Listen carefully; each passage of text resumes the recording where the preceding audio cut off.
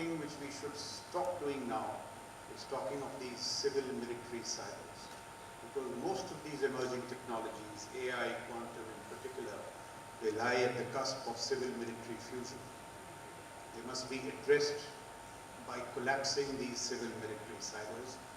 That is my belief.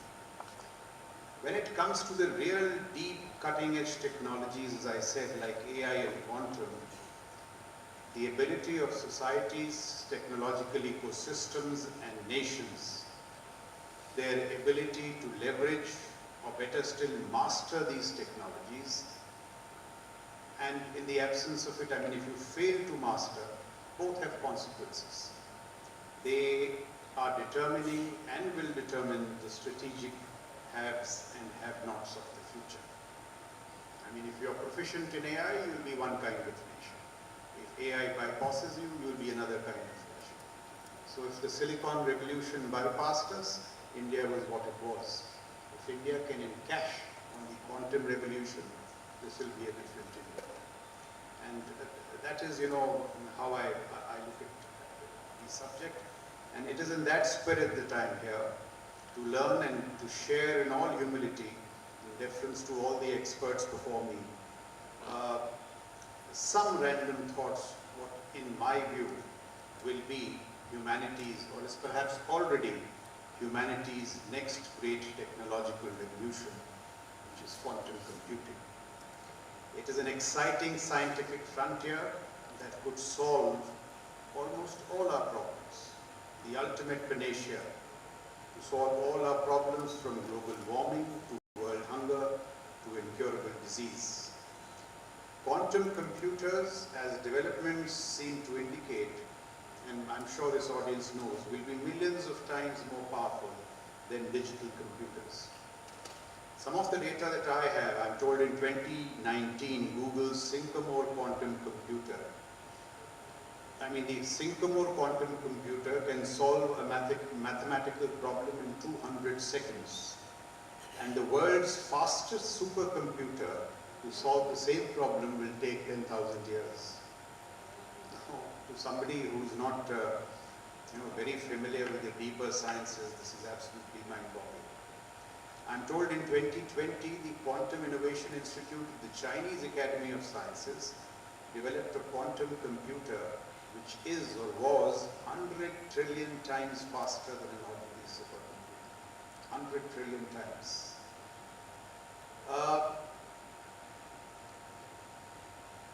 So quantum computers will be so powerful that even the CIA is worried that a quantum computer will break any known intelligence code. As per the CIA, quantum computing is even a greater threat than China. And that is saying something.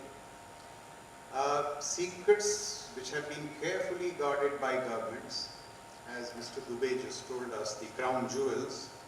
So the crown jewels of government, the best kept secrets of corporations are all vulnerable.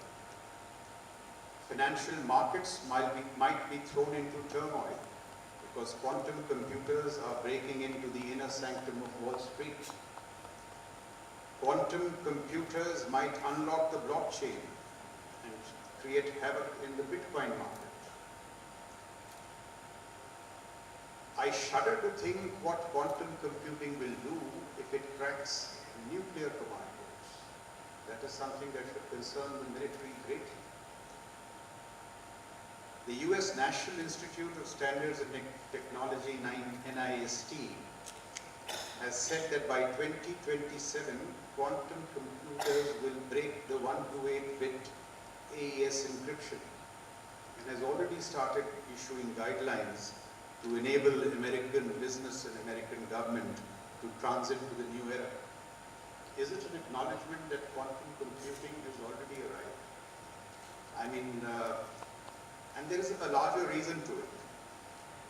The runaway success of the microchip, it's this business of doubling computing power every 18 months, may finally be reaching its end. Many experts think that we have reached the end of Moore's law. And as shrinking transistors approach the size of atoms, they grow smaller and smaller and smaller. the phenomenal growth of their computational power will inevitably collapse, or is perhaps already collapsing. To quote Sanjeev Natarajan from Intel, he says, we have squeezed, I believe, everything that we possibly could have out of the silicon architecture. So, the fact that the silicon architecture is perhaps approaching its limit will inevitably herald of a revolutionary change, and that change is the quantum computer that calculates on the tiny atoms themselves, qubits. So the quantum age, it may be appropriate to conclude, will bring the silicon age to an end. The mighty Silicon Valleys would soon become a rust belt. And so the question for India is, can India lead the world into the quantum age? At least be a player of consequence in the quantum age. And I said we missed the Silicon Revolution. We must not miss the quantum revolution.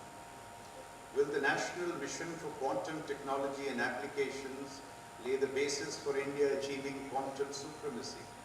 That point at which the quantum computer would outperform a digital supercomputer, at least on specific tasks.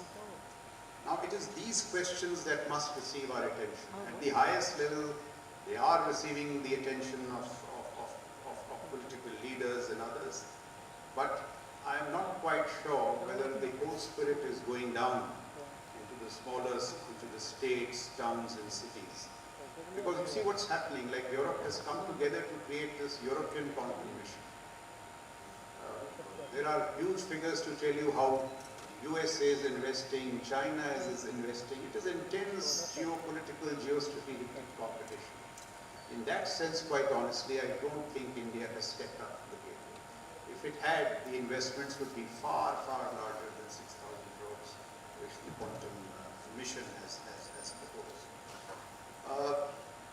Having said that, quantum computers promise unprecedented gains in computing power. And as you know, I think Visho Kaiko has said this, quantum computing will be as powerful, could be as powerful, sharp and precise as Mother Nature itself. He calls it the universe's most efficient quantum computer, Mother Nature, its ability to photosynthesize and all that stuff. And if this happens, it seems to be happening, this will herald an upheaval that could change the entire computing landscape.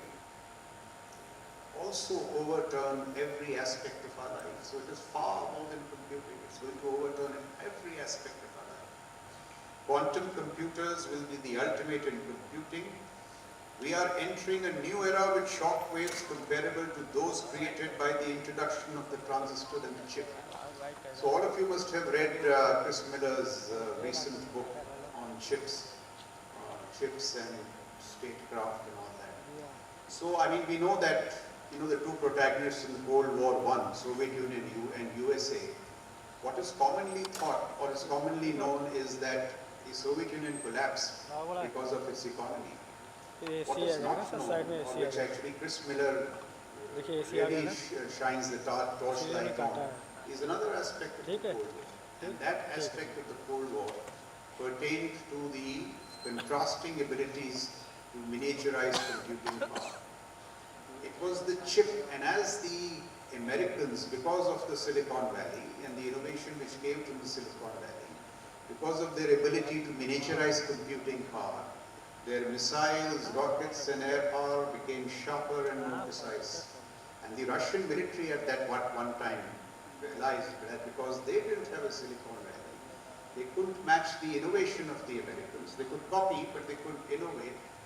And in their minds, they conceded that the military and nuclear battles had been lost because the weapon systems were not precise. And that was the larger reason for the Soviet Union giving in and losing the Cold War. The economy was, of course, a factor.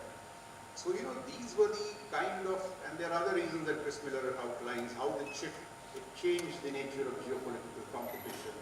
It changed the nature of economies, how it impacted statecraft. It is these shocks that quantum, will come with quantum, is what we must contend with.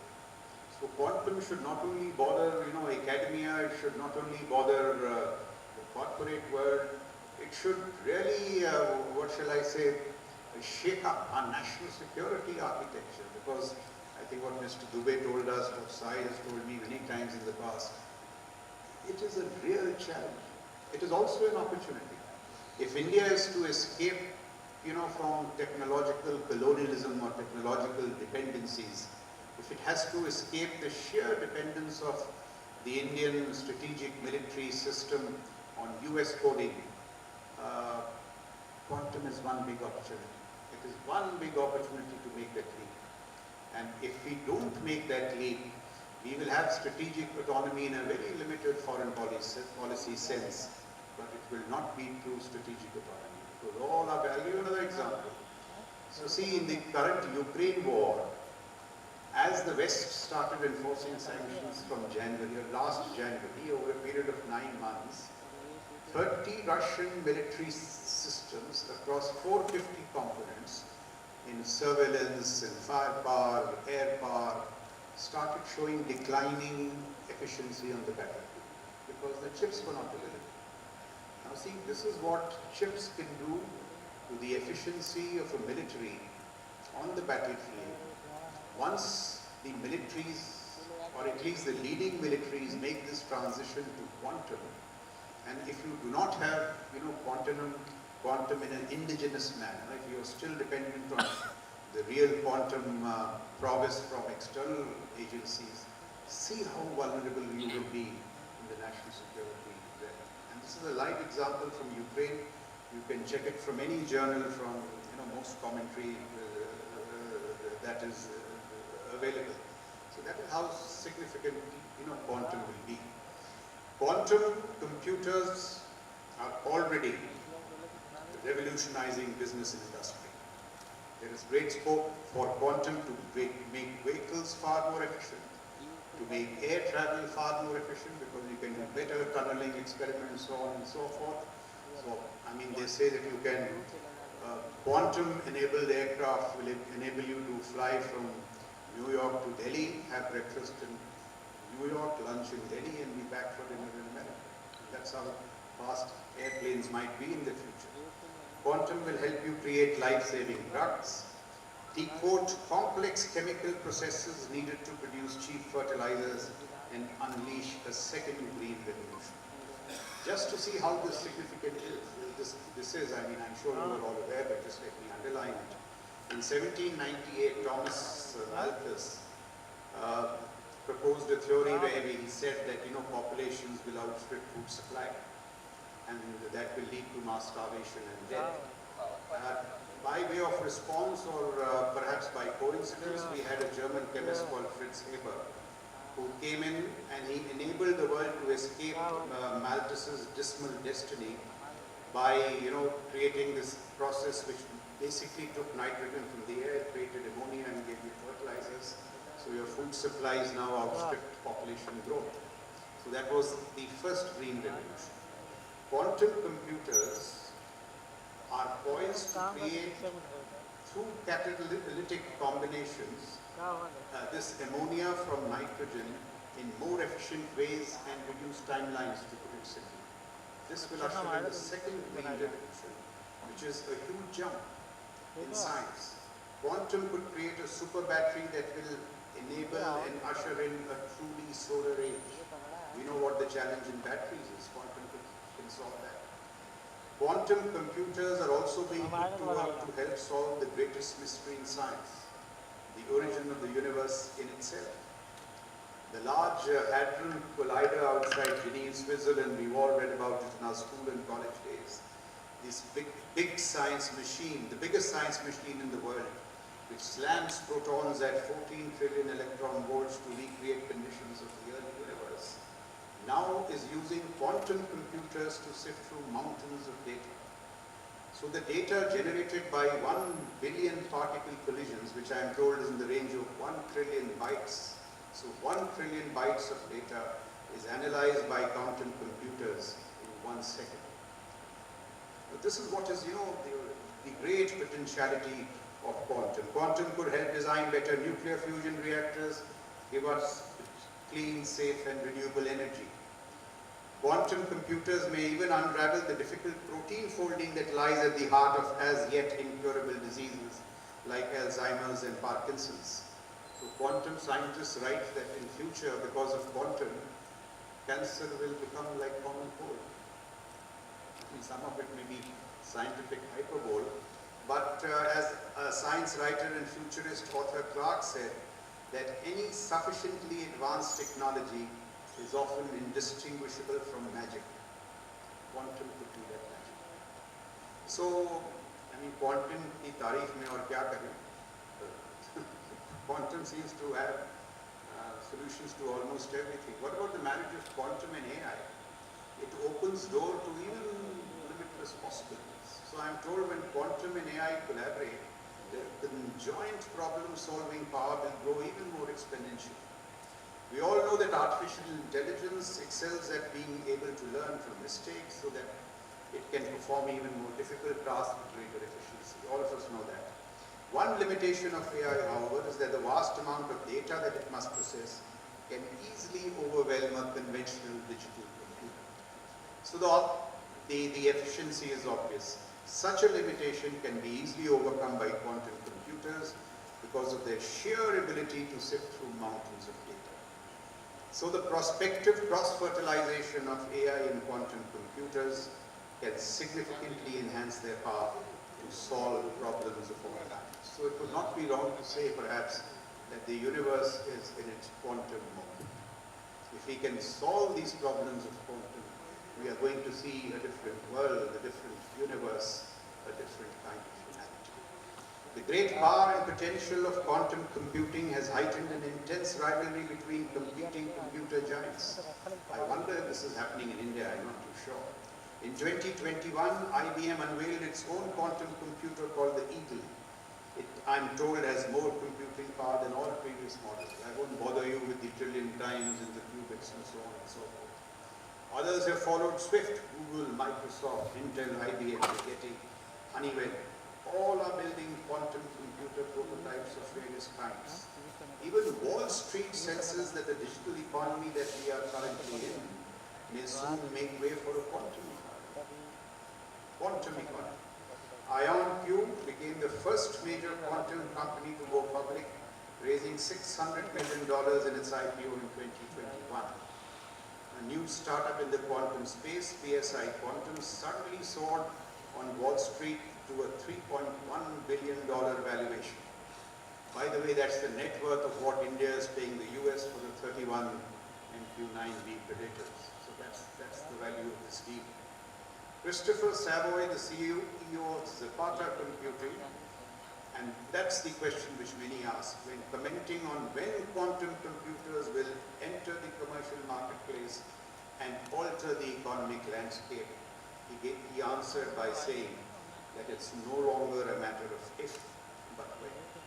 Now, where is India placed in this if and when question is what we must realistically audit and answer. So what is at stake with the prospective onset of quantums is nothing less than the world economy, which is heavily wedded today to digital technology. Wall Street bankers use computers to keep track of multi-billion-dollar transactions. Engineers use digital computers to design skyscrapers, bridges, and rockets. Artists depend on computers to animate Hollywood and Bollywood blockbusters. Pharmaceutical companies use digital computers to develop their next wonder drug. The war in Ukraine, as I told you, from surveillance devices to rockets and missiles, all instruments of war fighting are digital computing devices in one form or the other. The Tesla is more digital computer than mechanical device. All human activity is so dependent on the digital computer. All that is liable to disruption by the entry of the quantum computer. All these are liable to disruption by the entry of the quantum computer. So when, is actually the legitimate question that we need to ask. Now, industry analysts recognize that quantum is a $1 trillion gamble. becomes a gamble because it is yet unproven in certain ways. Honestly, at least to me, there don't seem to be any ironclad guarantees in this very competitive field as to when will happen. Despite the impressive technical achievements made by Google, IBM, the Chinese, and a host of others in recent times, a workable quantum computer that can solve real-world problems is honestly still many years in the future. That is my understanding. I wonder whether the experts agree. So that is the real challenge of, when, if is not so much the challenge. The mountain of hard work still lies before us. Some critics claim that it could even be a wild goose chase. Others, as is generally the case, are hedging in varying degrees.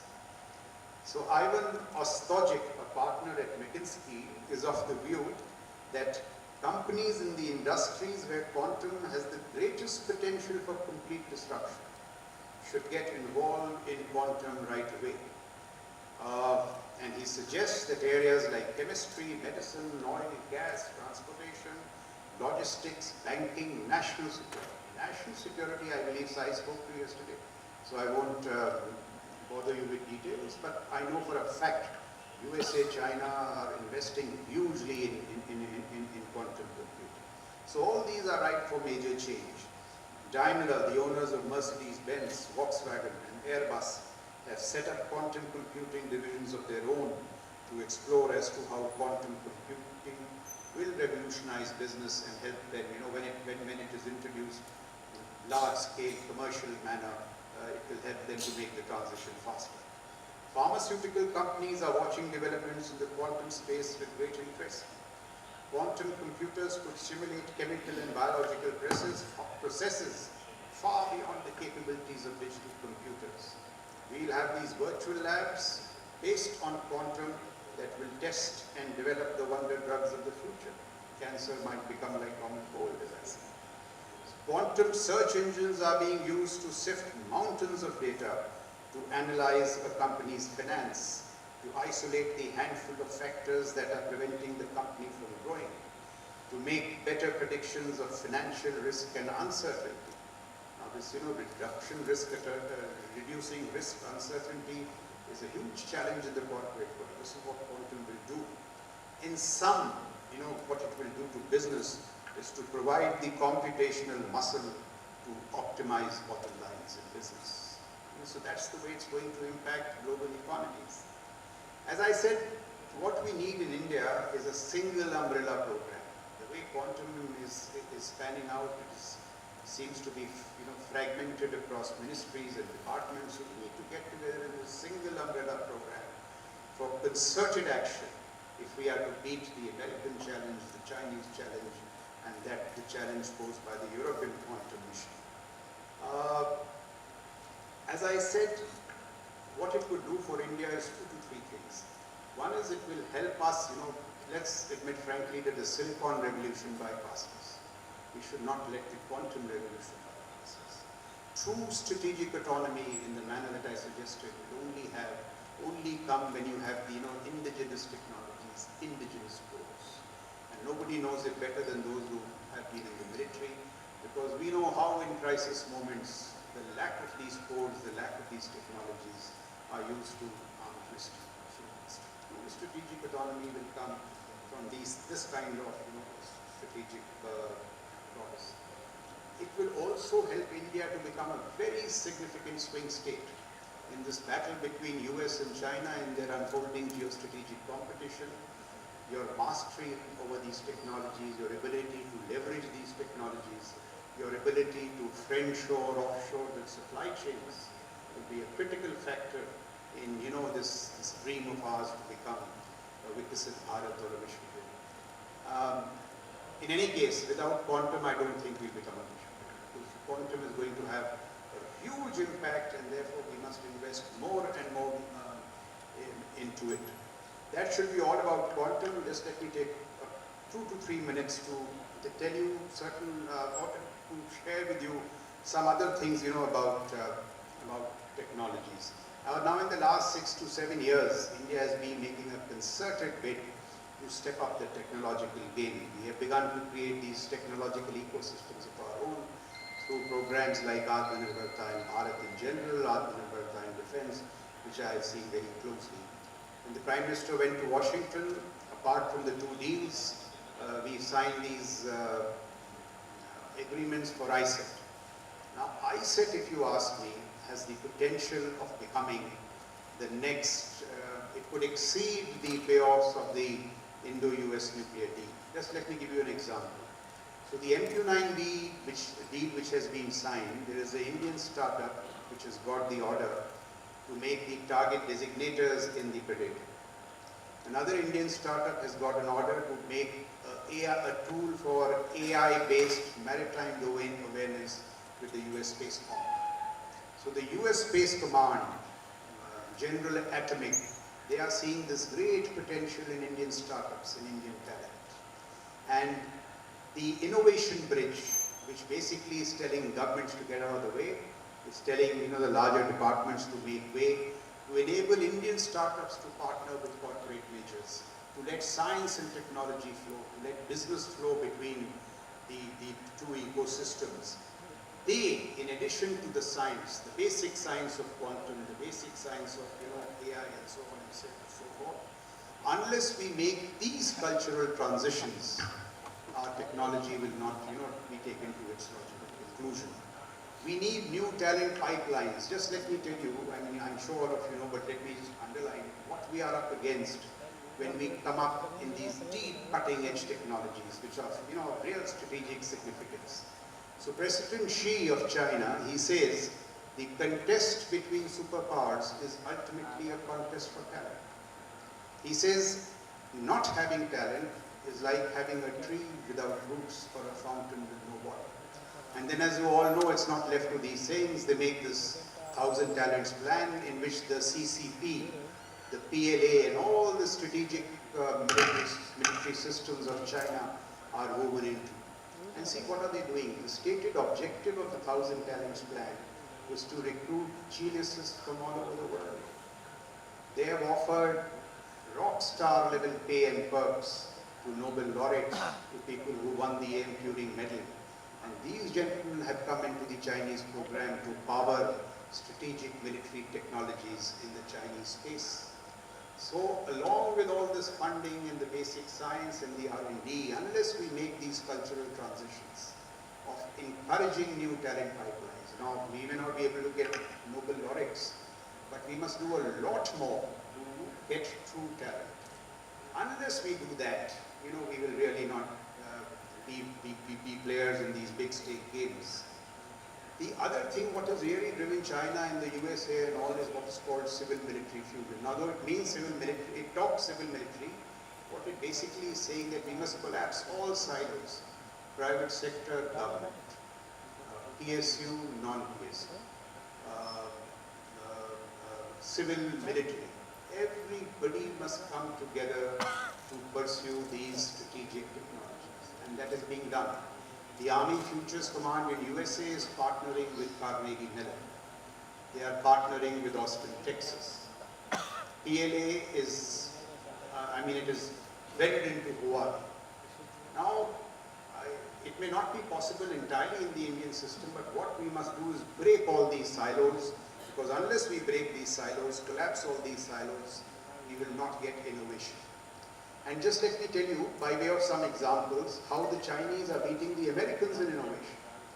They have these mayoral economies which are, driving competition, say, between AI under the Beijing mayor and AI under the Shanghai mayor. As a consequence of all that, I'll tell you what has happened in the operational pipelines.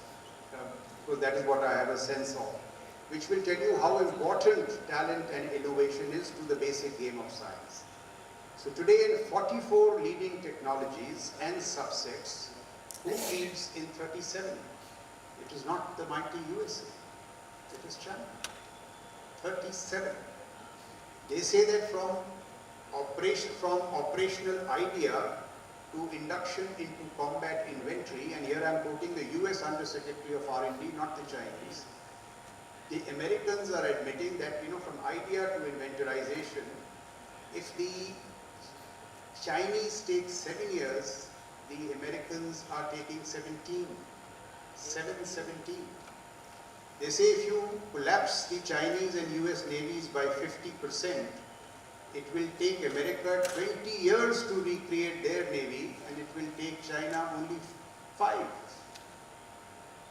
So this is a consequence of not only the science, but these talent pipelines, the cultural transitions, and the innovation ecosystems. I'll give you one example.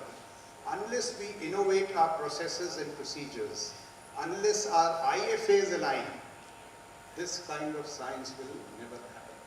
Because our whole financial system today is focused on probity and procurement.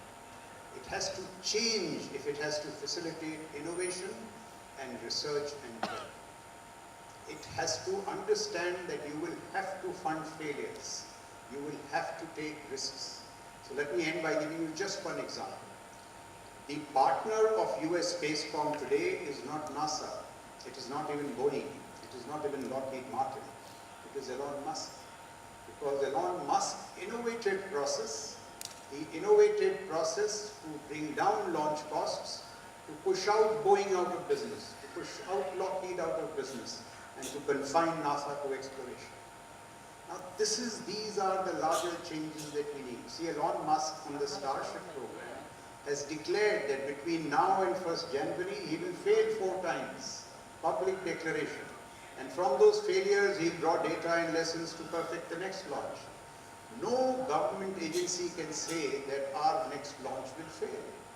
They will perfect it so much, delay it so much, drive the costs up so much that they will not be able to compete. So if science has to compete in the larger sense, you know, it is all these, what shall I say, synchronous transitions which also have to be made. So let me just finish by saying that quantum is a huge opportunity. I'm sure India has that talent. If it can set all the other things that I spoke of right, there could be hope and optimism for the fact that India could emerge as a player of consequence in what is certainly going to be the quantum age. So thank you so much for a patient hearing. Ajay, thank you.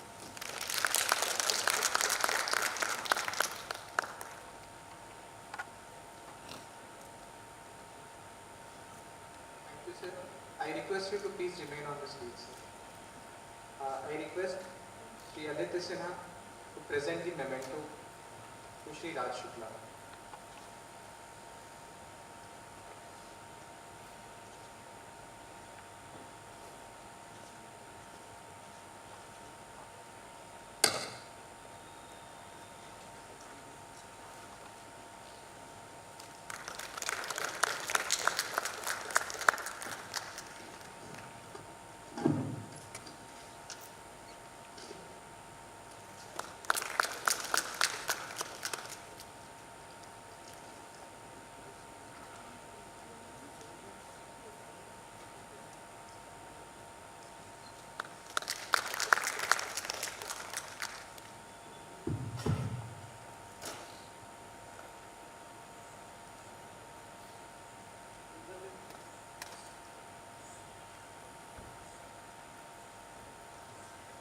That was indeed an enlightening keynote speak, which has established the boundaries and the limitations of this discussion. I would now like to start the next panel discussion 2, Fostering Quantum Synergy, Uniting Academia, Research Organizations and Industries for Technological Advancements. The chair of this session is Dr. Somnath Tripathi, who is a professor in the Computer Science Department at IIT Patna. He is also the Associate Dean Administration at IIT Patna. I request Dr. Somnath Tripathi to please come on the stage. The other members of this panel are Professor N.S. Rajput, who is an Associate Professor at IIT BHU. Professor Naveen Singh Rajput did his PhD on Neural Processing Systems from IIT BHU. He is an experienced researcher working in various applications of neural networks, machine learning and AI in communication and computational networks, especially in cyber-physical systems and Internet of Things. I request Shri Amit Saxena to come on stage. Shri Amit Saxena is Joint Director at C-DAC, Pune. He is the Program Director for Quantum Computer Development Mission of C-DAC. He is playing a major role as the expert member in implementation of the National Supercomputing Mission. He is working for development of HPC-based quantum accelerator for implementation of testing of quantum algorithms. One of our panelists has joined online, Dr. Sushovan Das. Sir, could you hear us?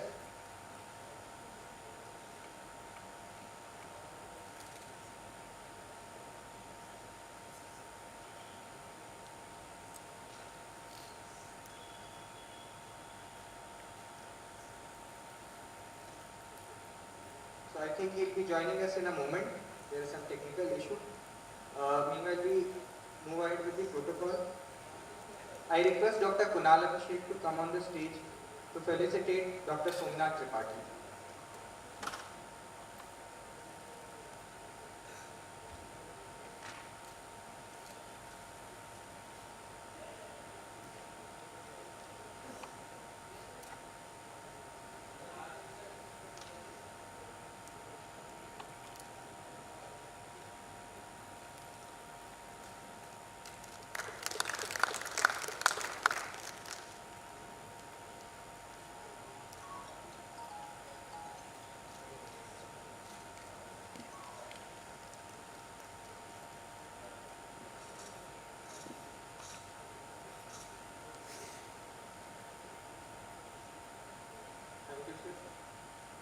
I request Shri Ritesh Dubey to come on stage and felicitate Professor N.S. Rajput.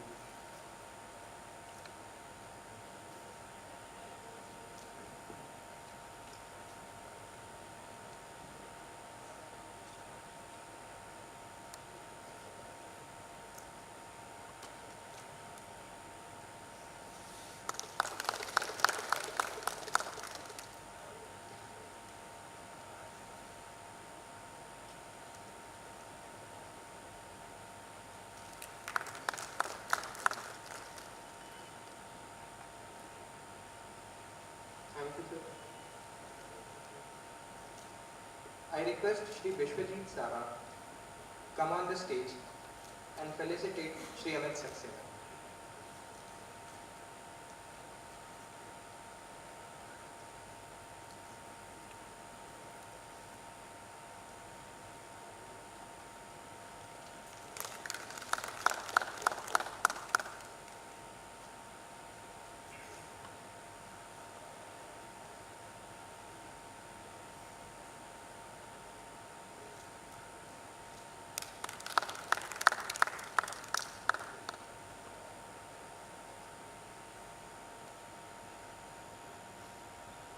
Thank you, sir. Let me take this opportunity to introduce Dr. Sushovan Das. Dr. Das is an experienced researcher with a demonstrated history of working in the field of optics and photonics. He has a strong research background in theory as well as in experiment and has published over 30 journal articles. In 2020, he has got a project as co-PI funded by Academy of Finland for 4 years. He is currently a postdoctoral researcher at Aalto University, Finland. So I hand over the session to Dr. Somnath Tripathi to take it forward.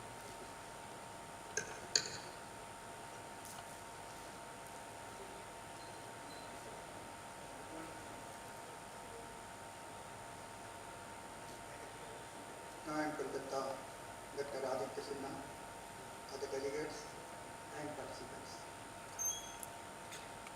Welcome to you all to this panel discussion entitled Fostering Quantum Synergy, Uniting Academia, Research Organization and Industry for Technological Advancement. Once again, I welcome all panel members to discuss or highlight the status and roadmap for technology advancement. It's nice to see in this panel that both the types of experts from high performance computing as well as quantum computing are available in the dais. Hope the dialogue or discussion between these quantum computation panel experts as well as high performance computing panel experts will be interesting for all of us. HPC panel experts will be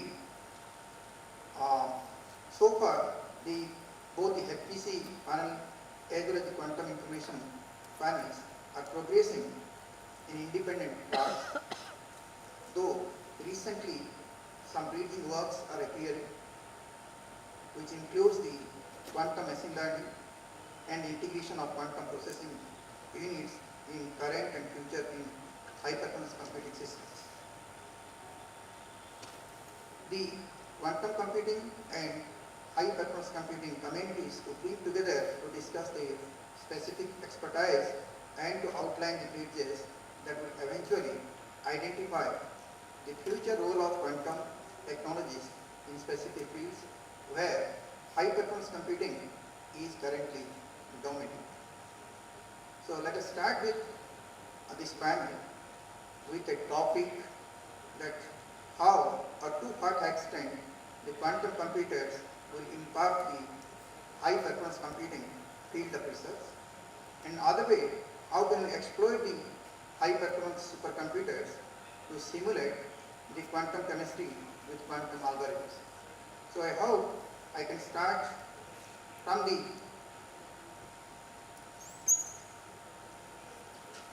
panels, maybe from Professor N.S. Rajput and Sri Amit Saxena, that to answer these questions and to discuss on this topic, that how can we exploit the HPC supercomputers to simulate quantum chemistry with quantum algorithms, and what the roadmap, what the expertise we can have to enlighten us. Over.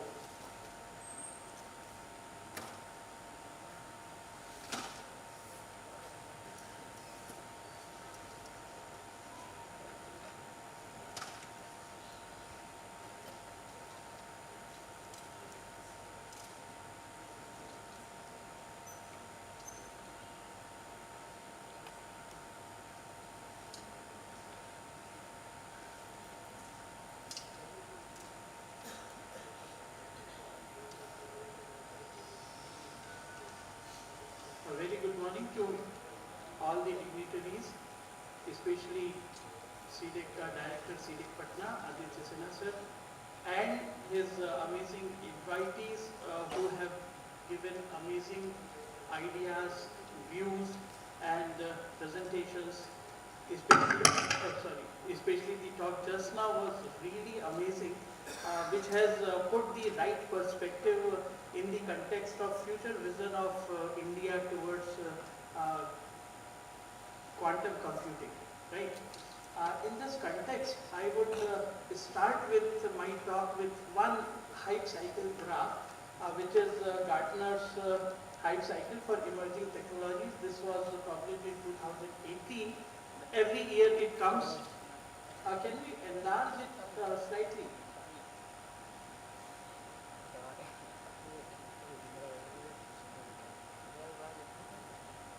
So actually, as we can see from here, this thoda ऊपर चले गया, let's reduce it a bit.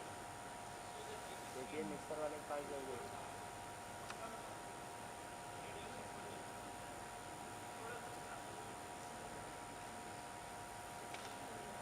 क्या setting कर देंगे? So actually, as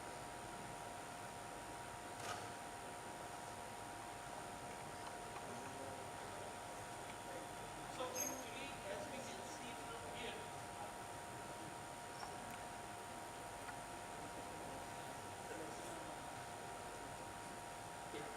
so actually, as we can see from here, when a technology comes, it starts with innovation trigger. It rises. There is a peak of happiness, hyper over-inflated expectations.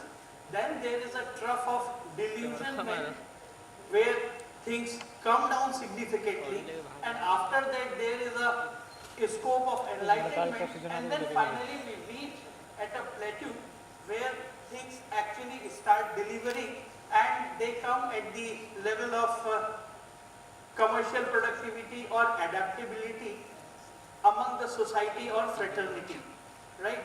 As you can see, in 2018, the quantum computing was just an innovation trigger and it was rising. Even in 2022, it is still rising and still it has not reached at the peak of inflated expectations, right? So we should understand one more thing, that it has started, it is rising, still it has not reached at its peak of expectations.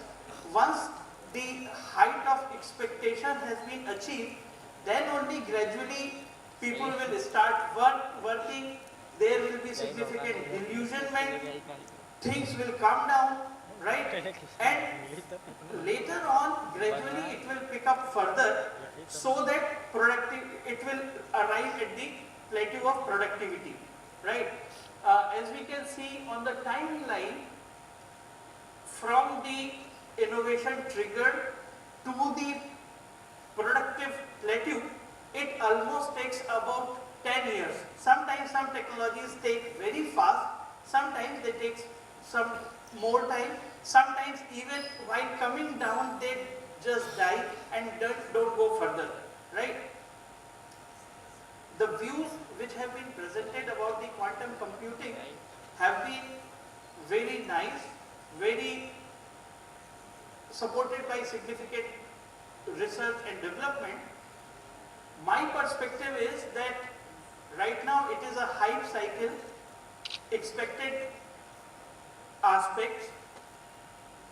In fact, to my basic understanding, quantum computing is not going to be a replacement of traditional computing in one way.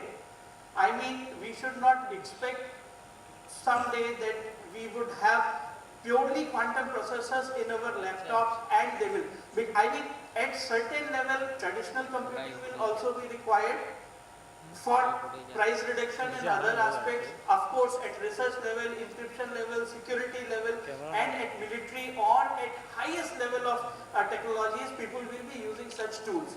But by the time it will come to the society and people, it will take significant time. That means we have sufficient time to cope up. For the technology, this is very rightly said that it is very high time when we should start innovations, indigenous innovations in quantum computing, so that we can pick up, and by the time the whole world reaches the plateau of productivity, by that time India should have their own indigenous capability over quantum computing. We should have real-time applications, interfaces, even variety of processes, including even quantum learning, machine learning algorithms and other things. As sir said, fertilization of quantum computing with AI will even deliver amazing results, right? So with this view, I would say that this is the time when, now we can go to the PPT. Right. So I would say here that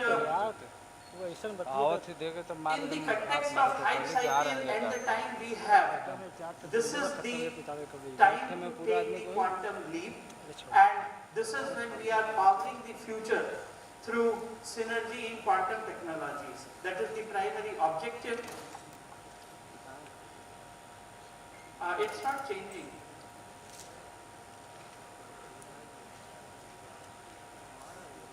Yeah. Right. So we have assembled here to harness the principles of quantum mechanics to revolutionize our capabilities, and it has significant potential to deliver industrial advantages. And we have three key players. One is academia, other is research organizations, and industry. Right. All the three key players will have typical responsibility if we want quantum technologies to be a success in Indian context.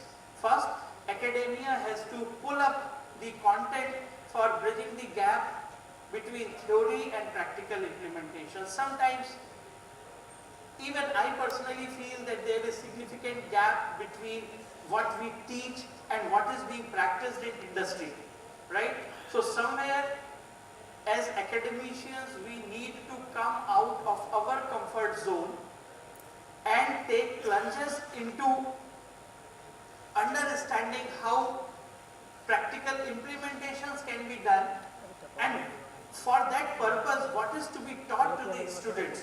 So academia has a serious responsibility to come out of the comfort zone, and I understand it will take lots of efforts, motivation, pushes and further support from the government as well as from the society, so that we are in fact encouraged to take chances and risks. Every time the teacher's feedback will not be 10 on 10. If I am coming out of my comfort zone, sometimes I have to prepare my content, sometimes I have to learn, sometimes maybe in my first lecture I may not be very good, right? So somewhere even the administration has to understand that yes, we are going to make some major changes, bring changes. So as sir said, Elon Musk committed that we will fail for 4 times. So this is the time when even we should be ready for collaborations which will fail. We will take up some researches which might fail, right? Everywhere you cannot come on with the timeline and ask, no, what is the precise deliverable, right? So I am being rather more realistic in order to achieve significant goals at least after 10 years, right? Not maybe today, not maybe in 5 years.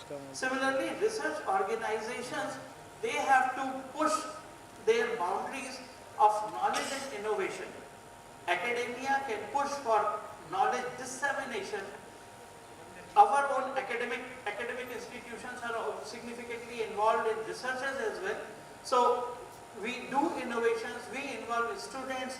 Sometimes they have mind-blowing views and visions, and we support them through internships and other things so that their ideas can be given good shape. So research organizations would also be required to do quite a lot of things, and then industry has to transform these breakthroughs into real-world applications. So industry also has to take major advantages.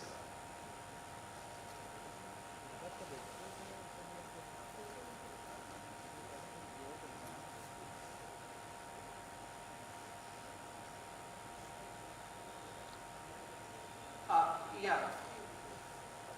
So I will skip a few slides, and then I will come to certain point. One is how to unlock the full potential of this collaboration. So we have to go into collaborations for bridging theoretical knowledge and practical applications, sharing insights, data, infrastructure, to foster exponential growth. So even sometimes the industry, the research organizations and the academia, they have to sit together to exchange their resources. Sometimes we work in our own isolated islands and we keep on working. We are working well, but it does not mean that this work will be able to would be translated into industrial product. So we have to take major initiatives towards joint research projects to explore new algorithms and hardwares. Sometimes even we have to crisply identify where we have to place more emphasis so that it will be a win-win situation for all the people, all the 3 pillars of this collaboration: academia, research and industry. Collaborative platforms and consortiums for collective advantages would also be required. Academia will have to, as I said, will have a crucial role of knowledge dissemination. So for that purpose, even many other things would be needed. For example, creating certain platforms, private-public partnerships to even disseminate this knowledge which we are generating. Then research organizations have to share their innovations, and even when I was in China, I saw that industries develop very nice and functional laboratories in academia. When they need certain back-end research, they don't do it. They inform the academia, the respective research group, that please research it and provide us the needful data and results in next 10 days. Since concerned lab was established by the industry, they have full knowledge of what capabilities of this lab has, and the concerned professor is capable enough to train significant manpower and students so that he can immediately take up that task. So I observed that in China, industry keeps on sending their purposeful, needful research-based paid areas. The professor takes up, delivers good results, and based on that, the results are taken back to the industry. So once again, industry has to come up, foster the academia, push their research in a pinpointed direction where the outcomes would be actually acceptable and taken into the commercial production. So such domains would be required. So there are many areas which experts have been discussing: quantum hardware development, quantum software solution development, then quantum communication and networking. So such things may be required. So we need to work together and drive innovations. Role of industry will be to support. Even not only that, we need to advertise the examples of industry-led initiatives. Even most of the industries are having CSRs and other things in variety of areas. Sometimes we need to sit together and pull the academia and researchers so that they finally are motivated enough to take up research with industry. For example, in academia, mostly we take fundings from government sectors, mostly, and we get it very conveniently. One of the reason is we understand it to be soft funding. Whether I succeed, it's fine. If I don't, sometimes it's excused. Sometimes there are certain limitations because of which if we still fail to deliver, government still supports and doesn't take serious actions. In contrast, if I take funding from industry for a committed product delivery, that is a hard fund. I have seen many of my colleagues struggling very hard, putting their extreme time towards success of such projects. But eventually, industry-led projects arrive at a good product delivery. Finally, they see the light of the production day, and that is a good success. Rather than merely, so somewhere even, once again I would say that academicians have to come out of their comfort zone, and rather than only taking soft funding easily from the government and then doing some researches, publishing few papers, submitting some thesis, and finally closing it. Sometimes, somewhere, such collaborations must be taken into account, whether such research projects are industry backed up or not. Is any industry interested to take such deliverables, and what should be the direction of such operations? So that is another thing that I would like to emphasize when we work together. And one important aspect and reason why we sit in isolated islands and feel comfortable is sometimes certain apprehensions, right? Industry has its own apprehensions, academia thinks they have done the innovation and what am I going to get out of it, right? Number of things are there. Sometimes even after seeing some good direction of innovation, industry holds the project in a delayed mode, and a parallel research is carried further to finally take up a new shape of the research, right? And then company says it is our work because our engineers are also working. So sometimes conflict of interest has to be protected also, and therefore there must be one we have to foster a culture of sharing and collaboration across all the three pillars. Funding and resource allocations is required, and then most importantly, clear intellectual property guidelines establishing frameworks to ensure fair distribution of IP rights and collaborative endeavors. So that will be very much essential to achieve. So eventually we can drive the quantum advancements together very conveniently with good collaborative research, interdisciplinary collaboration, because sometimes even what quantum computing can do to my sensor systems, forget about the hype and my mesmerization. Eventually I want a workable system and understand how quantum computing is really going to change the way my sensor systems will work, right?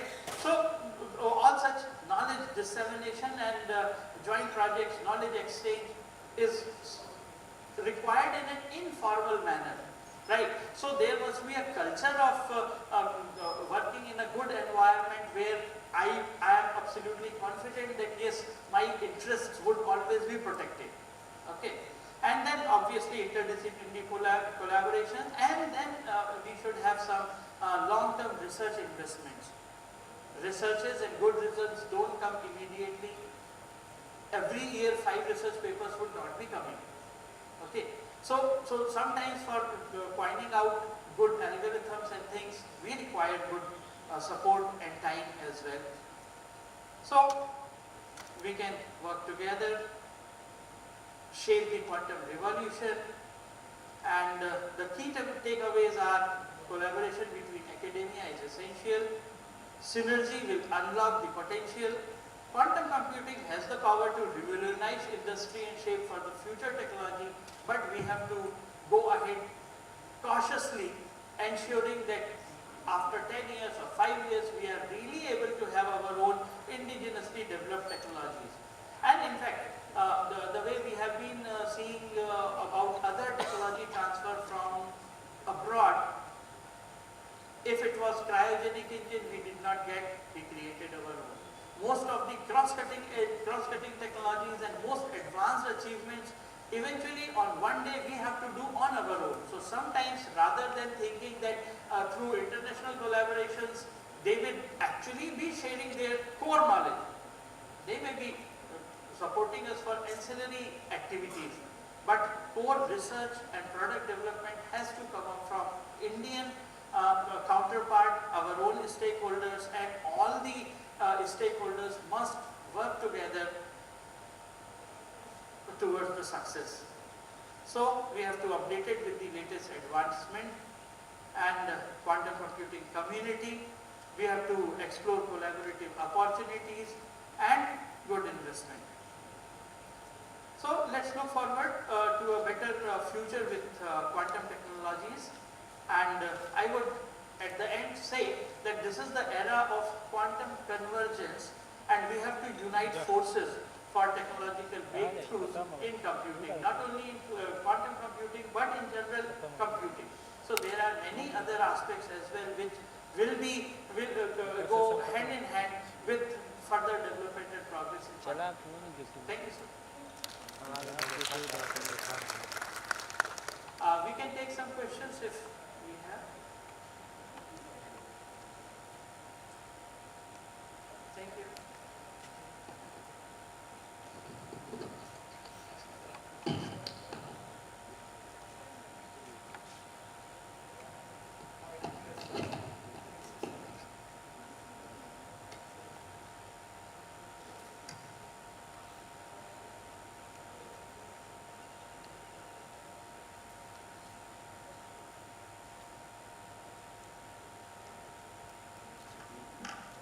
Thank you, sir. With the permission of the chair, I would like to use some slides to put my thoughts. So, the topic is very interesting, and I think firstly I would like to thank you, ISQCI sir, to give us a platform where we can put our thoughts in front of this august audience. This is really a very exciting session, and I have attended so many quantum computing symposiums, but this symposium has a touch of spirituality because of the city. And the talks you are listening, They are more like spirituality and quantum coming together. So that's really giving a very good excitement for all of us. And we can see how we can come out with this fostering the quantum synergy. As Professor Rajput rightly mentioned, he has given a very clear thought that academia, research and industry, they are the three main pillars to take this quantum synergy forward. And it is very much essential for any technology, any science and technology to move forward. These are the three pillars. So quantum is a new field, and let us see what is the scenario in India and how we can start since beginning that so that when we start, we are all together. So when we see the quantum scenario in India, let us say technology wise, India has too much potential. We are working, and I think when I was making the slides, so I was really seeing that when I doing research, India has players in each and every technology of quantum. So quantum also, there are superconducting qubits, we have EIFR, we have ISC, and we have the QPI company. Then when we take photonics based QPU, we have ISC, we have IIT Delhi, IIT Madras, DIIT, so many institutes, CMAT, and companies like Conference, they are working. Then when we talk about the chip scale track based development, like so we have IUCA, and then we have DRDO, and we have IITs. So, and other quantum process technology, I think like when we say NV Center, Diamond Base, and those technology, we have a lot of players who are doing research in this. Okay. So India is really, I think, having expertise in all the technologies that are being developed in the quantum.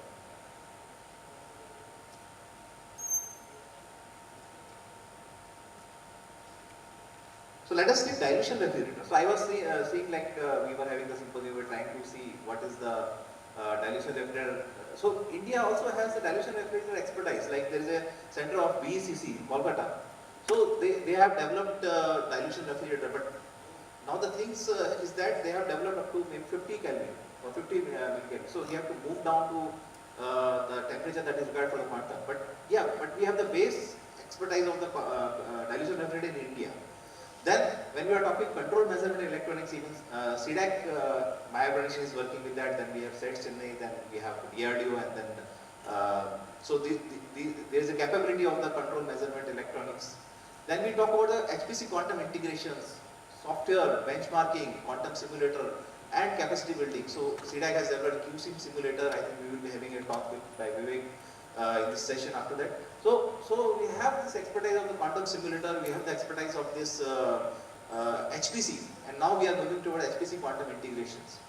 Then quantum algorithm softwares, we heard yesterday a talk from Amlan Chakouri, Professor Amlan. So and then TCG Crest. So lot of expertise is available in the area of quantum algorithm, softwares, error corrections. Then we talk about the communication part. Let us see the communication scenario of the India. We have communication like quantum network simulator toolkit. We have the work going on in teleportation by RRI. We have free space communication by ISRO. We have quantum state infographic. So like, and then we have the C-DAC, which is doing the quantum key distribution. And then a lot of news are there where we heard that a lot of initial level things has been done in India. Now let us talk about the startups. So when we see, India has a lot of startups that are growing in the area of the quantum. When you say that quantum is a new field, there is no like very limited opportunity to be commercialization, but still you can see a lot of startups, and they are doing very good in this quantum mechanics. And all the startups, they have their own expertise. You can see like Q Labs, they are leader in the quantum QKD products. Then there is a Quantica who are developing their AI based solution. Then there is a QPI AI, they are also developing a lot of quantum technology integrated, and they are also working in developing of a quantum computer. Then the Conference is there, which are working on the photonics based quantum computer. Then Q Labs are there, Boson Q is there. They are developing their softwares for the engineering applications. QK Rishi, we have QK Rishi who are working maybe in various areas like protein folding and those type of applications they are trying to simulate. Silico Feather is one of the young person who came and he came with the idea of designing a chip. So I think Indian startups are coming and they have a lot of potential in moving forward. Now when we talk about the India, as per the McKinsey report, India is the highest quantum, India is having the highest quantum talent. So when we see the report, the European Union is seen in the graph as the highest. But when we see as a country, European Union is like all the countries together. But when we see as a country, India is like number one in the talent. So India, when we see all this scenario, where are we lacking? Okay. We have the capability in the quantum computing, we have the capability in the quantum communication, we have the startups that are doing, we have the industries that are working on it. Now where are we lacking? So lack that this session of the topic is about is synergy. So we have to do the synergy. We have to come together now. So that if all these things come together, then you can imagine the power of this country. Okay. So we have to collaborate with the academia, research organization, industry because it is vital.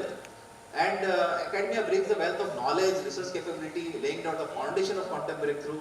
Research organizations provide a dedicated resources and they can provide the interdisciplinary collaboration opportunities. Industry possesses valuable insight in the productization, real world challenge and how it can be commercialized. Then we are talking about the collaboration between academia, research institute and industry. And then we can do joint research projects. Then technology transfer is one of the things that academia can come out with a problem, they can work with the research organizations, they can do technology transfer to the industry and industry can convert it to the product. So this should be a pipeline where we can work in the synchronization with each other. And then the quantum research is a global endeavor, so we should also incorporate the international collaboration. Because there are a lot of international collaborations, they are willing to work with India. So that should also be taken together because quantum, nobody can claim that I can do the quantum all in isolation. Because this is an interdisciplinary field and we all need to work together to come out. And quantum can do a lot of wonders like Chair asked us about to share our thought about the protein folding and quantum chemistry applications.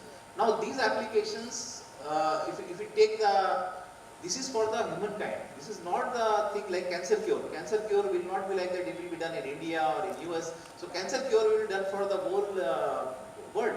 So if we can use the quantum, like there was a talk yesterday about this protein folding. So let us take this use case. Let us take the use case how we can develop the new drugs maybe in the cancer research. So there are some industry, let us say some industry like looping, they are working with the C-DAC closely. So they want to develop some of the molecules. There is a drug discovery pipeline. The drug discovery pipeline, when we talk about, it takes 20 years for the whole process. Now how can we reduce this drug discovery pipeline by using this quantum computing and the collaborations together. So academia can come out with like their algorithms, like VQ algorithm, how to modify the VQ algorithm, how to make it work in a hybrid mode. Then in research organization like C-DAC, they can come together and they can form like HPC. Right now we are doing on HPC. So how HPC and quantum can be integrated to come out with a solution that works very fast. Okay, that like we have done in the COVID situation, we have done some simulations, and that simulation provided that result that Giloy was binding at the actual sites where the remdesivir was binding. So that was a research paper that in C-DAC that were published. So this type of things can be done, but it took long time to do in HPC. But can it be done? Can this cycle be made fast using quantum and HPC? So that can be explored. And then these knowledge, like these are molecules that are being fitting very closely. So that type of result can be shared with the industry. Now industry can come with the clinical trials and those persons, they can come out with the drugs. So this is the total pipeline where academia, research organization and industry can work together and we can take these use cases. So that is what I want to say. Thank you so much.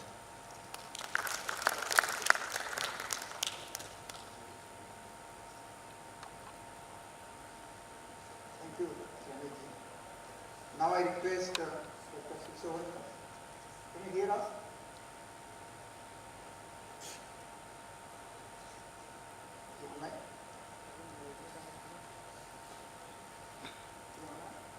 Hello. Yeah, please. Please give your opinion, give your thought on this. Am I clear to all the audience? Yes, yes, you are audible. Okay.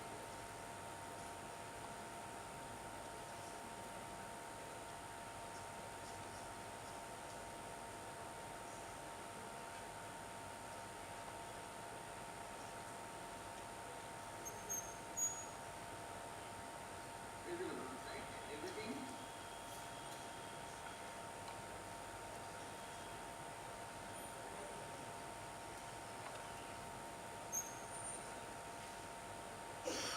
Sir, you are audible. Good morning, everybody. Sir, please be a little louder. Yeah, okay. Good morning, everybody. Myself Sushavan Das. So currently I am working as a postdoctoral fellow at Aalto University, Finland. So I am very closely working with the 2D material, and today I will discuss some very important result that how this 2D material can be a potential candidate for this quantum technology. So my topic is very much focused towards the all optical control on nonlinear optics of 2D material. So why I am choosing this a nonlinear optic? Because for all the quantum computing, we need the quantum source, and one of the most important thing is that different kind of entangled photon or different kind of properties of photon that we require, and that comes with the nonlinear optics. And how we can control that nonlinear optics, and that is the biggest question, that how we can control all the different states of the quantum. So here I discuss very closely with what we are dealing with directly. So my outline is very simple. I first introduce the motivation regarding why I am into this kind of research and some of my research result and summary. So we all know that the principle of photonic application is very much rely on the refractive index, which can be divided into two different parts. One is the real part and the one is the imaginary part. And then the whole control on the end, the real part and the imaginary part is the basic key for all the photonic application. Giving some example, so we have this modulator, the waveguide based modulator, which is basically controlling the loss part. Also the phase control, where the graphene is controlling the phase for the ring resonator.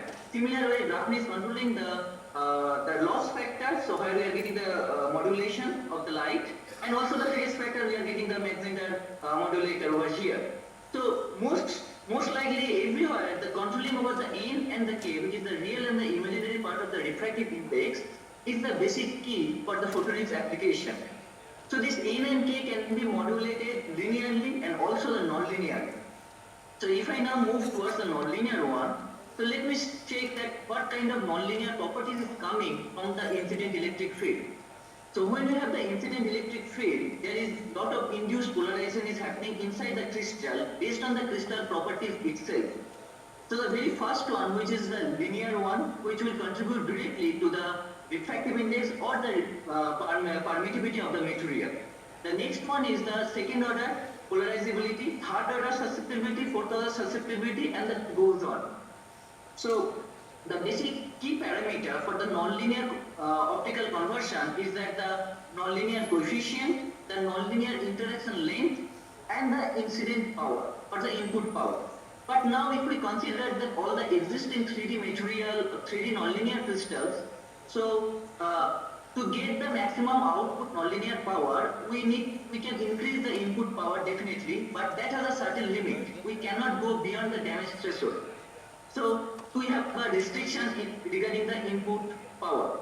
Also, with the interaction length, if we increase the interaction length, then lot of other nonlinear phenomena can be interrupted over there, and at the same time, the phase and as well as the term called the momentum matching, the phase mismatching will happen because of this the interaction length. So in that way, we will lose the efficiency for the nonlinear optical conversion. So in that case, this too is not a very good option for us to control the nonlinear interaction length or the input power. So next, the another option we have is the controlling the susceptibility, nonlinear susceptibility of the material. So now the question is it possible to control the nonlinear susceptibility? Because it's really hard. And there are only few effects, such as focal effect, Carr effect. They can control the nonlinear coefficient, but that is in a very insignificant way, or I will say in a very low efficiency, because it requires very high voltage and a high electric field. So focal effect is controlling the second order, Carr effect is controlling the third order nonlinearity. But the efficiency is pretty low. But now what we are looking for, that how we can control this nonlinear effect much strongly. So the option is the optical control. So this optical control, for this case, what are the goals that we require? So the main goal to control the light with another light. The requirement is that the light-induced optical properties, where the material property can be changed based on the different kind of incident light, incident power, and the wavelength. So the preferred material is phase transition material and the transition metal dielectric. Why I am choosing these two materials? That comes to the few of my experimental results over here. So first I am talking about the phase translation regarding the phase changing material. While we are sending the one pump beam and the one which is the pulse beam and the another continuous seed beam. And then we are imposing that both in the time domain and the space domain, and on top of a thin film vanadium dioxide. And we see that when there is a pump pulse arriving, the continuous seed light is becoming the pulse seed light. It has certain wavelength. We did the measurement in the range of communication wavelength at 1550 and the 1560, and we observed the very nice pulse translation from the pump pulse to the probe pulse over here. So without any narrowband filter on the pump pulse, on the probe pulse, we saw that there is a certain change in the intensity, and then it's slowly recovering. And when we use the narrowband filter, and we saw this, the pulse is translating completely on the probe beam over there. And this one is exactly happening when the pump beam leading edge is hitting on the vanadium dioxide. So what is exactly happening over here? Because of the high power pump beam, the vanadium dioxide is changing its phase from the semiconducting phase to the metallic phase, which is basically changing its refractive index, and that is controlling, and that is helping me to translating the pulse from the pump laser to the seed laser. So the next one I will go for the broadband absorption modulation. So normally people say that the absorption is a linear phenomena, linear optical phenomena. But sometimes the absorption can be the non-linear phenomenon. So, for example, this is a MOS2, monolayer MOS2. We all know this is a very famous 2D material, transition metal dichelionate group. So, MOS2 has a very strong absorption at the A exciton and the B exciton position, which is approximately 675 and 625 nanometer wavelength range. But if we go, if my incident wavelength is more than the 675, so then it should not have any absorption. But in reality, due to some defect of the MOS2, there is certain very minimal absorption in the long wavelength range. So in that case, it is quite difficult to control how the absorption can that be. But here we are extremely capable to control the absorption of the MOS2 even in the subband region. So here's the whole mapping over here. So we have the incident wavelength all the way from 850 up to 1400, and which is covering the many of the band in the communication wavelength range. And we observe that for all the wavelength range, we are extremely capable to control the absorption. And when we have the incident pump beam, which is at 400 nanometer, the pump pulse, and it is hitting exactly at the same time on the MOS2 sample. So we are able to see that there's a absorption is increasing drastically at the time of the pump pulse hitting. But now when we closely check all these phenomena, we figure it out that this absorption modulation is also very much dependent on the incident wavelength. So here it is very visible that at the zero delay position, that means when the both pump beam and the probe beam pulse are overlapping at the same time and the same place on top of the MOS, that is the zero delay position. But here we see that when my wavelength is below 1 micron, so the maximum peak absorption is happening very close to the zero delay. But when my incident wavelength is above 1 micron, so this is happening, the maximum wavelength, sorry, maximum absorption is happening much away from the zero delay position. So then we dig out more inside and we figure it out that when you do the power dependent absorption modulation, for the pump power, it is very linear. So here you see for all the defined wavelengths, when you are increasing the pump power, pump is at 400 nanometer wavelength. When you are increasing the pump power, it is quite linear over here. But when you are keeping the pump power fixed and increasing the probe power, basically the incident beam power, so then we figured out there is some nonlinear increment is happening, and this nonlinear coefficient is very much close to the 2 and slowly it is decaying towards the 1. So then we came up with two different configurations. So first configuration, when the wavelength is less than 1 micron, so the main thing is happening that when you have the excitation at the 400 nanometer, all the ground state electron is taken to the quasi-continuum state, and then it is relaxing towards the bottom of the quasi-continuum state, which is basically ultra-fast thermalization, and then it is decaying towards the ground state with the fast capture and the carrier photon scattering. So that's why this ultra-fast thermalization, this is very fast process, which is less than 300 femtosecond, and that's why the maximum absorption is happening from the bottom of the quasi-continuum state. So, and that is the reason why the peak of the absorption is very close to the zero delay position. On the contrary, when we have the wavelength greater than 1 micron, so this thing is happening by the exciton formation. So when the electron is going jump up to the quasi-continuum state, this is for coming down to the some exciton state over here, and that exciton state is taking lot of time, approximately 500 femtosecond, which is 0.5 picosecond. So that time indicates that why the peak position of the absorption is much away from the zero delay position. So this is the conclusion that we came up, that with the wavelength, the absorption can be controlled, and at the same time, why this coefficient is very close to the 2, that is that the 2 photon absorption is happening over here. So initially it looks as a single photon absorption, which is basically the linear process, but when we have the probe, when we have the pump wavelength at 400 nanometers, so the whole process comes down to the nonlinear one, which is giving us a 2 photon absorption process, and that can be controlled over here.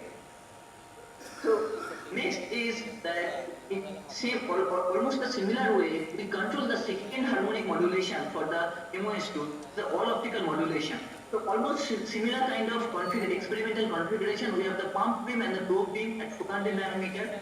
And the most interesting result we found out over here, that for the different wavelength range, this can be the suppression, transition, enhancement region can be divided over here.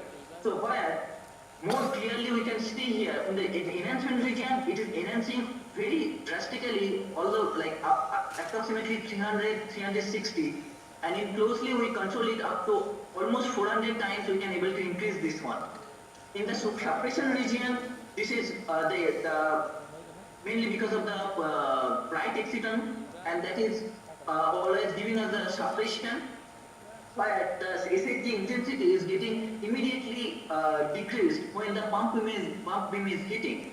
But in the transition region, we stunningly got that the modulation speed is very much crossing towards the terahertz region.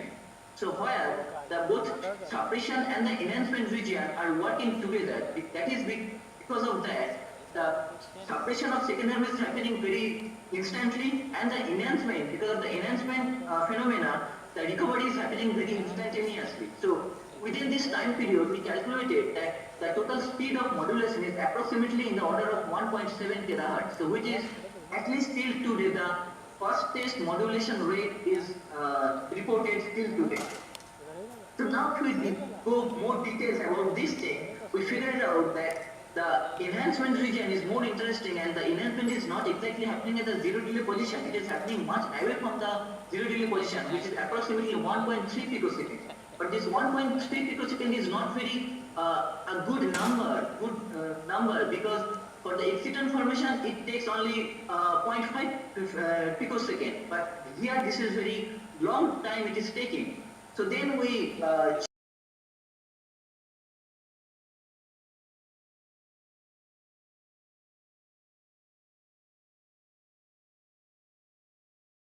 excite in the linear optical phenomena. So this is the most interesting part that we discovered over here, that a dart exciton is playing a beautiful role for enhancement of the second harmonic region. And that is true for both MOS2 and the WS2 for this case. Next, we try to modulate the third harmonic. So you can see the step by step we are progressing from the linear domain to the nonlinear domain, and we are increasing the order of nonlinear phenomena to control the defined optical properties over here. So now we are able to control the third order nonlinear phenomena, basically the third order susceptibility for the MOS over here. And here you observe that for all the wavelength, the range that we use for this case, all the way from 1400 to 2 micron. So the phenomenon is happening that this third harmonic is going reduced, and here the modulation depth is very much close to the 100% modulation. I can say it's a 90% modulation that we are able to achieve over here. And when we check the defined peak position and the peaks and the dips position, because of the reflection and the intensity of the third harmonic power and the transient domain, we figured out that lot of non-excited exciton position is capable to excite by this way. So here we see that the defined position, there is a P1, P2, P3, all these positions is a defined state of exciton position, which is not possible to excite in the linear combination. So the nonlinear, this third harmonic one is giving us the opportunity to excite all these different nonlinear, different excitonic state, and all these excitonic states are the different properties over here. So the next we move towards the fourth harmonic modulation and the fifth harmonic modulation, and the same way we achieve this thing. But because of some experimental limitations, we cannot go very in the like ultraviolet region over there. But here we are already in the very close to the ultraviolet region, or basically the almost in the 400 to 400 to 500 within that region over there, and we are extremely capable to controlling the different. Dr. Sishavan, can you hear us? Yes. Yeah, please summarize in 1 minute. Yes, I'm already done with this one. Yeah. So we are able to control the fourth harmonic and the fifth harmonic generation with the MOS2 over here.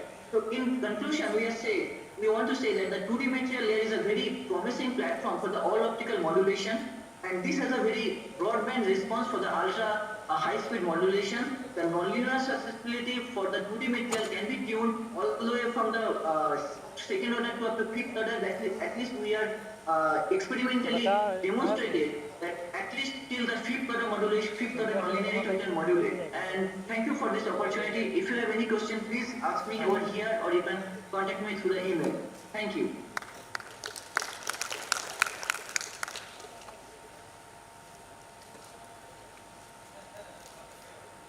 Thank you all.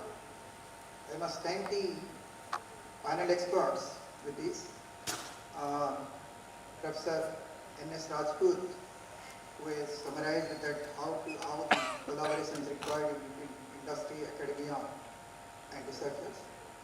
And I must thank you, Sri Amit Saxena, who has actually enlightened that the status of Indian perspective or expertise of India towards quantum computing, and how the quantum computing and ISQCI can be collaboratively or integrated together. I must thank Dr. Sishavan, who has given a very brief introduction of his work on 2D material modulations. Let me thank all for giving this opportunity, and I must thank the organizer on behalf of this panel experts for giving us this opportunity. Thank you. If any questions, of course, you can ask.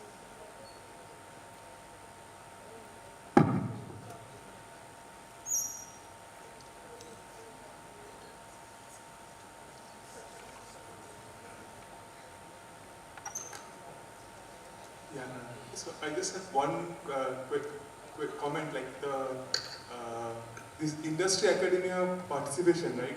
Now there is the push that academicians for a project, they have to have an industry partner.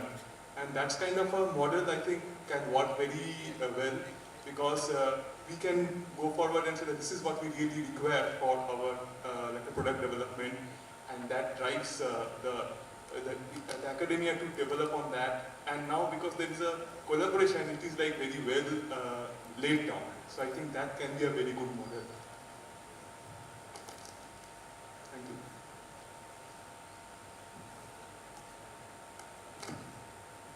Thank you. It's a nice comment. Now, most of the projects, of course, they are asking that necessary.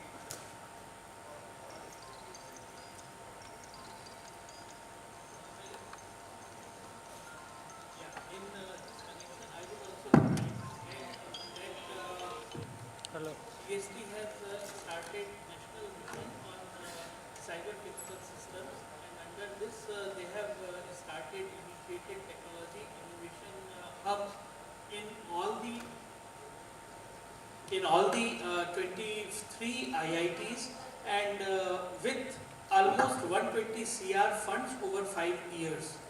They are supporting various startups, including faculty members, joint collaborative works through this technology innovation hub, and the purpose is to come up with certain deliverables and products available at TRL 4 to available to 7, right?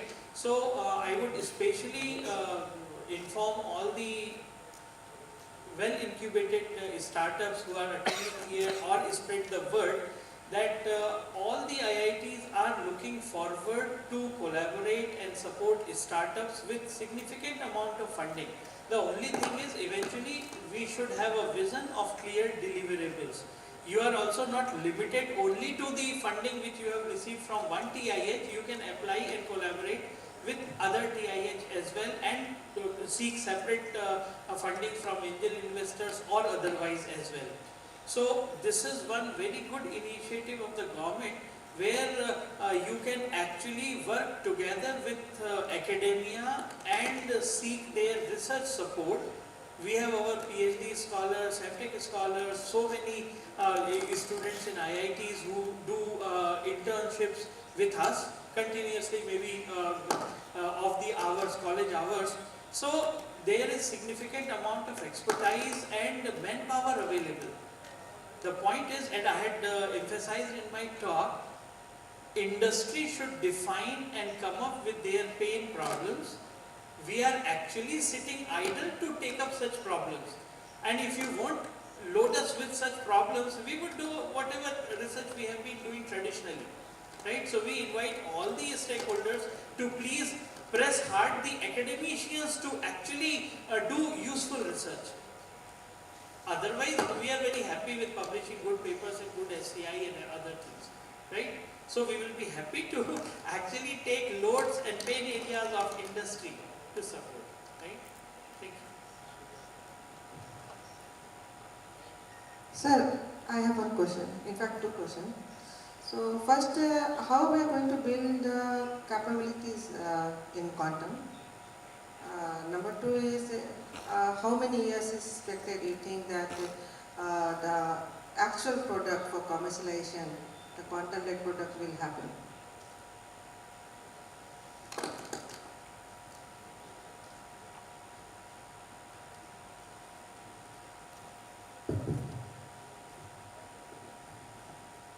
So this is really a question where I think we have to make some assumptions. Then only we can see. When you see the capability, India has a lot of capability in quantum. As I have shown that we have a lot of academia, startups, research organizations. They are already working in this, and then there are lot of expertise available where we already had the expertise in the classical. So quantum, when we say quantum is actually, where is the quantum? Quantum is made of the classical components. Like when we talk about the dilution refractor, it is totally classical component where it is used for cooling. Now, to collect all these classical things together and make as a product, so we have the bits and pieces. Now, there is a synergy requirement where we complete it and somebody should come out as an integrator to integrate this component. Like when we say the quantum computer components are basically dilution refractor, control electronics, and then the quantum chip, QPU. Okay.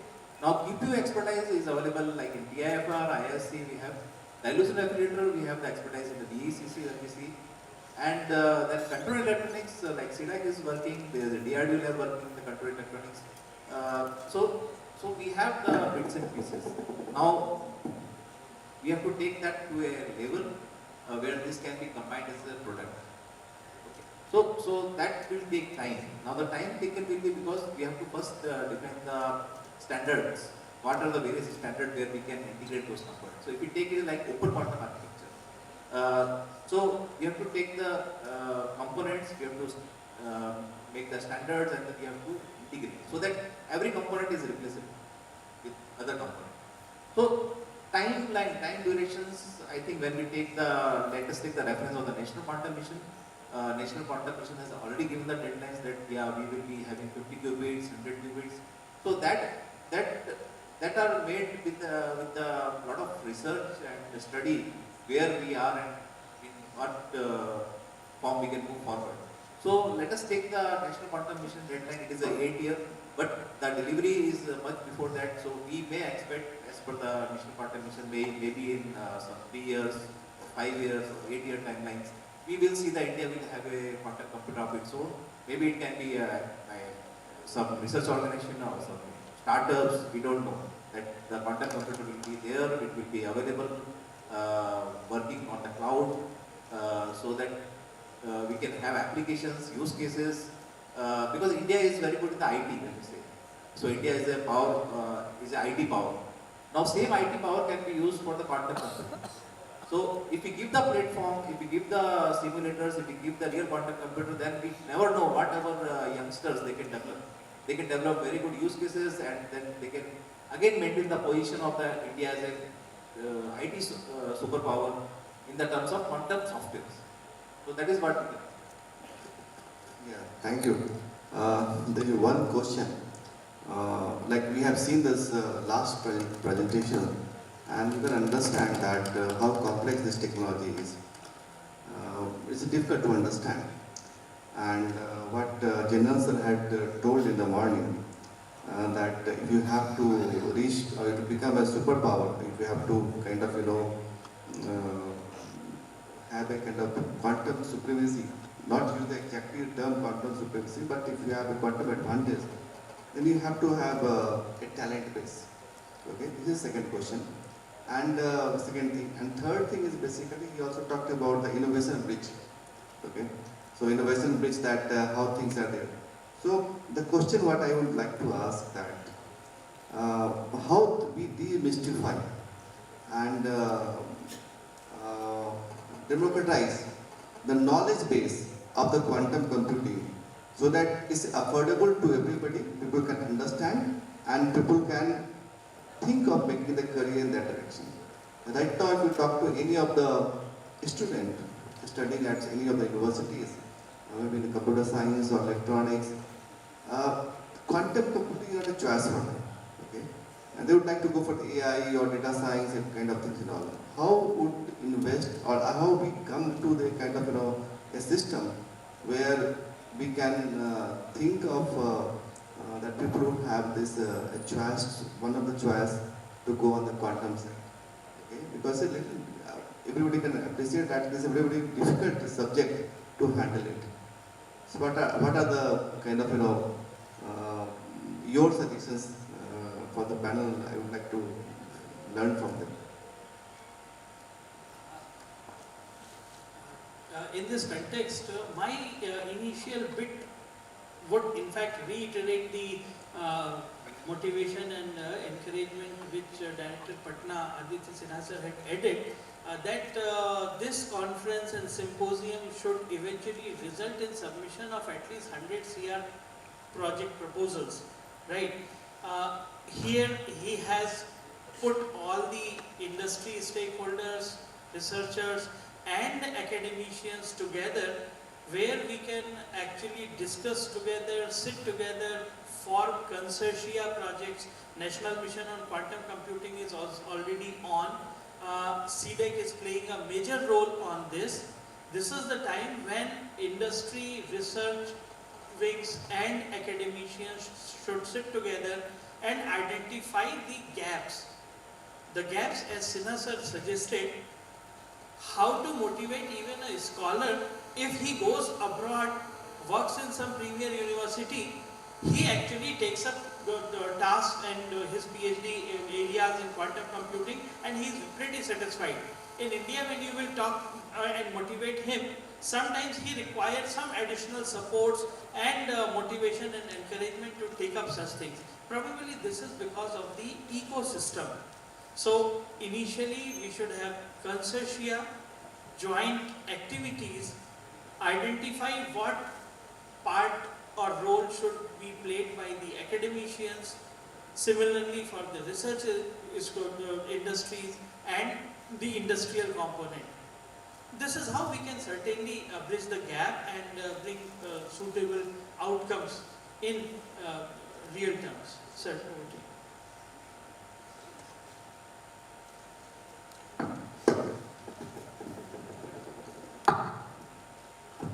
Yeah, I have one question. I found that as a researcher, we have very limited resources. So, can you suggest us few resources where we can use the simulators and some papers also, from where we can access? If possible, please suggest us. So one of the simulator is like C-DAC simulator. I think Vivek will be talking about this in the session, like QC. So that is available for the academia for free use, and they can just register and use it. And Yeah, other simulator also available like a QSK from IBM. You can download and you can use it also, right? And the other things that as you tell the server, etc., the computing facility, even though if it is not available in your organization, nowadays it is available in various organizations. Now C-DAC is helping a lot to provide a supercomputing facility in most of the organizations. From there you can take any user and do your job. Thank you.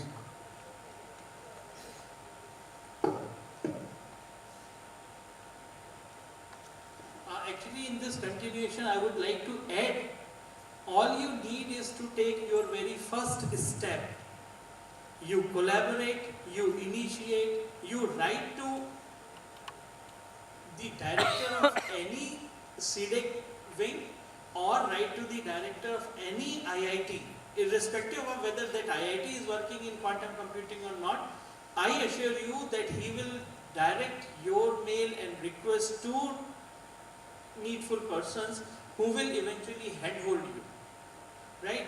Nowadays, all IITs have been given, as I said, they have technology incubation hubs. The government is pressing us hard to handhold people. So in fact, we are actually looking forward to people like you. Take your first step, connect with us, we would surely push your things in the right direction. That is the only purpose of, as I understand, this is the primary motive of this consortia and this symposium. So I hope and happy to see that you are motivated enough to raise this question, right? So please connect with us, and we will be happy to take it further.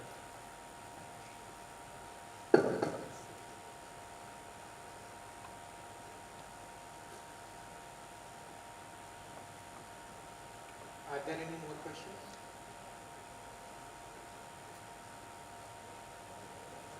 So, thank you very much.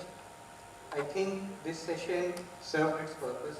The purpose of this panel discussion was fostering quantum synergy between three participating and three stakeholders. Three participating units and stakeholders uniting academia, research organization and industry.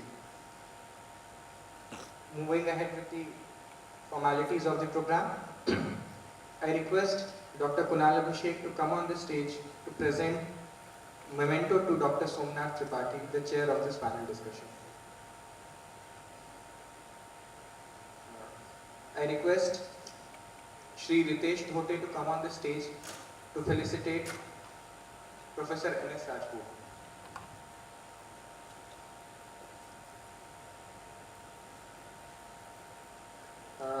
As Dr. Kunal Abhishek is not present in the auditorium, I request Shri Aditya Sinha to come and felicitate Dr. Somnath Tripathi.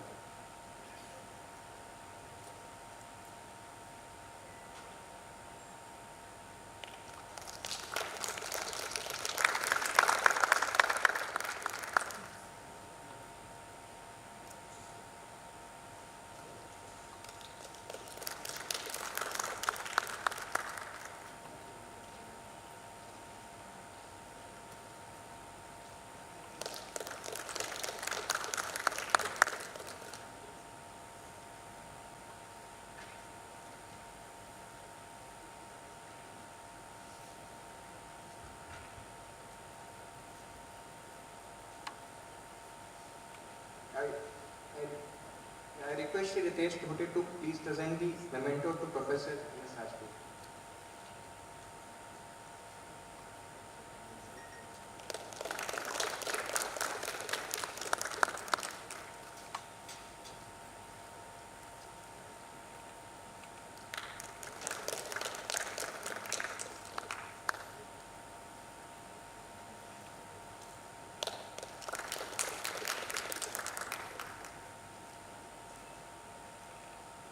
I request Shri Vishwajit Saha to come on stage and present the memento to Shri Amit Saxena.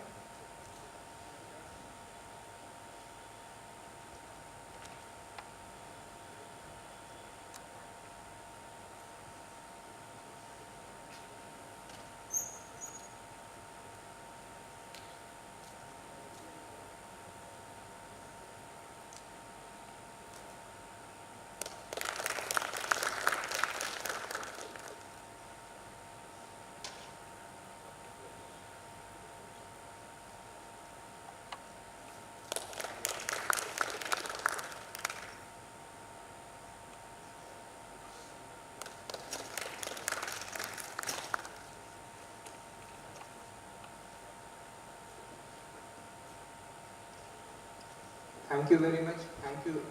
We thank the speakers for this wonderful session. We'll move forward with the next session. Our next session is an expert talk on fintech and optimization by Dr. Anshul Saxena.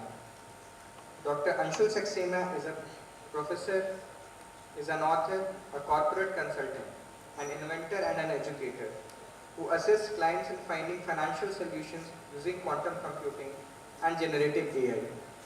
He has filed over 3 Indian patents and has been granted an Australian innovation patent. Dr. Anshul is the author of 2 best-selling books in the realm of HR analytics and quantum computing. I welcome Dr. Anshul to present us with his talk and enlighten our audience with his findings. I request Mrs. Munmun Chakrabarti to come on stage and felicitate Dr. Anshul Saxena.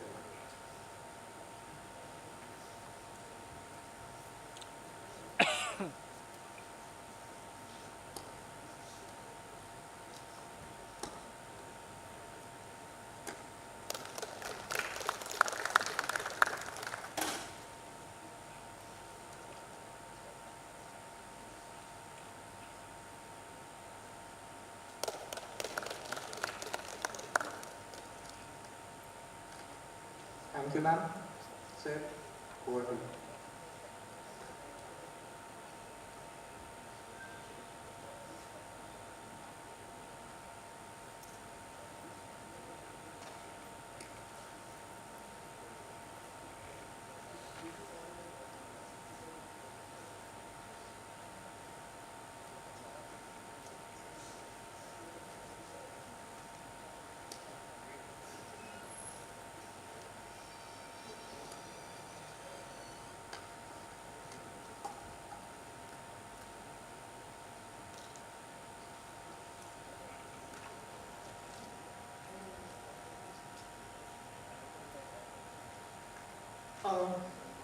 Good afternoon to all of you.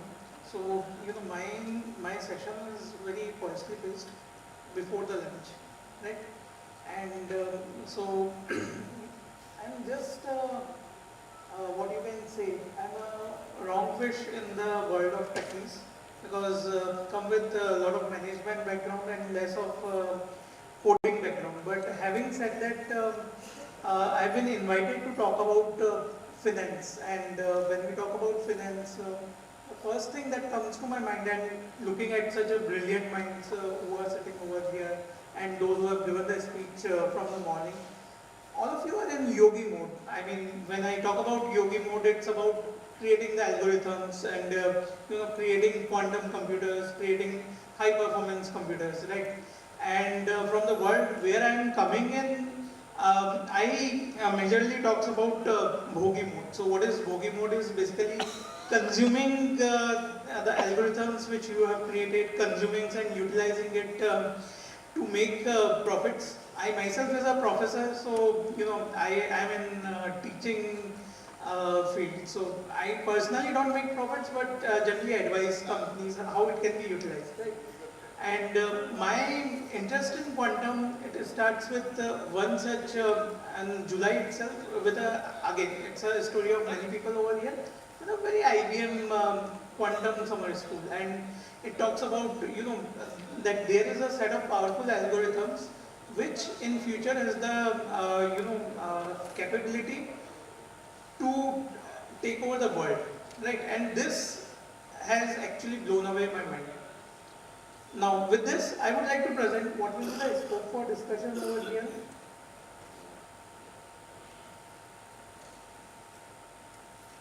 Okay. Sorry.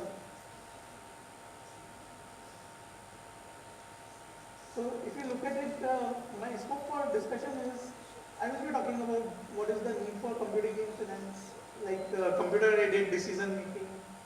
What is the limitations of the classical computing? Then we talk about what is the advantage of the quantum computing, few of the use cases, and then majority of the time we will spend on quantum algorithms and what are the challenges that comes with this particular piece of technology. Now, since we are in the land of Shiva, I thought why not start with a very apt shloka from Shankaracharya. And Shankara, so basically it talks about, how the world is quantum. And it's a very beautifully written commentary by the Shankaracharya. It talks about, especially the second part of it, it talks about how the world is infinite. World is full of curiosities, it is infinite in nature, and it is in quantum state, it is in perpetual quantum state at all point of times. You can't predict its next move, you can't predict, it is very, very random in nature, right? And when I was listening to this particular, and when I was reading in this particular quantum analogy, I was, I was very much perplexed, because that's how the stock market behave actually. You can't never predict the stock market, because if you are able to predict the stock market, trust me, all of us will be Rakesh Jhunjhunwalas and we will be earning billions and billions in amount of dollars, and in India, since we are sitting in India, we will be actually earning billions of rupees actually. Right? Having said that, when I talk about, let's say, financial market, it's in very random stage. Are we able to predict it? Yes, we are able to predict it. Yes, using classical computing, we are able to come up with use cases, where we are able to make successful guesses. And people have made a good amount of money in there. Now, what is the need for computing in finance? If you look at it, data analysis and decision making. Finance is one field which churns data in every second that counts. Right? And if we look at it, the traditional way of doing the trading, where our forefathers, I mean, I have seen a few cases where people have invested in 1991 in MRF stocks, and they have taken out the money in 2015. They have become billionaires.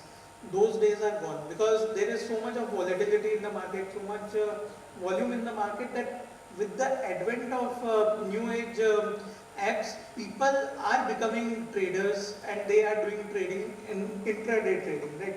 It has increased the volume in the market. Now just imagine the situation where you have, okay, just a very random survey. Can anyone guess how many stocks or how many companies are listed on National Stock Exchange? Any random guess? 500 plus. 500 plus. The correct number is 2113. That is the number of companies with which you can do the trades on the National Stock Exchange. How many commodities are there on MCX?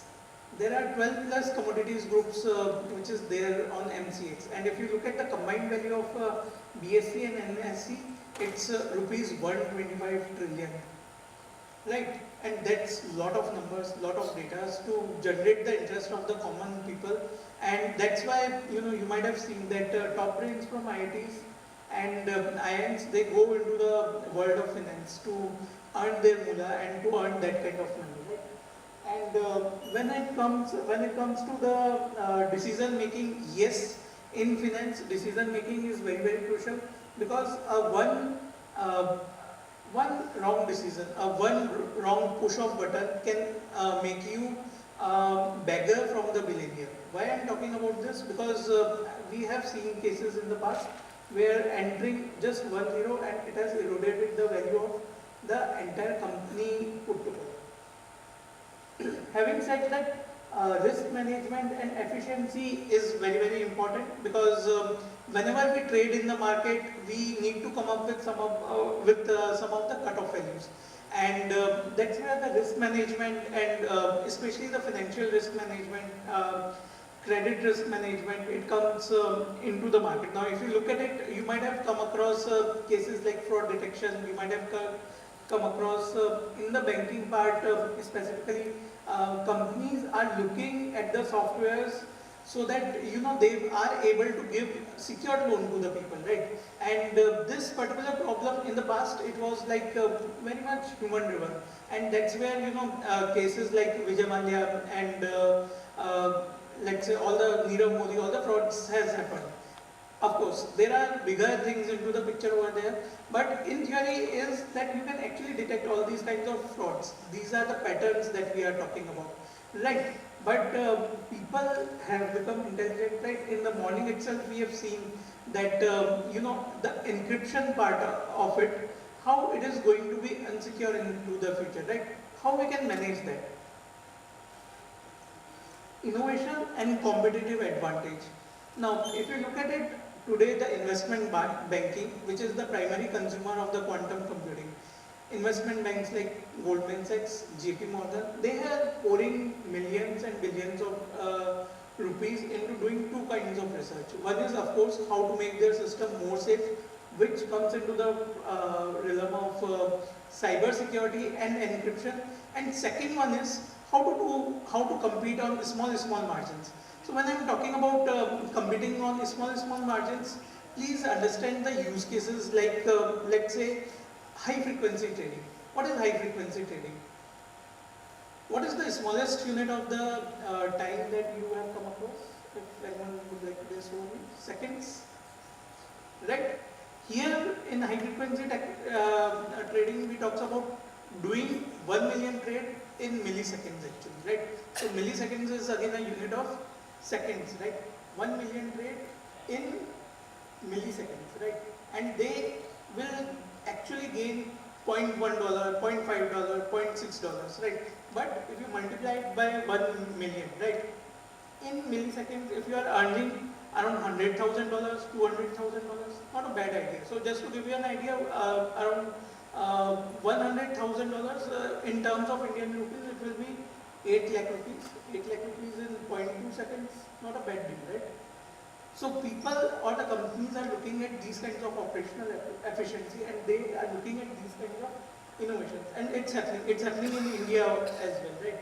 If some of you trade, sometimes the stocks which have high volume, right? Suddenly you will see a curve going up. That's where the investment banking is actually buying a lot of shares and actually dumping a lot of shares. Regulatory compliances and security.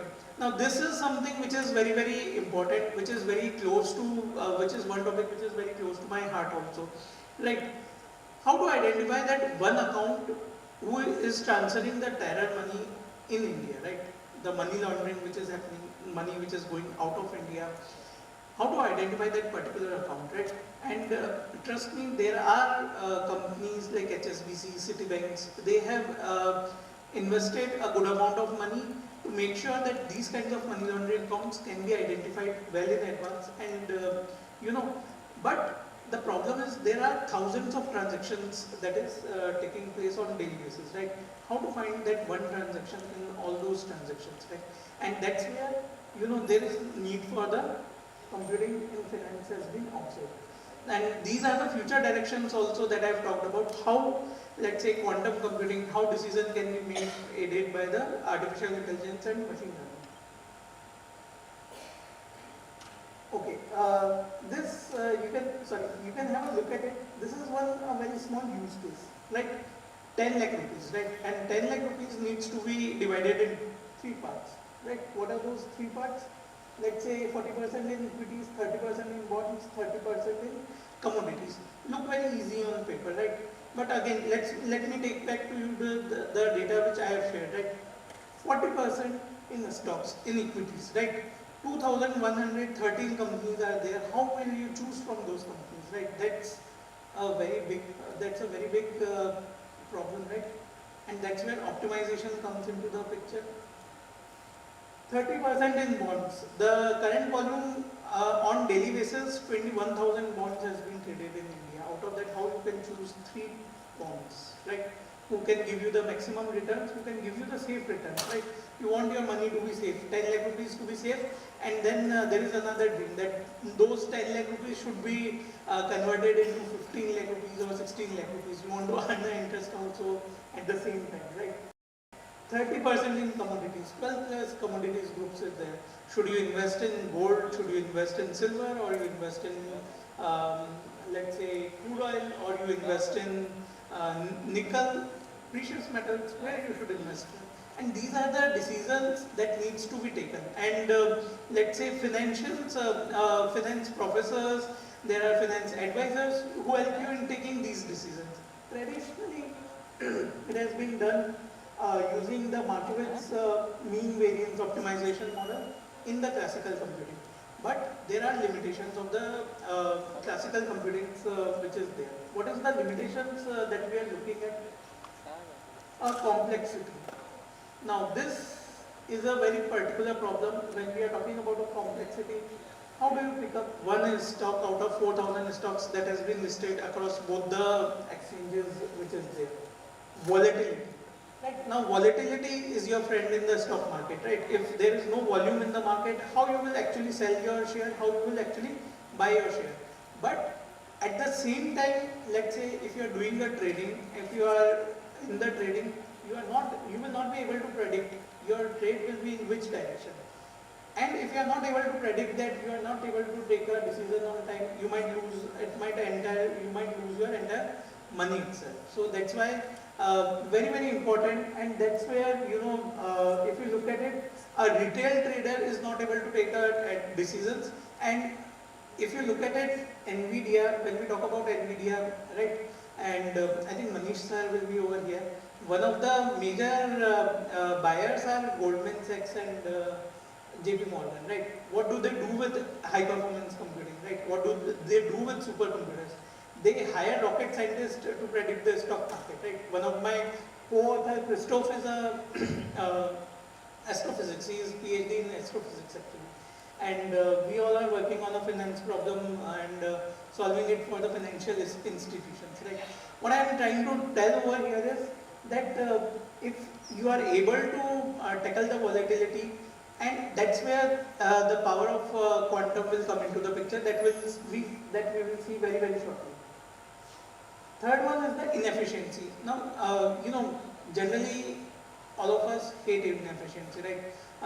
We are late for some thing, we always hate it, or someone makes us wait, we hate it, right? But inefficiency in the stock market is the only thing which is keeping it alive, right? Because if everything is perfect, if every information is there, you are making a trade, and every trade you are successful. But if you are successful, what does it mean? That 10 people who are doing the trading with you, they also will be successful, right? So it means everyone is successful. There is no point in doing the trading, right? Now what happens is, imagine the situation. Again, trading, it's a zero-sum game, right? One person will lose the money, another person will make the money, right? Now that's where the inefficiency, and actually people are looking at those margins. I've talked about HFT, I've talked about high frequency trading, milliseconds, nanoseconds, right? And in those milliseconds and nanoseconds, how can you make the profit? And that's where the inefficiency of the market lies. Now the last one that we are looking at, how to underperform the market average. So retail traders, the individual traders like you and me, they always underperform the market, right? And how actually we can make it big? How we can make it big like the companies which we are talking about, Goldman Sachs, the companies that we are talking about, let's say JP Morgan, So these are the things that we are always look to leverage, right? Now, second part that I would like to talk about is first processing power. Now, if you look at the processing power, quantum computer, so from here onwards in the next 2 slides, whatever I am talking is theoretical, right? Because we are yet to gain the quantum advantage, and of course there is a quantum computers is also always error prone. So these are the future directions that I am talking about. Processing power. Quantum, based on the property of superposition, they might come with an infinite memory, and infinite memory itself is not very useful. They give you the contextual information, right? So they will tell you, or they will give you the recommendation. Yesterday, let's say Adani shares has fallen down due to XYZ reason. Today also same trend might continue, right? And that's the human tendency, and that's what you will think, right? But there is only one pitfall. What is that one pitfall? Can anyone guess? There is lack of accuracy in the information, right? Lack of accuracy in the sense, how much will they fall? Will they fall by 16 rupees? Will they fall by 20 rupees? Will they fall by 30 rupees or 40 rupees, right? 10 rupees and 40 rupees makes a big difference. If we are trading in, let's say, 1 lakh shares or 2 lakh shares, right? So that's where the processing powers comes into the picture over here. Real-time data handling. Of course, all of you might have seen it between 9 to 5 if you look at it. There are many transactions that has been taking place, and every time always the stock market prices change in ticks, 0.25 paisa, 0.5 paisa, right? And they always change very fast. Can you make it more real time? Can you make it more real-time data handling? Now, the another aspect of is we were talking only from the stock market perspective. Another perspective that I would like to bring in, let's say a banking transaction is happening place right now. Can we able to preempt? Can we able to see it in such a way that that it's a fraud transaction, and we are able to let's say avoid, or we were able to detect and actually remove that kind of banking transactions. Next, I would like to talk about quantum speed up. Now this is very important, and this actually has a very near-term value, right? We have one subfield known as quantum machine learning. Now, what does it do? And that's where the most of the people are currently making up the use cases.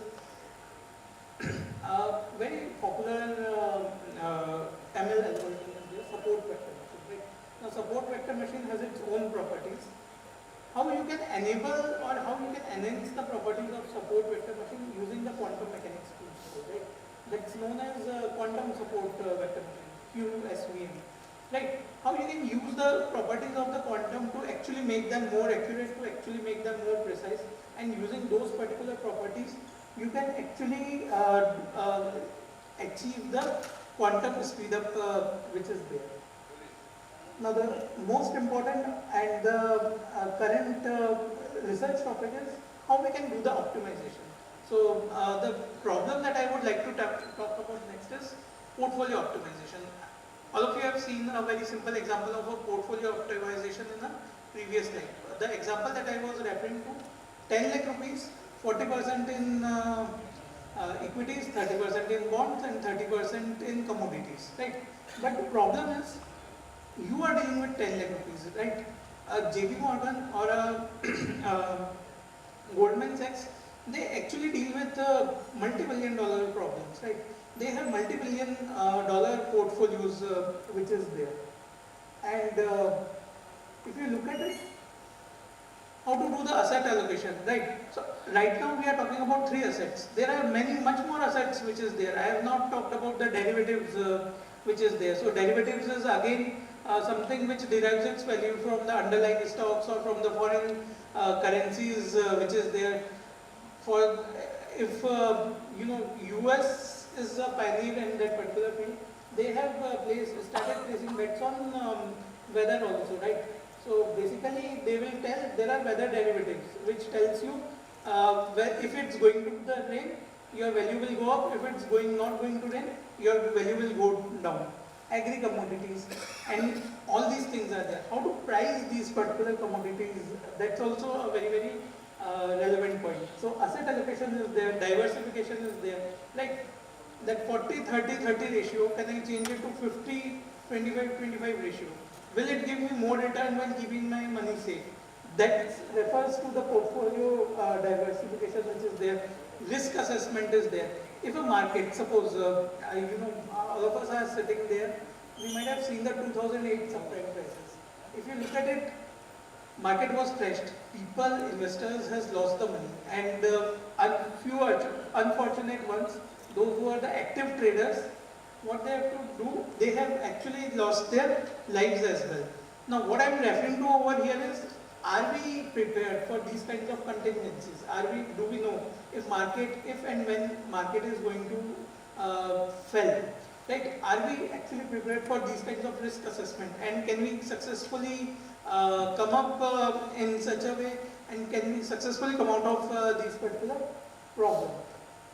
And of course, when I am talking about it, earlier two parts I was talking theoretically, but there are use cases that has been built. You can actually see it over here.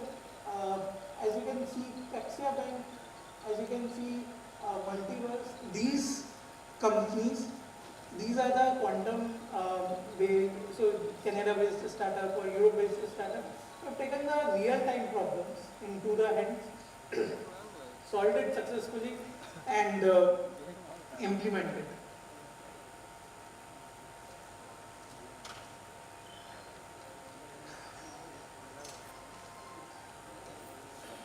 And scenario simulation, that is one of the major problems that I was talking about. If the market falls down from 8,000 points to 0 points, everyone's wealth will be wiped out. Like 8,000 to 6,000, 8,000 to 5,000. What will be the impact? Like how it will impact the economy? No one wants to talk about it, but let's say if we have to talk about it, how we can actually make it more useful. Of course. Now the second one that we are talking about is your credit risk modeling, right? We have talked about fraud detection, right? Can we detect the next person who is actually going to use or who is actually going to do fraud with the bank, right? And when we talk about it, of course, in the morning when we have seen it, or when we have looked at Facebook and Google, when they are tracking the locations and all, actually if you see, there are use cases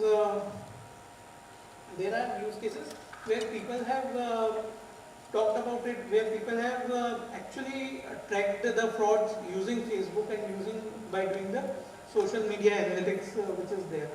For that matter, I will actually urge you not to put your precious necklaces pics on the social media. IT department might track you down with that particular application. So risk modeling, risk reporting, and compliance, risk compliance which is there for the banks. That's a very famous problem, Basel II, where banks have to park money with the central bank. How you can actually come up with such a ratio that you have to park least amount of money with the bank, and then you can utilize the rest of the money for giving the loans and to make trades and rest of the other things. Now this is a very important slide that I am going to talk about. So there are three methodologies that has been listed out over there. First one is the stochastic modeling. Stochastic is nothing but to model the randomness of the stock prices. How do we do that? We actually use quantum Monte Carlo integration. What is Monte Carlo? Basically, it's the name of a place, very famous for the casinos.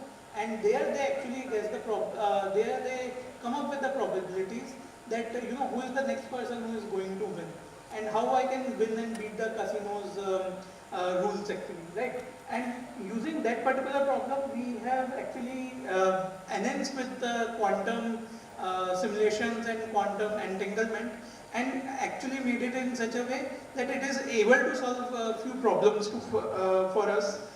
The advantage that it is giving up, the quantum speed up, quadratic speed up, it is able to make the decision making more faster. Now the second one that I am looking at is your quantum PDE, which is your partial differential equation. What does it do? Basically it helps in risk modeling, especially the market risk. So when I am talking about the market risk, it's continuous in nature, right? From 8,000 it will fall down to 5,000. How much money as a company I am going to lose in that particular domain, right? It's still, its advantages is unclear. It's in research stage, right? So that's what I have told, that most of the algorithms that we are talking about is in very nascent stage. In fact, my friend Raghavan over here will agree with me that whatever the build cases that we are building around it is in very advanced, is in very nascent stage. Second one is the optimization problems that we are looking at. Optimization problems is, let's say, a basic systematic cone program, QSCP. What is systematic cone program is? How to define the maxima and the minima limit of it, right? In purely calculus terms that I am talking about, let's say I have to determine a price of a derivative, right? And derivatives, as I have determined that it's a stock market that we are talking about. How can I price a derivative which is based on corn, which is based on wheat, right? How can I fairly price it and bring it to the market so that I am able to hedge my risk around it? Right. Then I have mixed integer programming solvers, which is actually helping in, let's say, modeling the continuous stage, which is there. Quantum heuristics, which is again based on QBO, which is a very popular quantum algorithm, which is there. And how I can make it more useful. And the challenges that we are facing over here is the oracle complexity. It's a very interesting problem, right? How do you fine tune the performance? And what is the measure of efficiency of solving the problems that particular company or that particular algorithm is coming up? It has got a very long-term applicability that is there. Now the QBO, there are a lot of use cases coming up, and it has actually helped us in solving up the near-term problem. And when I talk about the machine learning, when I talk about the anomaly detection, the doomsday, when your stock market might fall down, or let's say when your economy, due to the Russia-Ukraine war we are talking about. So not only people, economy is also suffering. When the stock market will react to it, what are the recommendations that we are looking at? So these are the machine learning algorithms which is enhanced by the quantum machine learning, and still the advantages are unclear, but we are looking at the long-term solution. Just remember that when we look at it, when Apple and Microsoft has started with the computers and with the desktop computers in the 1980s, people were talking about their limitations, right? And today I'm standing over here giving a presentation on Microsoft, using Microsoft PowerPoint and using the Lenovo laptop with 16 GB RAM, right? And that was a supercomputer limitation at that point of time. So that's it from my side. Thank you very much. And I hope it has added value to your comments.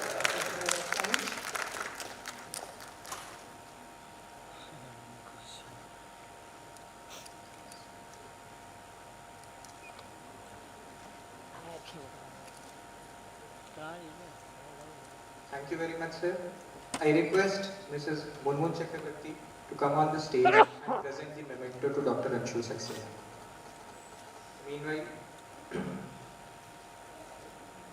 you can connect with Dr. Anshu Saxena offline for any questions if you have during the lunch session.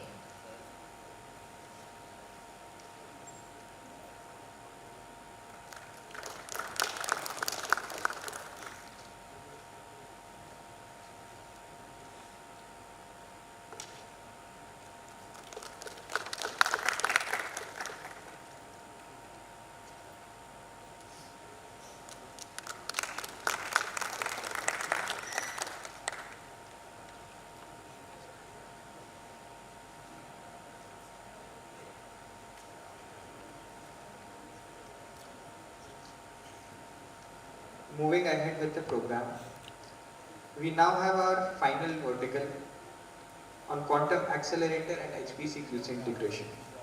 This vertical is very important for C-DAC as whole. We have an ongoing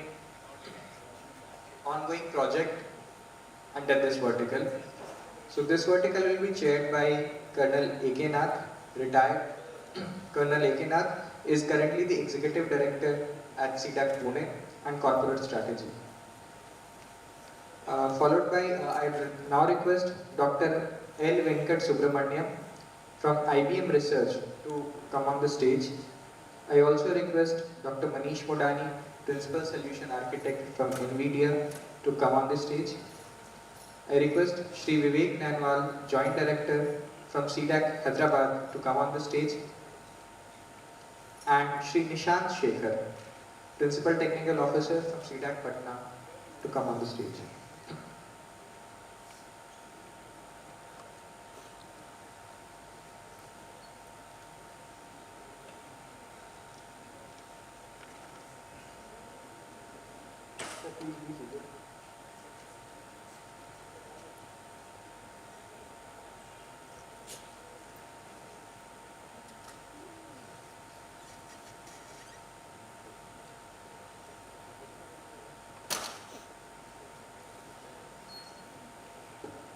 I request Shri Vishwajit Saha to come on the stage and felicitate Dr. L. Venkat Subramaniam.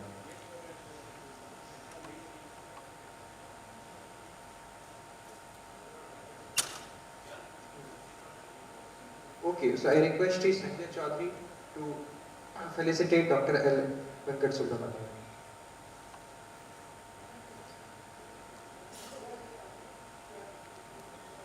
Dr. Subramaniam is an experienced leader in artificial intelligence and quantum computing with a demonstrated history of innovation and product creation. He has contributed and led 6 products, 34 patents, 150 papers and 3,000 citations. He is currently IBM Quantum India leader.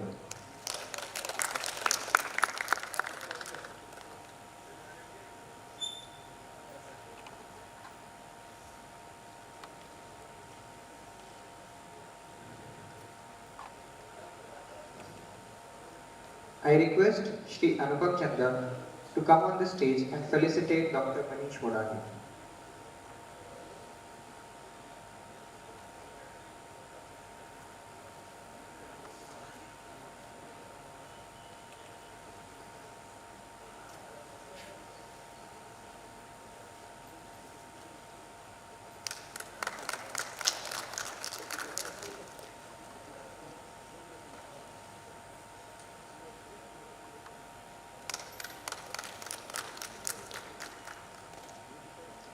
Dr. Manish has 17 years of industry experience in solving complex scientific and industry challenges using high-performance computing, AI, HPC AI, quantum computing, visualization. His work in computational fluid dynamics, insurance, molecular chemistry, genomics, and quantum computing has been patented and published in many peer-reviewed journals. He has experience of working with Cray, IBM, and right now he's been working with NVIDIA.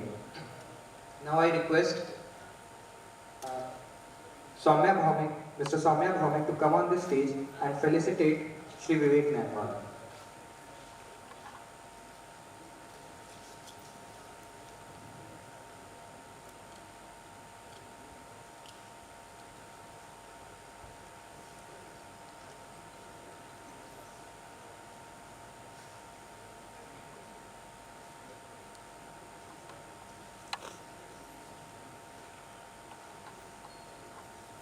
Shri Vivek Nanwal is an experienced technical officer with a demonstrated history of working in research and development in information technology. He is currently working on optimization of quantum simulator over accelerator platforms. He has been previously involved in QSIM development with Indian Institute of Science and IIT Roorkee.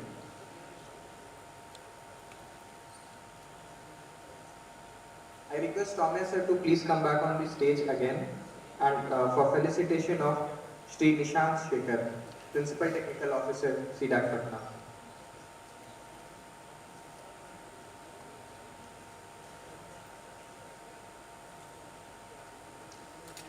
Shri Nishant Shekhar has more than 9 years of experience and working in domain of photonics and quantum computing. He has been involved in Sahajanand Technological Laboratories in Ahmedabad and CSIR as a researcher. He has been pursuing his PhD from Jadavpur University. He has recently joined C-DAC Patna and is working here with us. So I pass it on to the chair, Colonel A.K. Nath. Let me take this opportunity to introduce the chair. My apologies, sir. I could not start it in the beginning. No, I think let us skip the introduction. Okay, sir. Hello. Yeah. Hello. Can we skip the introduction? Okay. I think Okay. in the interest of time, let us Thank you start very the much. session. So, how much time you have? How much time you have for each of the members?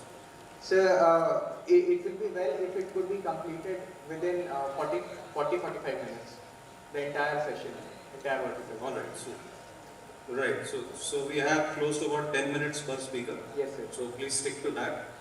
And the brief introduction of HPC quantum integration, I think it's a very, very important subject. And for this, I thank the organizers for having a separate session on this subject.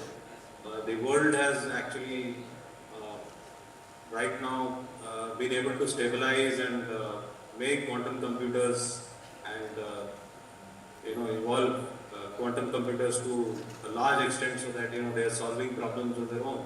However, the HPC quantum integration still remains a problem which a lot of countries are grappling with, and I think it's a great time that India leaps into this kind of a field and gets into this so that we can have our place in the world. Because there are a lot of initiatives taking place, but we have yet to hear some sort of a confirmation that okay, a tightly coupled HPC quantum computing platform is available. There are initiatives happening in Europe and a lot of countries like Germany.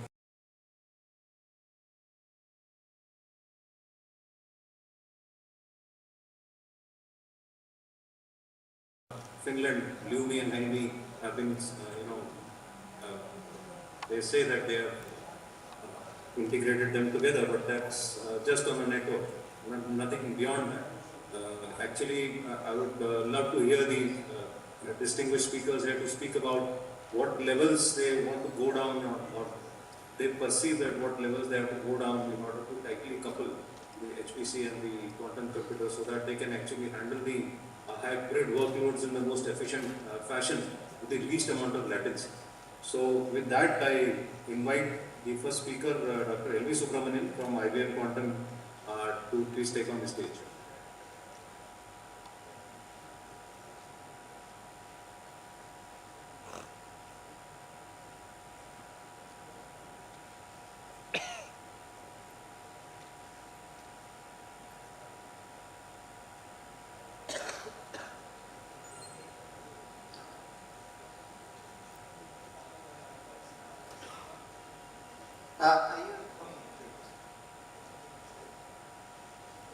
Yes, your slides are visible.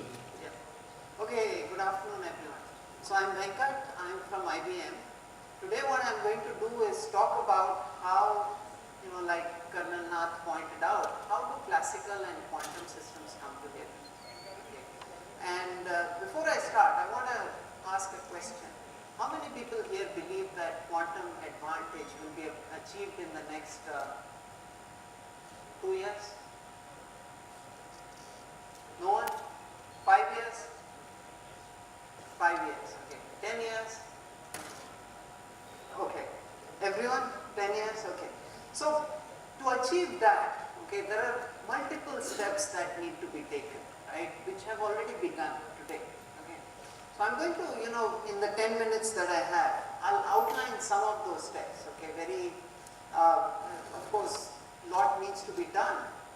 But I also want to tell you that those who raise their hands for 2 years, I personally believe you are correct, okay, and so I also want to, tell you what is quantum advantage, okay. So there are two terms that go around, one is quantum supremacy and one is quantum advantage.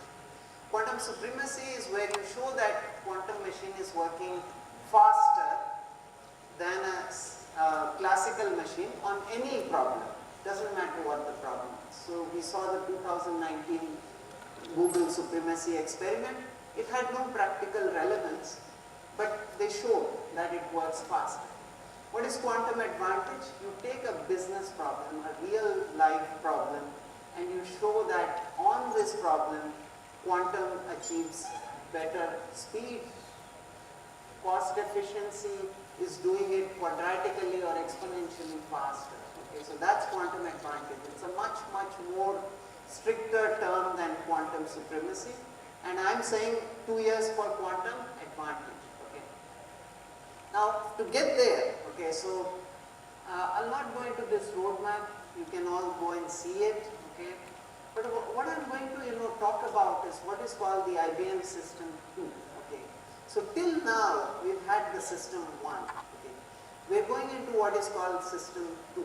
Okay. And that's where what Colonel Nath talked about really comes in. Okay. What is that which comes in, right? So what is System 2? So System 2, I'll just give you that we are aiming for 100,000 qubits by 2033. So in the next 10 years, we are saying that we will reach 100,000 qubits, okay, and many collaborations are set in place to achieve this, and ideally we need to have an Indian collaborator also in here. So in fact, that's a discussion we are really very keen to engage on, to have not just University of Tokyo and Chicago, but also Indian entities there. But to get there, this is a 100,000 qubit quantum centric supercomputer. Okay, so that's what it is. It's not a single processor. It's a supercomputer which has 100,000 qubits. And to get there, what are we talking about, right? We need better control circuitry. We need better components and wiring. So you need to make a leap, not just in the qubit technology, but also other peripheral technologies like the controls, electronics, the components and wiring, and C-DAC. C-DAC led India's supercomputers, right? So you understand this whole, when I say control circuitry, components and wiring, you understand this because you've done this in the classical world. The same thing now needs to be done in the quantum world, okay? But there are added complexities here, right? What are those complexities? You're working at sub-zero temperatures. You're looking at an evolving technology, processor technology. By the time C-DAC built, the supercomputers, the classical processors were already stable. You could just take them, start using them. But what is here? Here, the quantum processors are still evolving. Okay, you need to bring an evolving technology into the mix and put it together. So here we are talking about, as I said, control electronics, control circuitry, even the refrigeration. You need to start rethinking. Woofors makes these beautiful refrigerators that operate at close to 0 kelvins, but this technology also needs to be rethought in terms of how quantum computing is going to evolve. Okay, and why does it need to get rethought? Because at the center, that cross you see, is your cryostats. Okay, that's the quantum computer sitting there with the processors. On the left hand side, what you see is the classical compute, okay, which is controlling your control circuitry, which is controlling the cryostat, the gas that goes into it. All of that is sitting on the left. And how far apart is this? This is just a few feet apart. Okay. So the classical and the quantum is sitting there together, and you need to make this work, right? And you need to make this modular. Tomorrow, if I want to add a new cryostat there, I should be able to add it. Because what are you doing? As the technology evolves, you're adding multiple more and more processors on the in the quantum, right?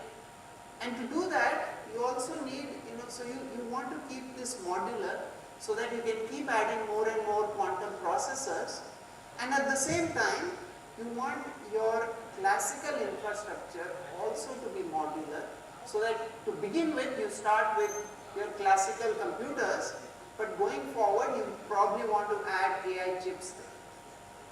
Okay, so so I have another 5 minutes, so I'm going to skip a lot of things. To do all this, you need to achieve a lot of things, right? You need error correction, you need error mitigation, you need circuit fidelity. The one thing here, you can see all of this, the compute technology keeps on increasing, but beyond the processor, you're also looking at fidelity, right? You want the processors to be, low noise, and then, we showed in 2021 that, we can achieve that sort of a low noise. We're getting into accuracies of now 99.9% fidelity on the quantum chips, okay, which is high, published, that's one of the highest today, okay, if you're not, so out there, you want to achieve speed, you want to achieve all of this, and okay, so I'll just go into how this is getting orchestrated. Okay, so at the front end, your developer, the user of the system, he understands Python. Okay, what are you going to do? Use that Python to interact with your quantum computer. Okay, does the quantum computer understand Python? It doesn't. So what you need to do, you need intermediate layers where you convert that Python into quantum circuits, which then get run on the quantum computer. The quantum computer gives you back your results, and you on your classical computer, your laptop, are sitting and watching what is going on, and you're able to observe the results. And that's really the orchestration from, the user, me, sitting on a laptop, a classical computer, running my program on a quantum and getting back those results, right?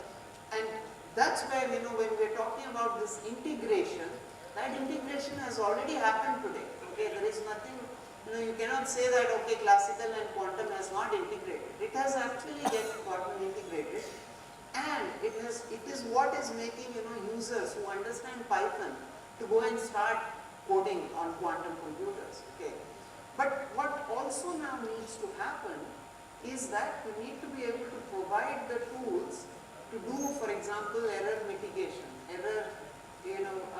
so I'll give you an example, right? So error suppression, we've all used these headphones, right? There are these noise cancellation headphones also. What do? They measure the noise in the atmosphere, and they try and create they do that suppression on that bandwidth.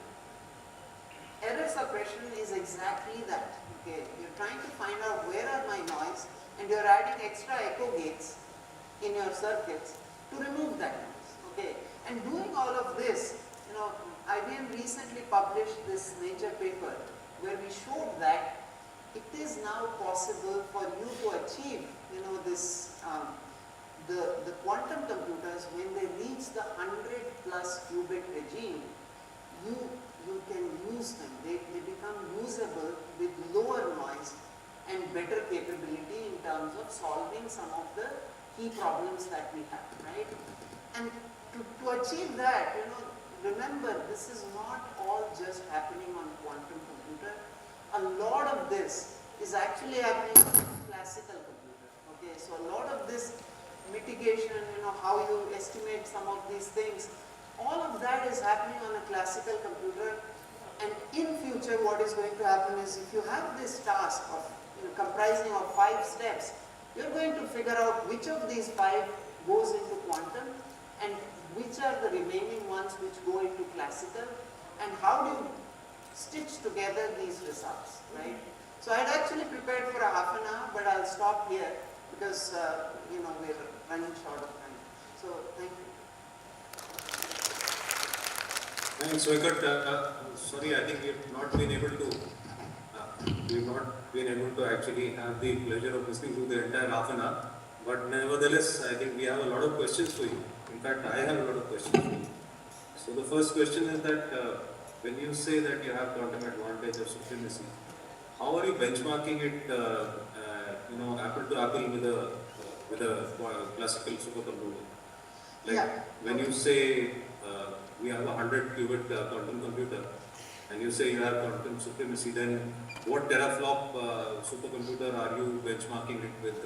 Can you just give some indication? Yeah, when you talk about, let's say, quantum advantage, right, you can take the best available, solution today in the classical field. You can take the best supercomputer, whatever you like, right, and you then try and get that solution on the classical, using whatever techniques you have. And you run the same thing on quantum. So remember, we already have algorithms like Shor's and Grover's, which have shown that once you reach, thousands of qubits, you will be able to run it on a quantum computer and achieve advantage, right? Exponential or quadratic speedups on certain problems like factorization or search or these kind of things. But what we are saying now is, we don't have thousands of qubits. What do we have today? We have 433 qubits, okay, in IBM. Later this year we'll have 1000. So using this, okay, you can't solve Grover's, you can't solve Shor's, but what can you solve as a business problem which you can do much better than you can do on any supercomputer or any kind of computer that you pick up, okay. So right now we're trying to identify problems, whether they are in chemistry, finance, optimization. So these are some areas, specifically, simulation, if you take the broader material space. So we are looking at materials, machine learning, optimization kind of problems, and seeing which of these problems can we now take a business problem and we can solve it in a manner that the best supercomputer cannot solve it. The day you achieve that, you've said that you've achieved quantum advantage. Okay, thanks. So, yeah, got it. And, second, is that you say that already we have achieved HPC quantum integration. So, when we say that, at what levels you feel that the HPC quantum integration has been achieved? Yeah. Have we integrated the software stacks, or have we integrated just the networks, or at the driver level? So, well, I need to put a disclaimer here. It's not really HPC at this point. Okay, what we have is classical and quantum integration. Okay, so that's what we have: classical and quantum integration. And like I said, right, if you look at a program, I write a diskette program, okay, a Python program today, I have the ability to convert that into a circuit, right, on my classical computer. What I also am able to do is, I am able to break that up into pieces to say that this part should go on classical, this part should go on quantum, okay, and in the quantum, because I am now breaking it up into multiple chips, I now say that within quantum, these things have lesser entanglement in them. Hence, these operations which require these operations which require, okay, so there is some noise. So the operations which require lesser entanglement, we can take those and push those points onto the quantum. The remaining we put it on classical. Then both of them give you results. You then stitch it together. So that level of integration is already possible. But the question you asked is specifically on HPC. We are yet to get there. Okay, so the HPC integration, where we are fully able to exploit, for example, all the GPUs and the CPUs and all the AI chips and all of that, that's still into the future. But today the integration with classical has already happened, and it shows the path to how HPC can also get integrated. Yeah, thanks, Richard. Any other questions, anyone? Before we move on to the next speaker.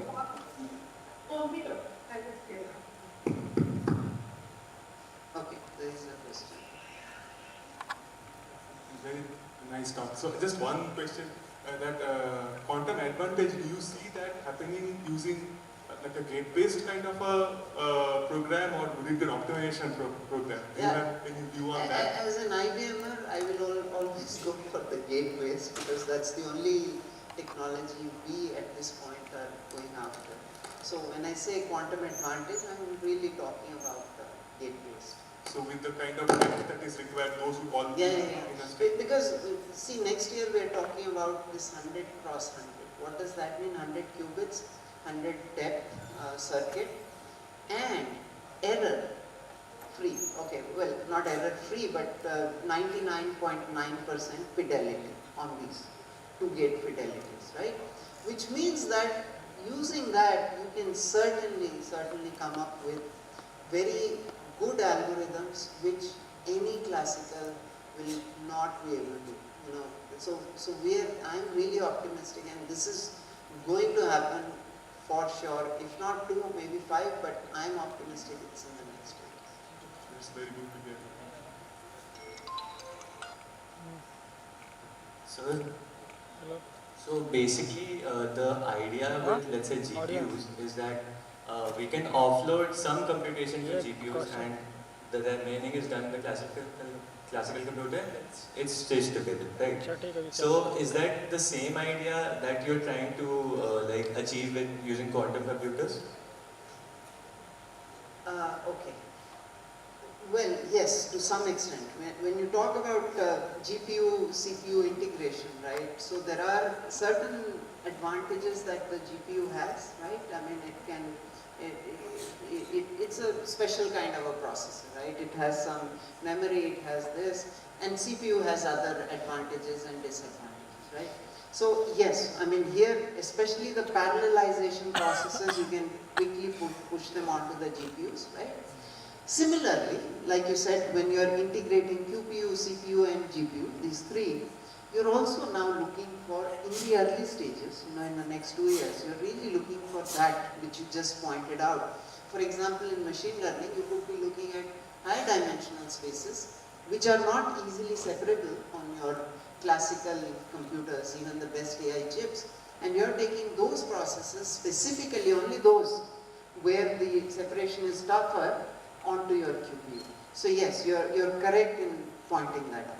And sir, also, so as a developer, would I have the ability to choose like where the computation is held, let's say in the quantum computer or on the classical computer, or would it be done internally by the circuitry? Because I am not a physics student, right? So I don't understand which part should like it will perform better on a quantum computer, which won't. So. Right.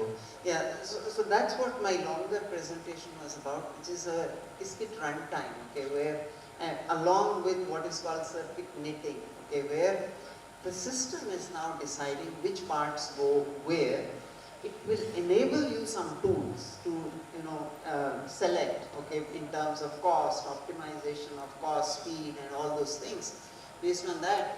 But yes, I mean, in the initial stages, it will be a combination of the user selecting some parameters and the system suggesting some others for you to do it. So for example, there is also an error mitigation toolbox in there right now, which automatically tries to estimate, you know, based on your circuit, what are the best, okay. In the same way, we know that, you know, the bigger the circuit, the more the noise, right? So there are systems now in place in Qiskit which will do that optimization automatically for you. So for example, it will reduce your longer you know, circuit. Let's say if it is some 20 depth circuit, we will try and optimize it to reduce it to 5 or 6 by increasing the width, okay. So yes, it will be a combination of your skills and the automated skills that Qiskit will. Yeah, 2 more quick questions for you. Sorry, Venkat. One is that are you aware of the control electronics in any commercial quantum computer getting into the cryo cooler? That's number 1, because a lot of talk is there about that. Since 2020, some papers are there. And secondly, how much of quantum volume have you been able to achieve? Because we have recently reported some quantum chemistry problem in which quantum advantage has been reported or whatever supremacy. Whereas Honeywell H1 Putin Muon has reported 2 days for 19 quantum volume, which is probably the highest in the world. So why are they not able to achieve this quantum supremacy? Of course, that's an ion trap, that's not a superconducting one. So I just want to be clear about what this actually, see, in this terminology today is not standardized. Okay, so when people talk about quantum volume, everybody seems to have a way of measuring it themselves, right? Because what is quantum volume? Quantum volume is basically the number of usable qubits and the depth of the circuit that you can create using those qubits, right? So IBM's is 512 right now, okay, and at least we are observing that every year, like Moore's law doubles every 2 years, in quantum volume is doubling every year. Okay, so there is an exponential increase that is happening. Now, in terms of the other examples that Colonel Nath mentioned, in terms of what they have reported, so one is we always would like to see a peer-reviewed paper. Okay, so it is very important to have a peer-reviewed paper where you have made your claims, and then somebody has reviewed it and said, okay, this error rate that you have said, whatever it's 99.9 or whatever, is actually validated. Okay, your peers not just sitting in Honeywell or IBM, but your peers in the scientific community. Similarly for quantum volume. Okay, so quantum volume, I know there are many numbers flying around, and it's very hard to keep up also. Okay, honestly, I mean, everybody says something about the number of qubits, and but as Colonel Nath, you rightly pointed out, in the end it all boils down to how usable is your system and what advantage are you able to gain out of it. Okay, so far nobody has shown any sort of advantage coming out of any quantum system. Okay. And that's where I'm saying that 2-year bet that I'm making, right? So whether it's IBM or anybody else, but today, we are throwing around many numbers, but what do those numbers mean in terms of usability is somewhat not clear, because that benchmarking has also not happened. So sorry, I don't have a very clear answer, but I think it's a roundabout answer to your question. Well, thanks. The first question, the quantum electronics inside a biochemical. Any example?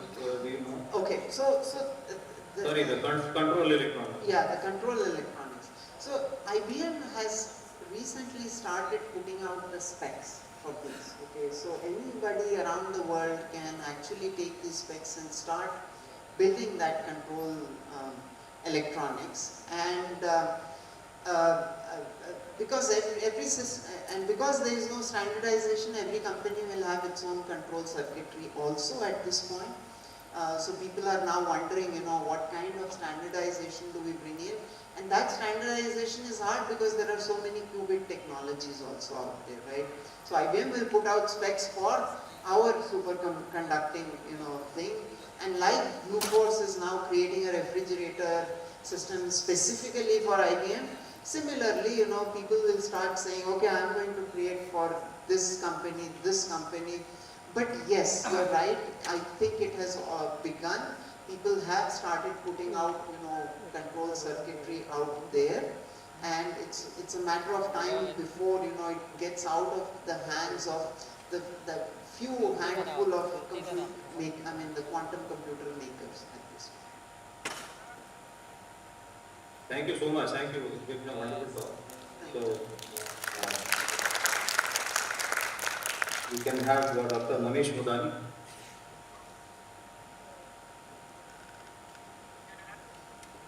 Delhi चली लगा तो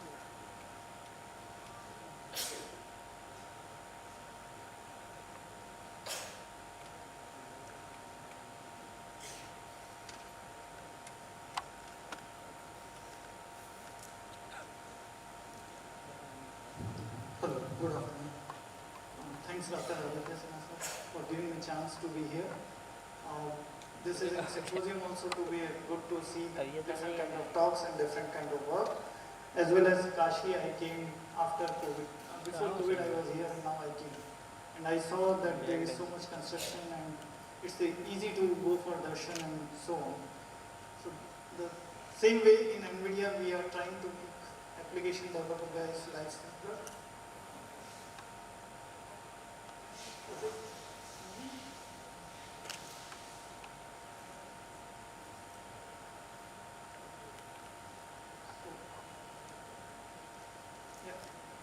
So today NVIDIA, as you all know, we are for end-to-end stack from CPU, GPU to start with, then managing the system, then the application layer, and then we are making the framework.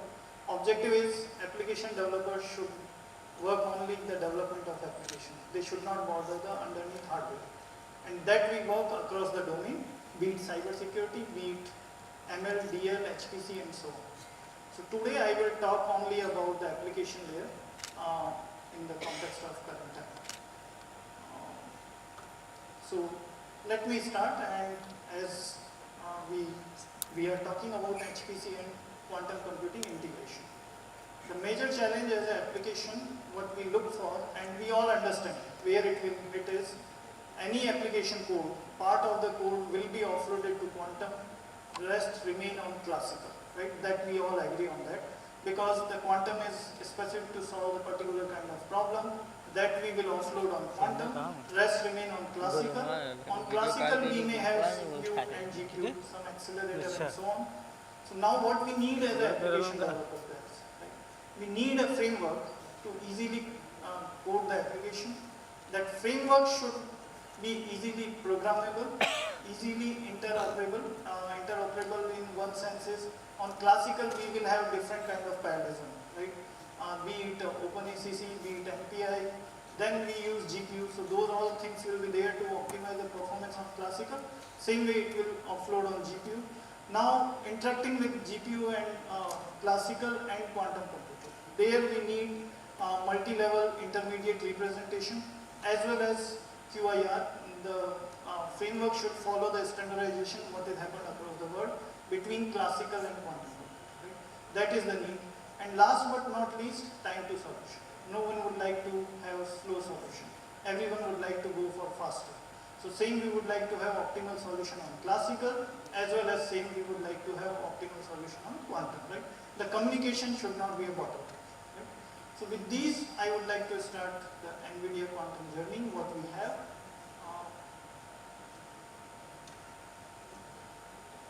Sorry. I'm not able to. Yeah. So we have three kind of offering, and one is we still believe the simulator is the way for current developers, because actual quantum computers, they are there, but they have their own limitations in terms of qubits, in terms of error, and so on. So right now simulators are available on NVIDIA system. One can install the quantum. It is available in container form, and I will try to show in some slide. In this one container, you can have all kind of available framework, be it Qiskit, Cirq, Penguin, and so on. So easy to install, only one framework to install. It has all kind of available framework, and then it gives the speed up also. And this works across all kind of GPU. We have latest A100, then H100, any kind of GPU, this layer will work. So one installation, you will have access to all kind of frameworks, and developer can start working on their code. Right? Now the next thing comes, whenever we discuss with developer, they feel like, right now we have the simulator, tomorrow if we go on actual quantum computer, then we may need to rewrite the code. Right? That is the major concern I see with the developers, and they are hesitating to write the code. We came up with a framework called CUDA Quantum, which one can use. Right now the code will compile on simulators or classical computer, but later on whenever the quantum computer will come, it will easily integrate, no need to change the code, it will take care by itself. And this is a compile line parameter to be changed. No, nothing to inside the code, only compile time you need to change the parameter where you want to run the code, simulator or actual computer. The last but not least, we have the tie-up with all quantum OEMs. we are working with them to tightly integrate HPC or classical system with quantum. For that, some hardware changes will be needed because the communication should have low latency, the state should remain, and that's where we are working with few companies for QPD. So some changes in the hardware are being made. I will not discuss that today, but we can discuss after. So quickly, something about quantum, where quantum simulations. This is, as I said, it's a container form. It sits below all the frameworks. So that once you install the quantum, then above that all frameworks are there. Anyone can access anything, Qiskit, SERP, Penguin, any framework, and above that any algorithm can run. The beauty is with that we get the speed up in the performance if we are using GPU, and if we want to run on classical system with CPU only, that also is possible once it is installed. So I am going a little faster here due to time constraint, but you see all kind of framework, all are available in this. With this, if one would like to integrate, like QSIM to be integrate, we have the option how to integrate the new framework. Right? These all are running on, I would like to show some performance. I skip this slide, but these all are running on C-DAC system, that is Param Siddhi. I would like to show those results. Before that, one thing is, this is multi-node. We were talking about HPC. So quantum is multi-node. One can run on one node and one can run on multi-node simulations. So generally these are, the simulations are memory bound. So in one node of our DGX system, one can go up to 36 qubit, state vector qubit. And as we add more node, one can increase the qubits. That is the state. And here are some performance for strong scaling and multi-scaling with quantum. And this is what we get the performance if we compare, if we go for CPU only cluster, and if we go with GPU enabled system for the say sample code with quantum value depth 10, we get significant speed up of 3.5 times with that. This is another the tensor network where we can go with the state vector. Generally we can go with 50 qubit. But with tensor net, QNet tensor, we can go even 5,000 or 10,000 qubits as well in the simulation. Where it is being used, industry partner, you see across all kind of algorithms and all kind of industry, they are using it. Be it QNLP, QAOA, VQE, all kind of algorithms are being used. All these articles are publicly available on Google. One can look into that. This is the paper we recently published, and all this work is done on the C-DAC system. So these are available on C-DAC system. One can access the quantum on C-DAC system and accelerate their simulations. I am not going into the details about that. So next I would like to discuss about CUDA quantum. That is the framework which enables integration from classical to quantum computing. So it supports any kind of QPU. It gives the compiler NVQ++, which is for hybrid compilation. It supports C++ and Python code. We are working with all kind of partners, all kind of systems available, quantum systems, be it hardware, software side, framework. With all these guys we are working.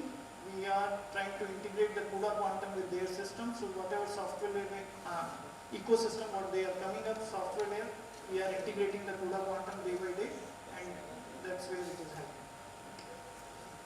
It is interoperable, as I said.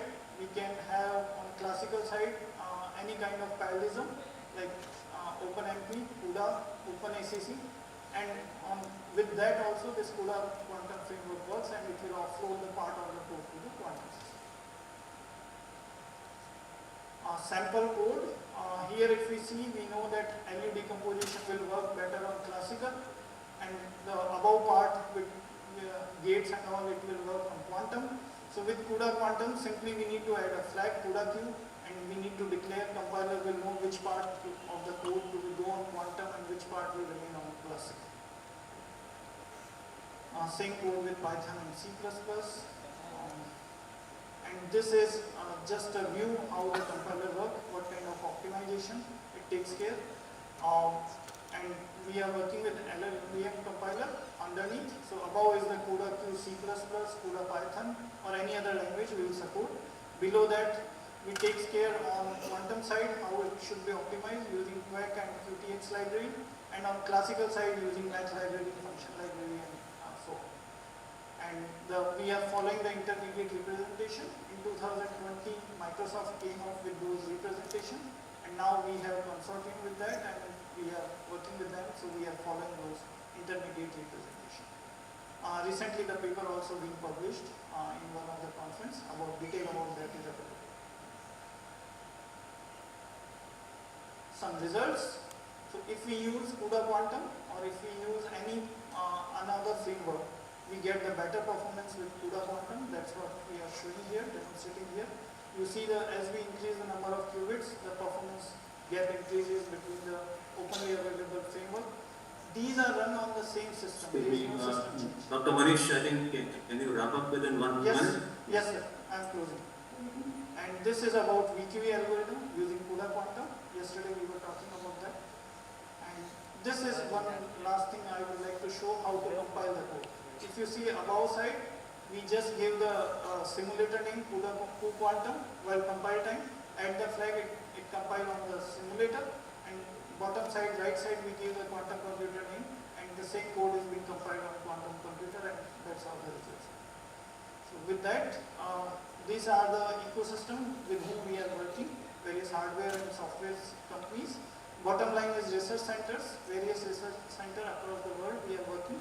We would like to start working with in India also actively. Already we are working with C-DAC, but many other research institutes we would like to engage. So with that, I would like to close and just want to say that just now the Nath sir in beginning said that EU, many things happening. We are actively working with EU, and you may see the recent news on that, and we would like to happy to start with that. Thank you. Thank you, Dr. Manish. The floor is open for questions.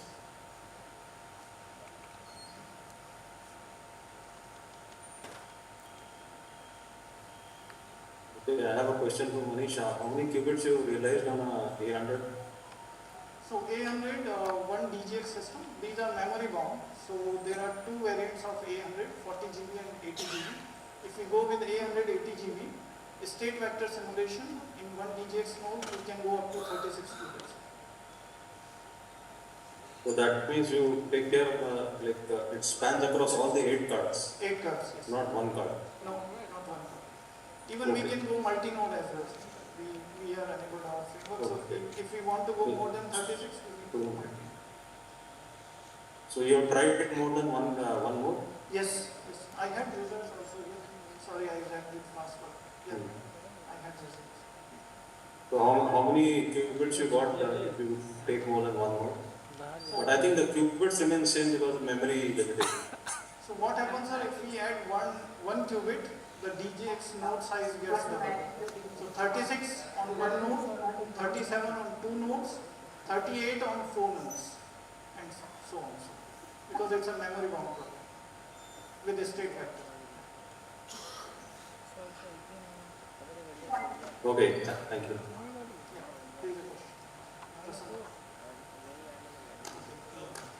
Yeah, this is a general common question.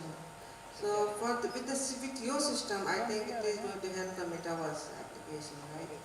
So my question is, like for example, the movie Avatar that is made in like 12 years. With your system, how much time it will take to produce?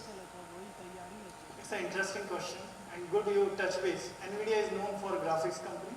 We started in 1993 as a graphics card company. Around 2006, we started using that graphics card capability into the number crunching. Then we came to HPC, and after 2012, after winning one competition, we are in AI, dominating in AI, and in quantum we started 2020. Now to answer your question, I do not have right answer how much, but day by day we are improving the speeds. Now the ChatGPT and other model, they are simulating with higher parameters. We are simulating them in many weeks rather than months, training them and inferencing them. So that is a specific question. I can't answer now, but we can take offline. So let's say hardware accelerators, if we're talking about, are you working on, like currently the work is about simulations, quantum simulations, right? So are you working on specific quantum hardware simulations as well, like let's say for specific algorithms? So yeah, that's a right terminology. Quantum simulation on classical system, that's what we are showing. Actual quantum computer, they are coming, but they have their own, what you say, they are upcoming and they have their own limitations. We are working there, but right now what we are showing is on simulation on classical system. Okay. I have a couple of questions.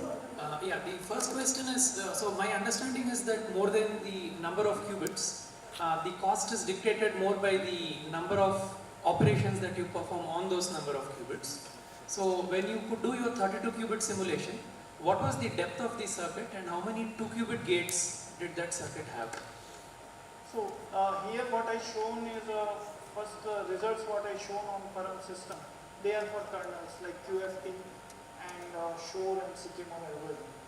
And there I did the study, gates were limited, 4 or 5 gates only, not much.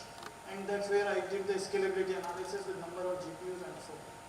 So yes, you are right, if we increase the number of gates, the depth increases and then the cost increases. That is right. So we shown the results for volume depth 10 for some preference results we have shown. Oh, so you didn't do a 32 qubit QFT, you did it on a lower qubit and then you scaled it up or something? No, I did from 16 qubits onwards, I did the scalability analysis up to 32, even 36 I did. Oh, I see, okay, thanks. The second question has to do more with just asking for your elaboration on the tensor network slide that you presented. Yeah, so this is the algorithm for tensor net, done by Lawrence Livermore, some paper was there. They came up with 250 qubits initially that one can go with the tensor network. Then NVIDIA team worked on that algorithm. We further scaled it up and now even we can go up to 10,000 qubits on that. That is a paper published already on that. And we can share results or we can take offline. Today I wanted to elaborate on that, but it's okay. Thank you.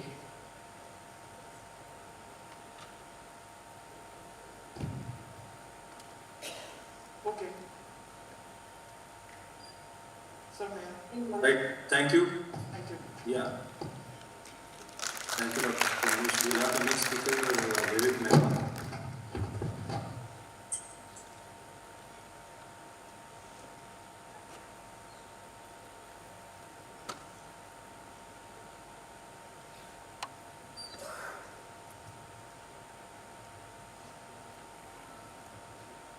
Well, thank you to the organizer for extending the invite to me. And today what I'll do is, I'll talk about a particular simulator, an indigenous simulator that was built in collaboration with ISQCI, C-DAC and IIT Roorkee. So the important aspect, so this simulator is actually called as QSIM, and this quantum simulator actually, it's what you can say, it's made up of two parts. One is the actual quantum simulator that can simulate noisy simulations, okay, and a front-end part that brings out the functionality of that simulator and put a UI UX on top of it so that people can access it very easily. So now you all know that in classical, in the standard formulation of quantum mechanics, the state is represented as a vector in Hilbert space, right? And if you evolve these states, you perform unitary transformation, and it's deterministic, and it's it moves forward, and you get the results, right? But these kind of systems that are represented by our state vectors, these can only be used for running simulation for a system that are in a pure state, right? A closed quantum system, and they can only mention in the pure state. But if you want to simulate a system that runs a simulation that the quantum system interacts with the environment, so it will be a mixed state. So you cannot specify those or simulate those systems using the the normal state vector simulator. So that's why the QSIM was made as a density matrix simulator at ISC, and C-DAC team and IIT Roorkee team built the algorithms, like IIT teams built the algorithm around it.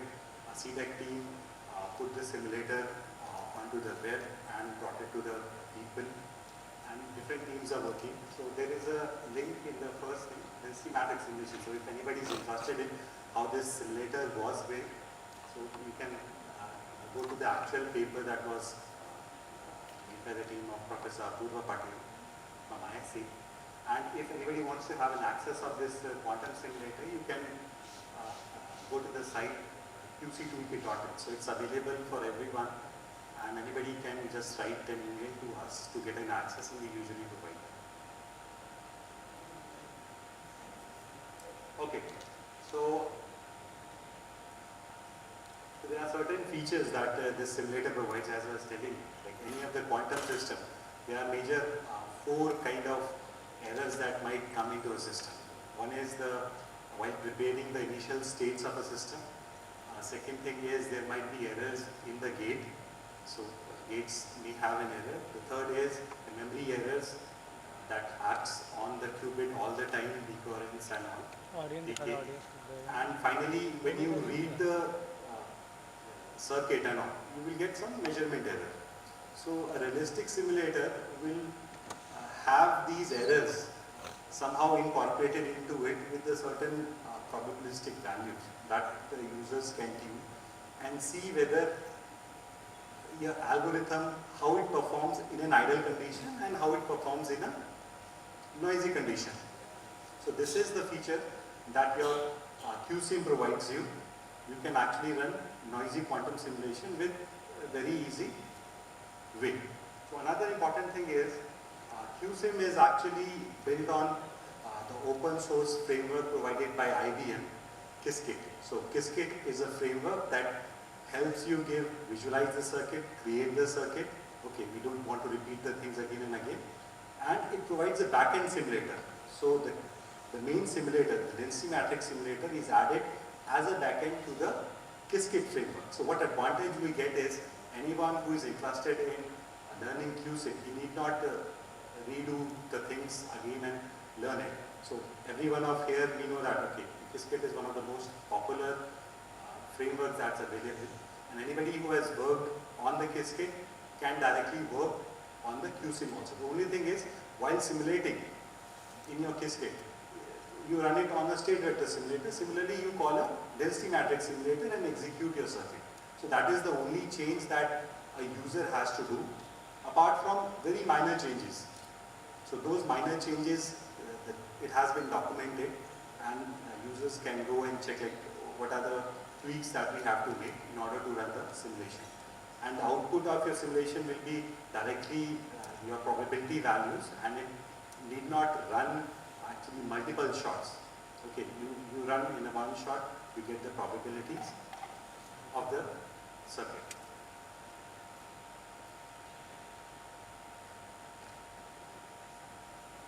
Okay, so this is how it looks like. So you have a nice UI where you can choose the value of your errors, like you want to introduce, with the decay, decoherence and all. If you, the one value signifies that no error is there, but if you change the value, it signifies that you are introducing certain probability of error into it. And you have different kind of measurement options available. Single qubit measurement options are available. You have bell basis measurement, ensemble measurement, and all these can be configured through a UI. So both way it can be done. You can directly edit the program, or you can use the UI for it. Okay. It also comes with preloaded algorithms. As I said, like there is a library and repository available in the site that can be used. But because we say that it's based on the Qiskit framework, so any algorithm that's already been implemented on the Qiskit can easily be ported or run onto the QSIM with very minor kind of changes. Just the thing what changes is how you submit a circuit and what is the format of the result you get. Okay, so in Qiskit you might look for the counts value, but here you don't look for the counts value, you might look for the probability values, because it will directly give you the probabilities. And you can visualize the results like with errors and without errors. So if I run a very small example, if I make a adder circuit to add two numbers, and if I run in the QSIM, I can run it that okay, without errors, if I want to run this, what will be the output, and with errors. So you can tune each and every error and get the output. You can get the value like whether my output is within the threshold. If I have certain kind of noise introduced into the system, whether my result will be correct or not. So this is important. Why? Because all the devices that are coming here are like the error. So error is there in that. This error that is ongoing. So even if I design an algorithm, I run it on a simulator that gives me ideal result. That algorithm will not work on any device that you want to run. So if you want to understand the behavior, you can model that error behavior in the simulator, and you can know that okay, what improvements I can make in the algorithm so that it works on the actual device. So all this thing is done on a backend on a Param Shakti machine. So right now the QSIM is integrated with Param Shakti machine. So any simulation that you enter, it goes back to an HPC system where it runs and gives back you the result. So it's been already done and tested. So this is how the interactive UI looks like. So this is, so here to mention, we don't have a IPython notebook kind of an interface. The reason for that is because it works on a job kind of thing. So it does not work interactively. You submit a job, the simulation runs, and it gives back you the result. So that way it works. So to integrate this job-based system is kind of a tricky when it comes to your IPython notebook and all. So we have this kind of thing. So to get the access of QSIM, you can just throw an email to us at qcworkbench@c-dac.in with some details. So you will get an immediate access, you can work. Okay. And another way is you can directly access your QSIM through ePraman account. So this is a single sign-on service. Usually people use it for getting access to multiple services from the government. So if you already have that access account created, you can directly use that account to access QSIM.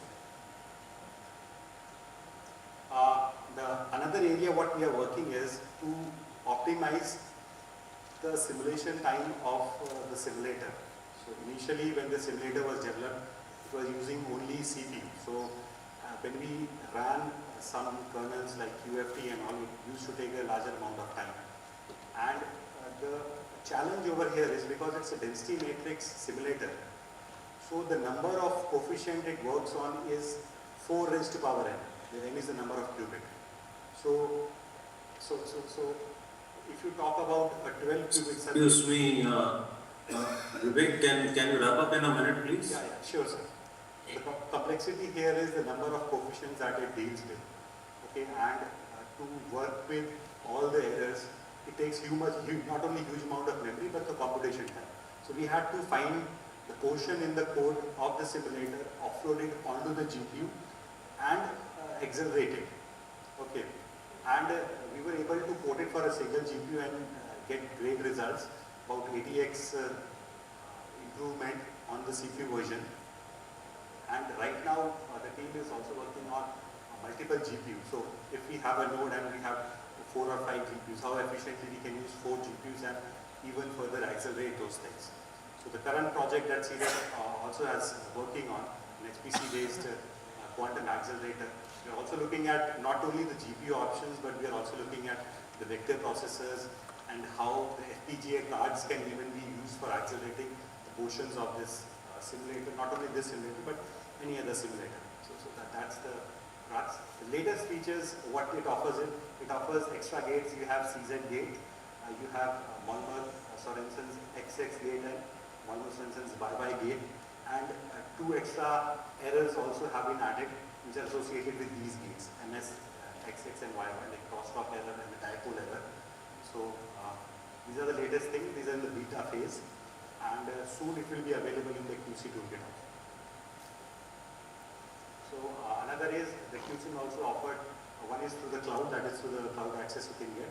Another one is this can be actually put onto a desktop supercomputer and people can work onto it.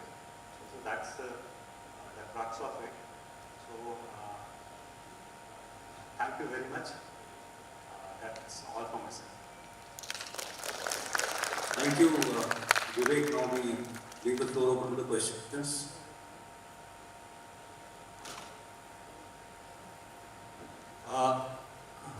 I have a question, by the way. Yes. So you are talking about the noise model of your system, right? Noise that you have simulated in your system, the noise models. You are talking about the amplitude damping, the phase damping channels, and the sort of depolarizing channel. Those sort of elements. IBM it has their noise model inbuilt that is in place, right? So how do you know in physical system how the noise is going to appear? How you will simulate that particular thing in your system? Are you banking on their data, or you have created your own noise model on top of those sort of data? What is your own contribution of that? Yeah. How do you simulate that particular thing? Yeah, actually the noise... And you cater different hardware as well, and the backend. No, not really all the hardware. This is a quantum computer simulator. No, that is fine, I understand. Right. So the error models are simple probabilistic models that are available. Like if I have a rotation gate, so how do I put a rotation error in that? So if I have a C0 gate, how do we put a error in that gate? There is a gate fidelity you are talking about. Right. But what about the noise model? The amplitude damping, the phase damping, the depolarization channel effect that comes into the picture, and in actual circuitry, that is going to affect your system. When you create your gates and all these things submit to your quantum computer, how the things are going to respond in actual system? How do you simulate it in your system? That's a tricky question actually. So what I understand is, like the Professor Apurva has provided these models according to that. So, but these gates or error probabilities, so we can actually put some error and decide whether this gate fidelity is correct or not. So if that gate fidelity is right, we can actually design that particular gate. That kind of small testing can be done.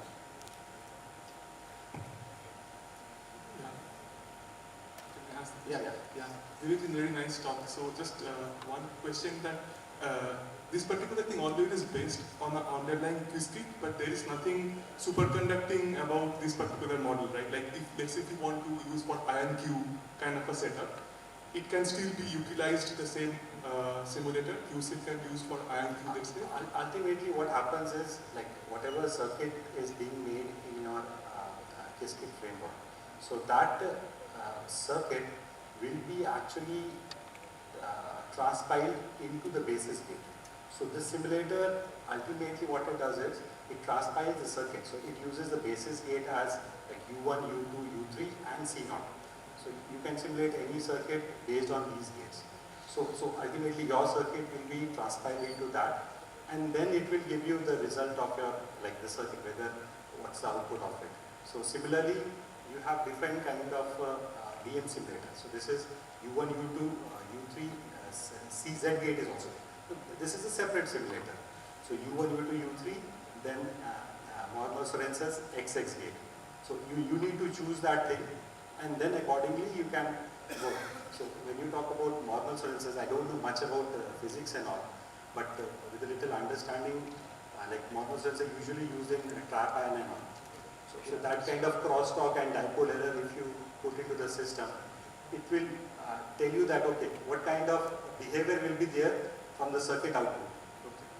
So this question just came from the point that Kandan Nath was asking that if you have to compare, let's say, between different technologies, okay. So just a thought came that, let's say if you put the error models in the same QSIM and simulate it for, let's say, an ion trap system and put the different error model for superconducting, can there be a comparison which can come out from the simulator itself? So that's the... I'm not really sure about that. Okay, yeah, yes, we can take that offline, but yeah, yes, you can consider the suggestion. Thanks.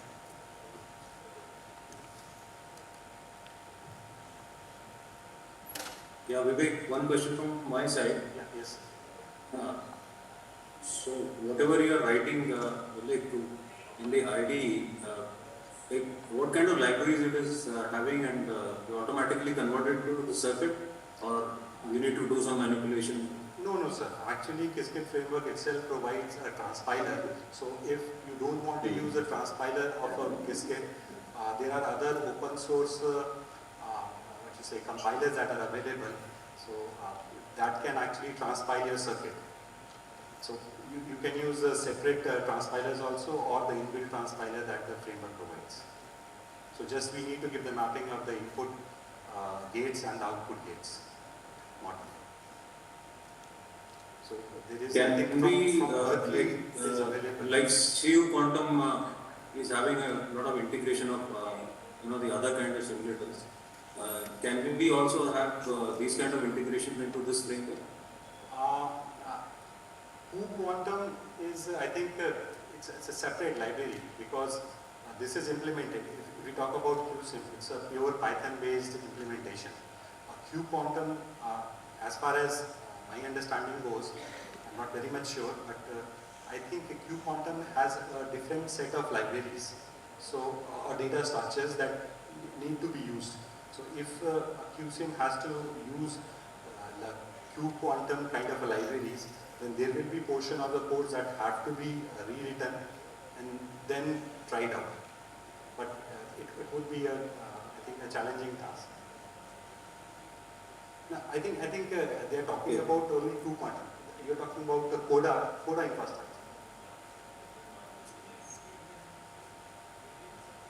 In general, any integration with the other frameworks which are available? Just giving you an example of Quantum. I think in the other CODA, because CODA actually it supports like multiple simulators from Qiskit also. But the underlying algorithms, how it is implemented, it's very crucial. So to map the underlying algorithm to their libraries, I think that we have to look at it. Like how the same libraries can be used, what are the challenges? Because right now it uses NumPy. So changing the code from the NumPy to the CODA library, and what implication it will bring in. So that only time will change. Tell unless we experiment it, we cannot be sure for that. Okay, thank you. Thanks. So any other questions, or we can go on to the last speaker? Right, we invite the last speaker, Vishant Shekhar.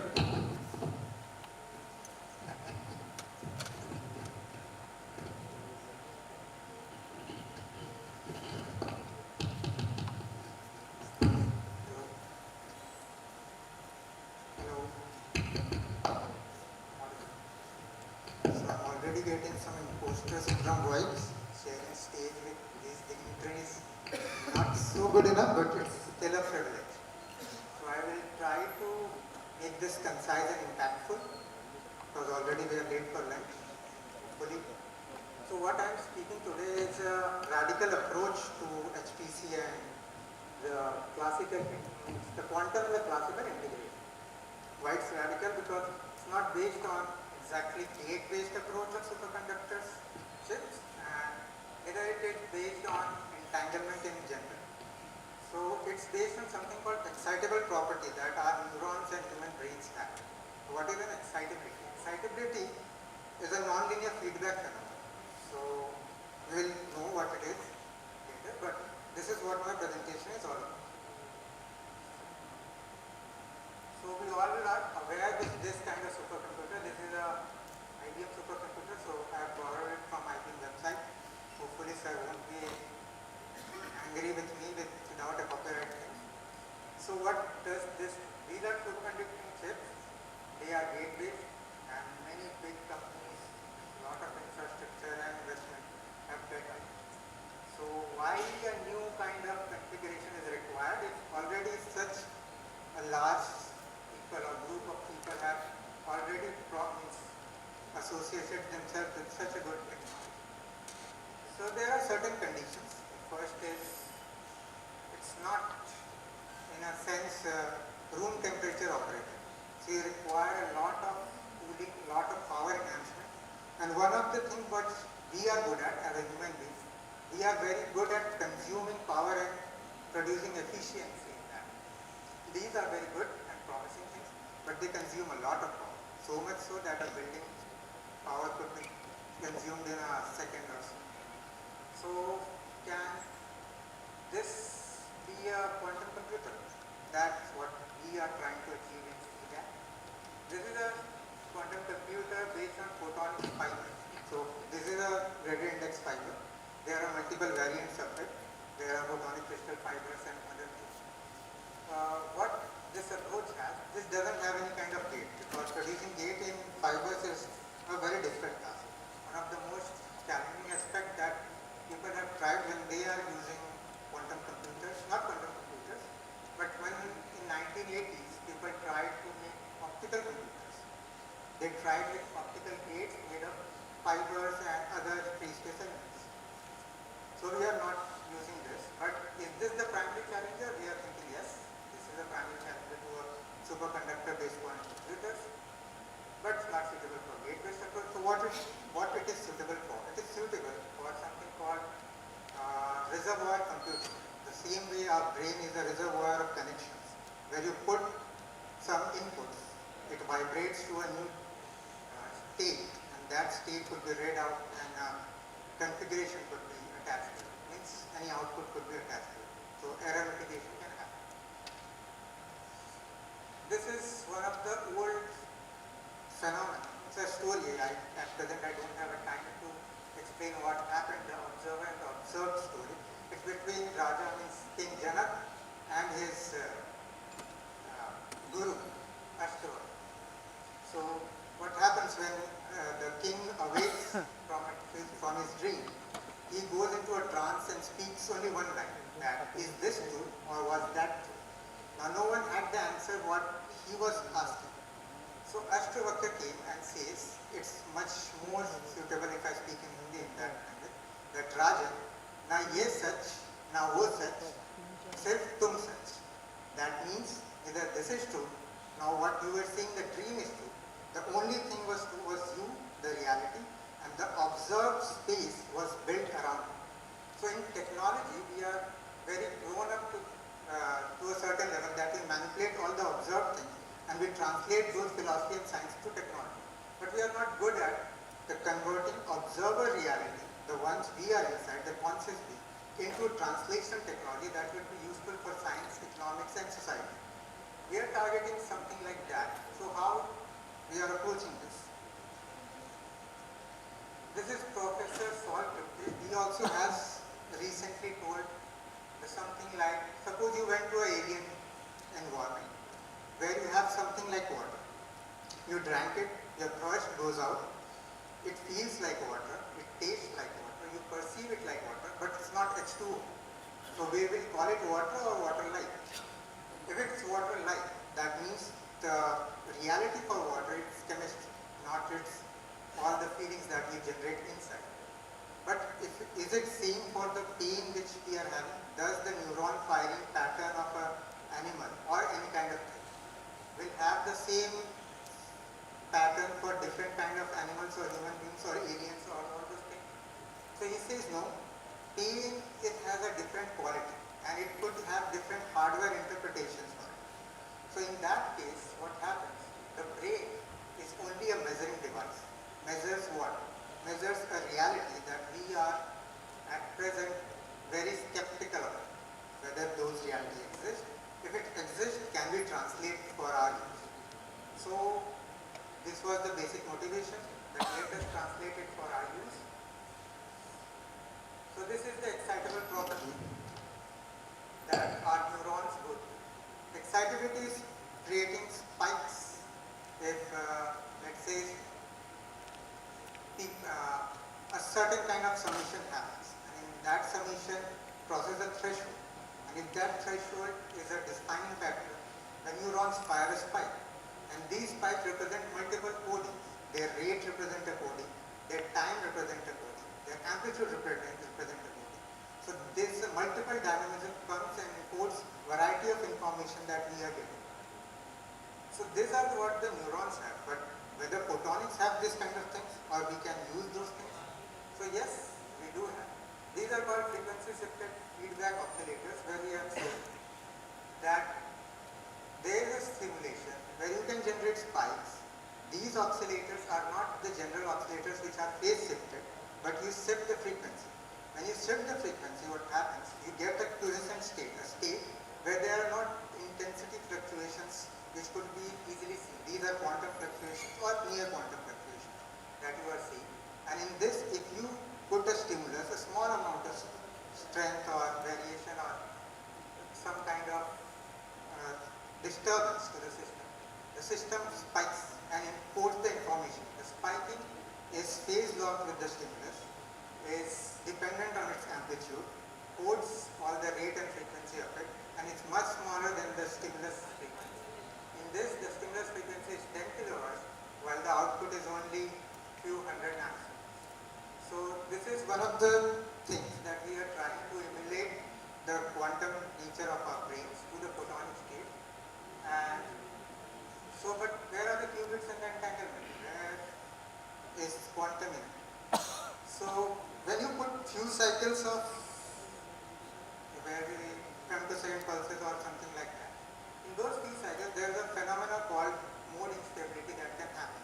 These mode instability is jumping of one photon or few photons from one mode state to different mode state. These are probability distributions, means these are modes, but for those single or few photons, they act as probability distributions. These become the qubits, but at present these qubits will be bunched in a pulse which are time phase and phase matched with the stimulus frequency. So this is the starting point which we and C-DAC are taking forward, and hopefully this we will translate in some time with the help of the young group that we have, and we are trying to, I won't take more than that because there is more details to it, that what kind of frequency happens, how these all things appear, how it will integrate with a classical thing and all those most complex topics, but this is the general direction that we are taking. And so thank you for listening, at least for 10 minutes to me. Yeah, thank you very much, Nishant. It's a real innovative way of thinking, and you set us all thinking about this new way to realize qubits. And I wish you all the best. All these kind of innovations will one day probably result in different kinds of technologies and render all these big hardware like the dilution refrigerator and all these things obsolete. So I think it's a real good beginning you have made, and you must continue in this field, and you must collaborate with others who are having similar ideas all across the world, so that you can take it to some logical conclusion. Yeah, any questions, anybody?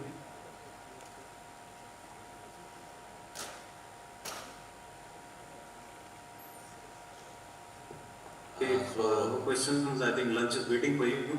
And okay, there's a question.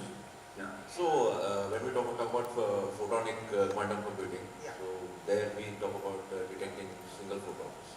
Yes. So, but here I can see you're taking that signal on a CRO, and you're probably not I'm not single working on photons. single photons and their entanglement. I'm working on high correlation systems. Okay, there are faint pulses. They can have some photons. The correlations are not as good as the entanglement. So you can say it's a match between quantum and neuromorphic circuits. It's a collaboration between these two. Probably you are doing the same thing, if I understand correctly, what our eyes are doing. Yes. Because our eyes also sense a photon, and then they encode and they do this. This idea comes from audio encoding of bats, the way the bats encode and decode their radar, and our retinal scans, the way we capture movement. Probably that's problem.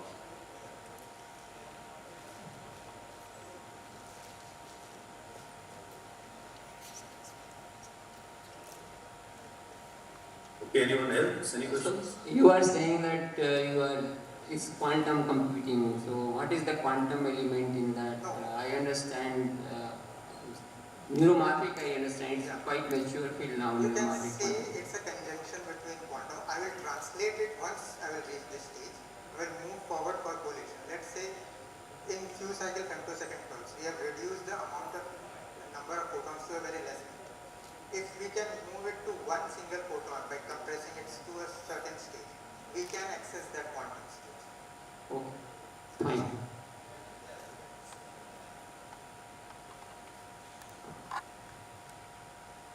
It's very nice and it's like a novel task, work that you are doing. Do you have any nonlinear element as part of No, we the are system? using the fiber itself as a nonlinear thing. Okay. And plus, right now we are not exploiting the nonlinearity in the way Kerr effect happens. Okay. The nonlinearity comes from the Doppler shifting that I have not shown. There is a Doppler shifting effect going on inside through acousto-optic or electro-optic modulations. I see. So those are, because the time limitation was there, so Okay, I see. Because some nonlinearity should be there and that shows yes, up. the nonlinearity comes in a different fashion. Okay, great. Thanks. Nice work.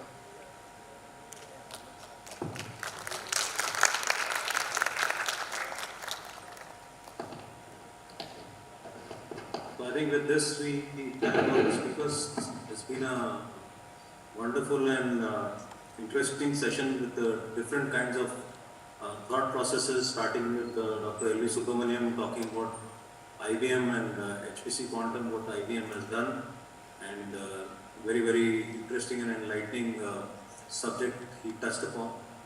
Then Dr. Manish Madani about the various innovations NVIDIA has made in the Q quantum and the other areas. He's demonstrated all the kinds of results which are very encouraging and good results. Then we had Vivek Nanwal on the QSIM, really detailed and elaborate talk about our own homegrown simulator, which is quite at par with what is happening in the world. And I think a good way to develop and get into it's a good gateway towards quantum computing. And I think it has paved way for much more developments in that area. And I'm sure they will come up with different variants which are more and more improved and more integrated with other platforms. And lastly, about Nishant, very innovative new technology has talked about. So all in all, a very interesting and engrossing session. So thank you very much. And you can go ahead with your felicitations. Thank you.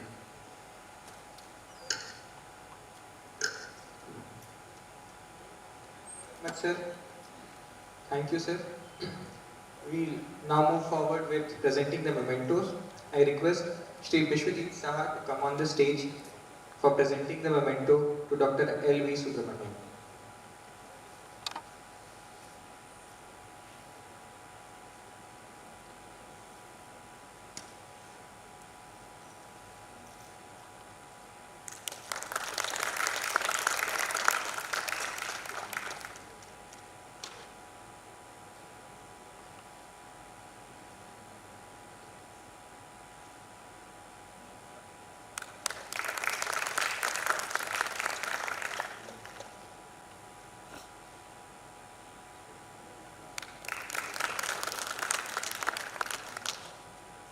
I request Shri Anupam Chandra to come on the stage to present the memento to Dr. Manish Madani.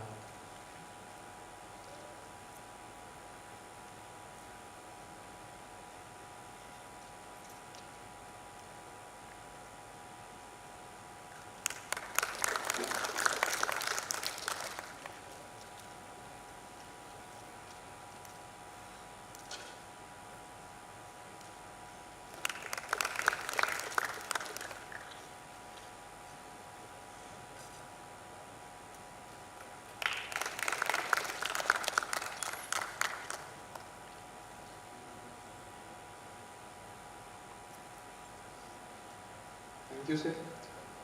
I request Shri Samya Bhaumik to come on the stage and present the mementos to Shri Vivek Nanwal and Shri Nishant Shekhar.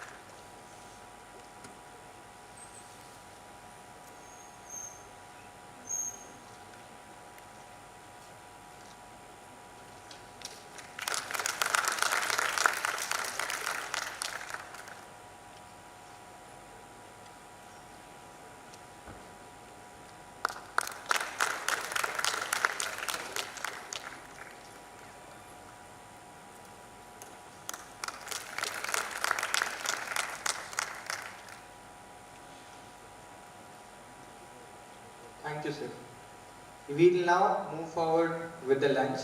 I'm sure all of us are very much hungry and need some more energy for the next session. We'll break for lunch for the 30 minutes. Please try to wrap up with your lunch within 30 minutes. We'll start again at 3:45. I request the participants and the attendees and the dignitaries can go for the lunch. BHU students are requested to wait for a while in the hall.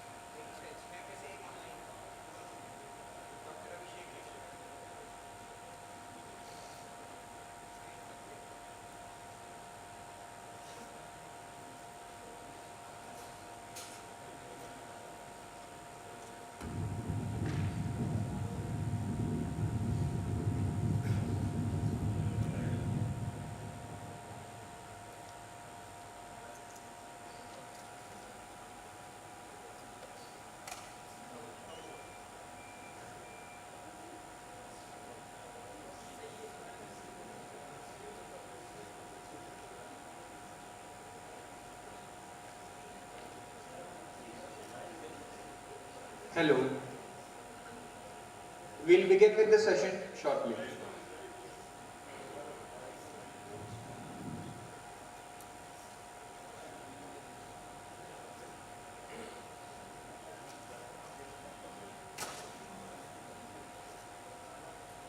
Dr. Abhishek Dikshit, can you hear us? Yes, I can hear you. Yeah, sir, we'll begin the session shortly. People have returned back from the lunch. We are just setting up the stage. Sure, no issues.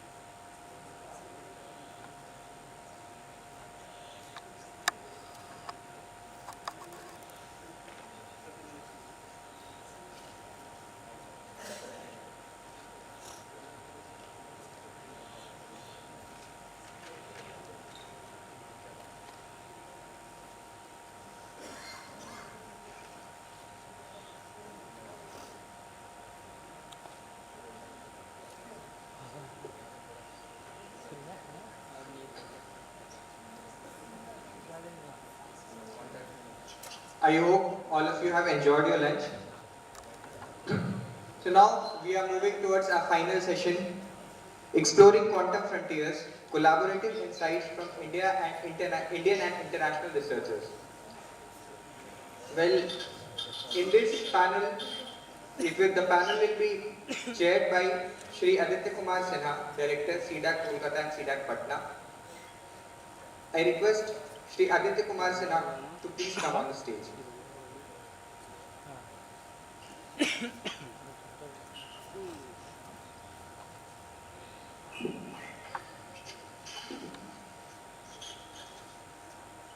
you, sir. The other members of this panel discussion are Dr. Abhishek Dikshit, Professor from IIT Delhi. He has joined us online. Shri Biman Chattopadhyay, Co-founder, Confluence. I request him to please come on the stage. Dr. Raghavendra V. from ISQCI, he is a research scientist. Dr. Ranjit Havaldar, he is a scientist at CMET, Center for Materials Electronics Technology. And Shri Vivek Rai, Head Strategic Business in Media.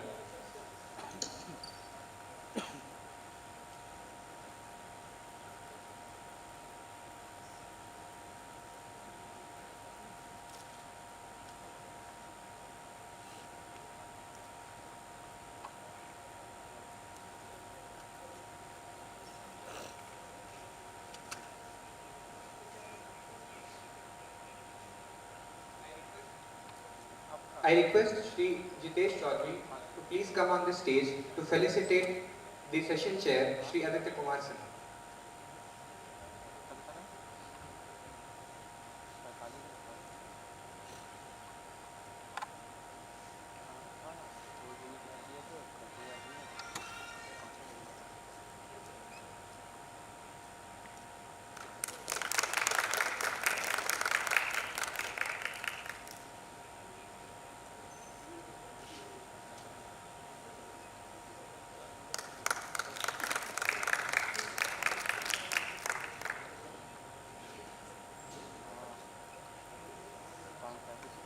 Thank you, sir.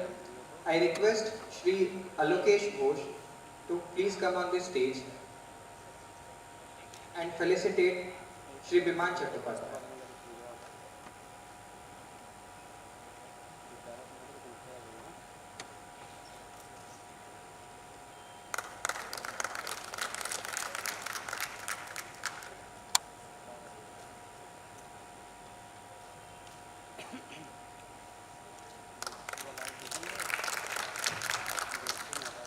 Thank you, sir.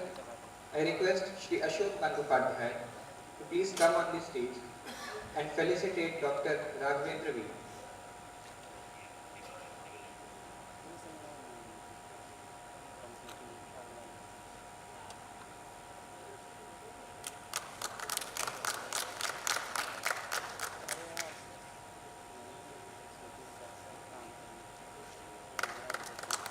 Thank you, sir.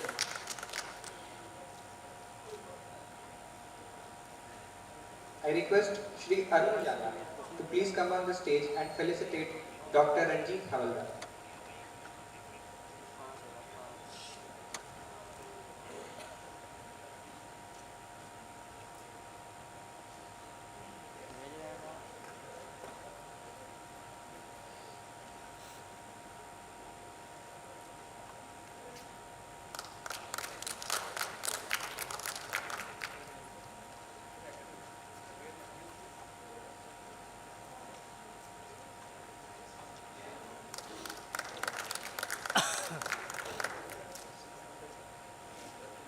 I request Shri Niladri Saha to please come on the stage and felicitate Shri Vivek Raj.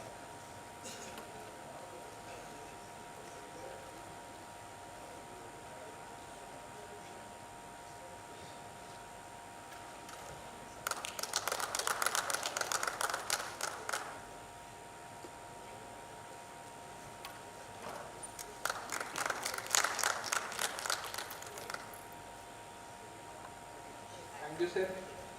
I now hand over the session to the session chair, Shri Aditya Sinha, to take it forward.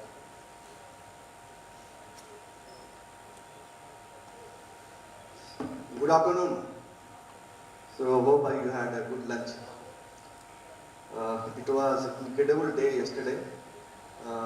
Had a host of speakers, experts, given their views, lot of technical know-how we were able to learn, and continued with the same speed today. Until till now, we have a very what you call energetic and knowledgeable sessions we had till time, and on varied topics. Topics ranging from different technical aspects to the consciousness, to the security. We also talked about the Vedantas, many more things and all, the kind of expectations, the academia, that how we have to develop the manpower, all those kind of things we have thought of or discussed in 2 days sessions. Morning session was incredible when we have General Sukla had talked about number of things. In fact, he has talked about expectations that we need to set it up. So one expectation he has talked about the innovation bridge. So bridge between the various entities, various stakeholders would like to contribute in the quantum side, whether it's academia or research institutions or industry or the what you call the startups. How we have to have a kind of collaborations between all of them together we have to build the system on the work towards the quantum system and get the fetch the maximum benefit out of that. So this is the panel discussion, last panel discussions for this entire symposium, and I'm really thankful for all you have a kind of present listening to all the sessions, and really thankful to all the experts who have contributed for this particular symposium. And let me tell you that all of them had responded to us in only the first call, and hardly we have people who have refused unless until they have very, very urgent work. So that was the kind of interest has been created by this symposium, and now we are frontiers, collaborative insights from India and international research. This particular symposium is not in isolation. We had two before, one at Pune and one at Bangalore, Mysore in fact. And we had many people who had joined for those workshops, and there we had people coming from all across the world, and we had a very nice discussion. And moving forward, we have this symposium today, yesterday and today, and now we have the host of experts from academia. We have Dr. ISQCI, Professor IT Delhi. First, we would like to listen from him and the expectations what he is having with the industry and the research organizations. Okay, so let us start from him and take his views. We will try to complete this session by within 45 minutes. It's already getting late, and almost more than 1 hour late. So try to finish by within 145 minutes. To maximum 7 to 8 minutes we can give to all the speakers, and try to apply that time for the maximum which we can give from your side. Thank you. Dr. ISQCI.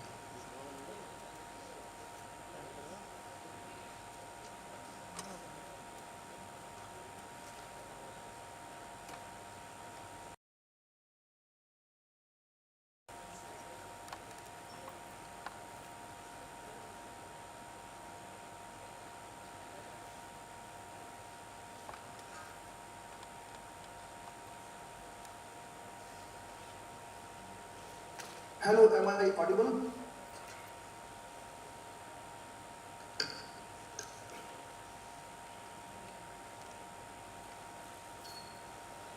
Yes, you are audible. Can you hear? Yeah, you're audible. Okay. Okay. So shall I start? All right. So I'll take that for Please go ahead. So yeah, okay. So good afternoon, good evening everyone. I am Abhishek Dikshit from Electrical Engineering Department, IIT Delhi. And I'll briefly talk about quantum computing, the hardware perspective especially. Okay, so I can't see the heading of my slide here. So basically we want to look at from the very high level how many kind of quantum computers are there. So my talk, my presentation is really at the basics level, and I'll try to introduce later on what kind of research we are doing. Sorry if it doesn't fit the expectation. So we talk about simulators.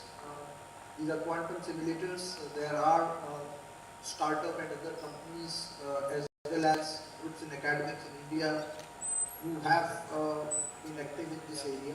So these typically run on classical computers. Then there is a category of annealers, quantum annealers, which use specialized algorithms. The real thing is the general purpose quantum computer, which requires the true hardware for quantum computing. The way I see this entire thing is that a quantum computer is a strategic asset for the country. I don't see it as a high volume consumer product like a mobile phone, desktop, or laptop. So that would explain that why there is not so much industry presence. There are few industries which are in this area, but certain industries would not be getting into this this kind of work. So quantum computer is useful only for a few specialized problems, and I don't expect it to replace classical computers ever. Those specialized problems could be related to security, encryption. I've just given some examples: chemical material synthesis, different kind of stochastic modeling, right? Stock market, weather, etc. Right? So these are some of the problems that I could think of where quantum computers are required. If I go a little bit into the background of quantum computing, so we can start with a classical bit. Right? It's a memory storage element like a flip-flop. As I promised, I'll talk about hardware side. A flip-flop has two stable states. It can go to voltage high or voltage low, which we call typically 0 and 1 in our binary language. So one classical bit can represent one of the two possible states, being 0 and 1. If you take two classical bits, you can go to one of the four possible states, and classical bits similarly will give you to the n possible states. Right? So for instance, if you have four classical bits, you can represent 8 states. Right? No, 16 states. Okay. Now quantum bit or a qubit, and notice the sign I have used here. This is a TET notation in quantum mechanics. So it can have one of these states 0 or 1, which is not exactly the same as this 0 and 1. So in quantum language, we can have states 0 and 1 for any linear combination of these two states, right? Such as A0 plus B1. And then there are various different kinds of states that are already predefined in quantum information theory. People who work in that area, they can actually spend much more on this. So in a nutshell, a qubit can represent exponentially higher number of states for the same number of bits. So for certain complex problems, when you are designing a finite state machine to implement certain algorithm, you may require many states, and that sort of a problem can be easily implemented using a fewer qubits compared to a classical bit. So that's the reason why quantum computer is expected and is described as a far more powerful computer. So I hope I've given sufficient background on why we are interested in quantum computer and what it is. Now, in order to make use of the multiple states, qubits need to be placed in superposition state after initialization, so that you achieve a linear combination of these states. And then there is again, quantum information theory describes what kind of states can be there and so on. From hardware point of view, a quantum state is fragile, right? So any kind of noise, any kind of noise originated from thermal sources and so on can disturb, and your qubit state can be lost, right? Once it is in superposition state. So you are typically looking at extremely low temperatures, typically in the range of 10 millikelvin, 1 Kelvin, and it requires very complex, large hardware setup for cooling these enclosures. And that's the reason why I said 2 slides ago, there is not a high volume consumer product. So everyone can't roam around with a dilution refrigerator and a cryogenic cooler, for instance. Right? So this is always going to be set up like a supercomputing facility where you have a quantum computer which is through cloud can be accessed by multiple organizations. So that's the anticipation from this. Because the thermal energy is, we are trying to lower the thermal energy so much, wiring and interconnection of qubits is very critical in this area. Another piece of information is that measuring the qubit typically destroys its state. That's how quantum mechanics works. There is a famous thought experiment by Schrödinger with the cat that says the same thing. So a qubit needs to have a copy where the same information is stored, and that's what we call entanglement. So we can only work with entangled qubits if we want to do a real computation. So all of this requires large research funding if you want to even start with basic measurements on the hardware, you can easily consume 10 crores or even higher funds. This is a challenge which we have been facing in academics since 2021, the first time the pandemic hit us, and a lot of funds were actually repurposed by the government, and situation has not drastically improved since then.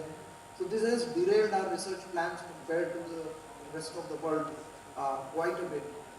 Now with the National Quantum Mission, things are expected to go back on track. So if I look at the status of research, we look at superconducting qubits, which give you a large coherence time. They can operate at slightly higher temperatures. This kind of superconducting qubits kind of work is led by IBM globally. Google is also heavily interested in this. In India, TIFR is leading this work.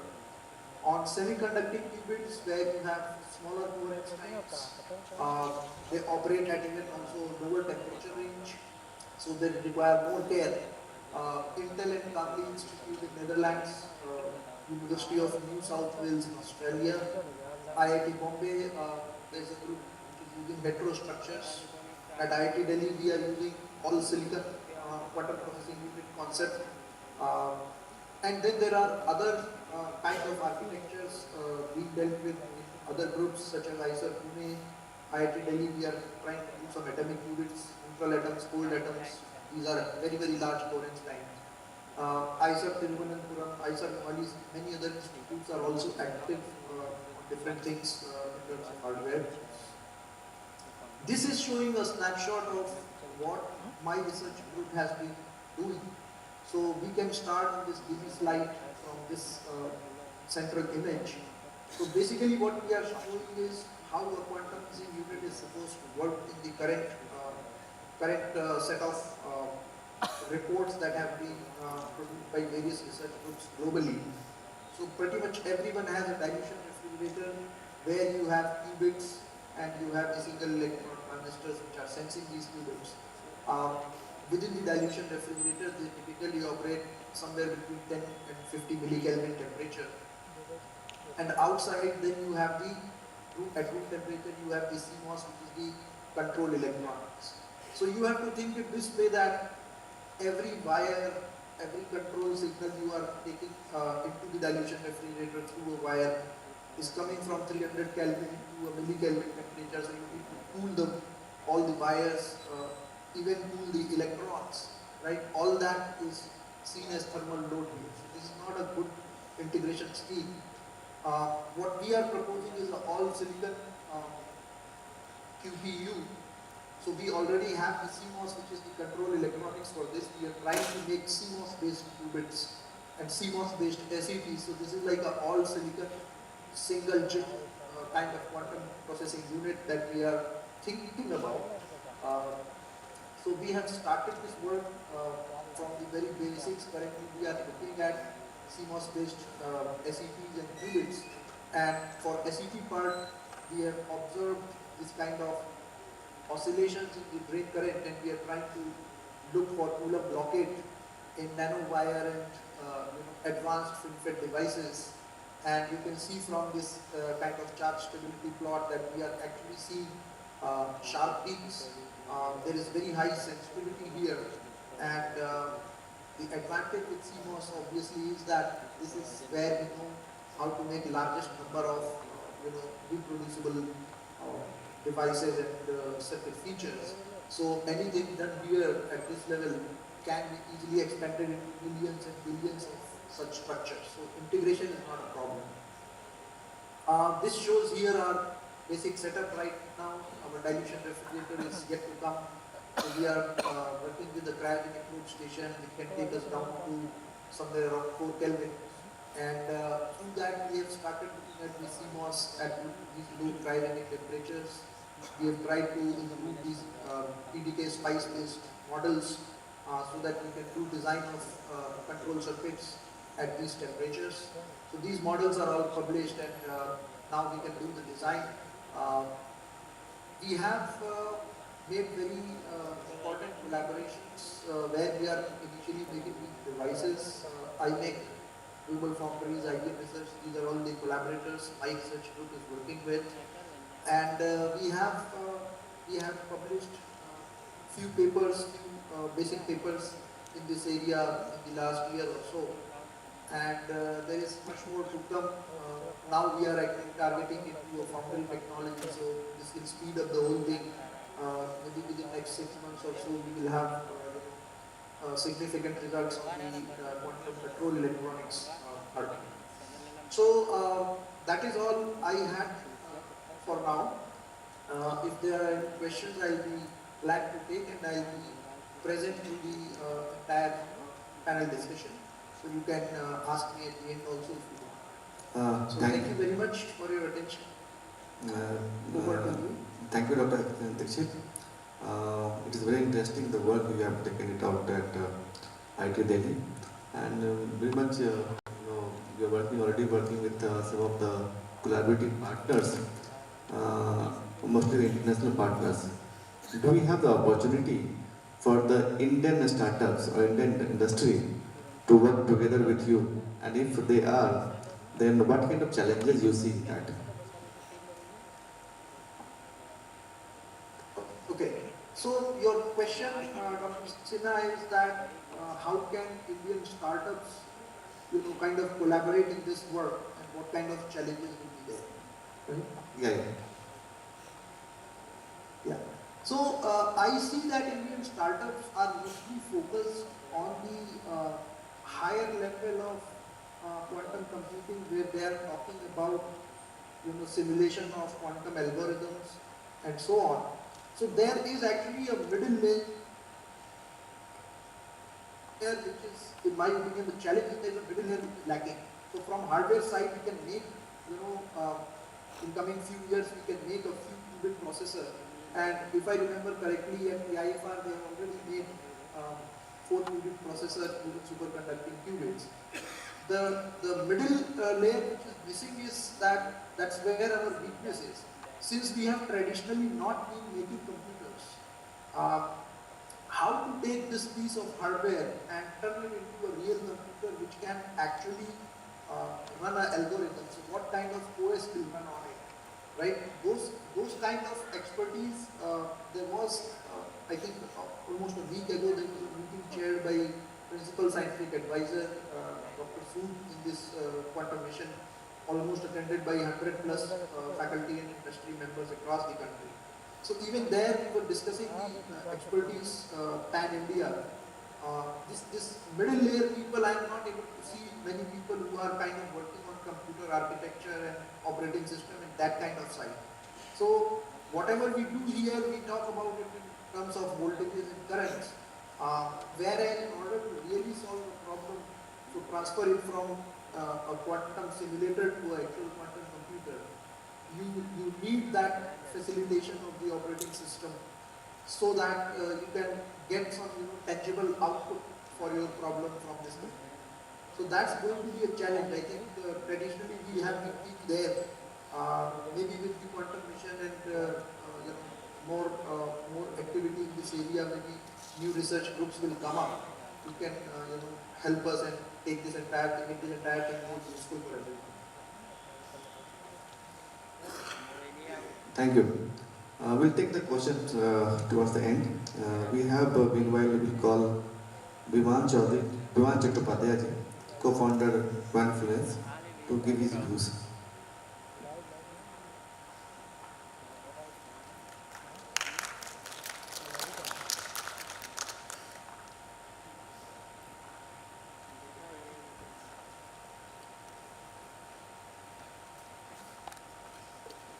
Hello. Yeah.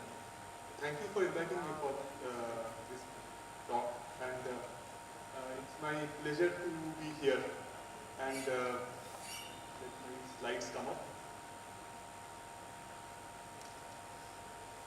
Yeah. Okay. So today I'm going to talk about photonics quantum computing. So most of the talks that we have heard till now, you see that there is a focus on very cold temperature requirement, talking about superconducting and using trapped ions and such techniques.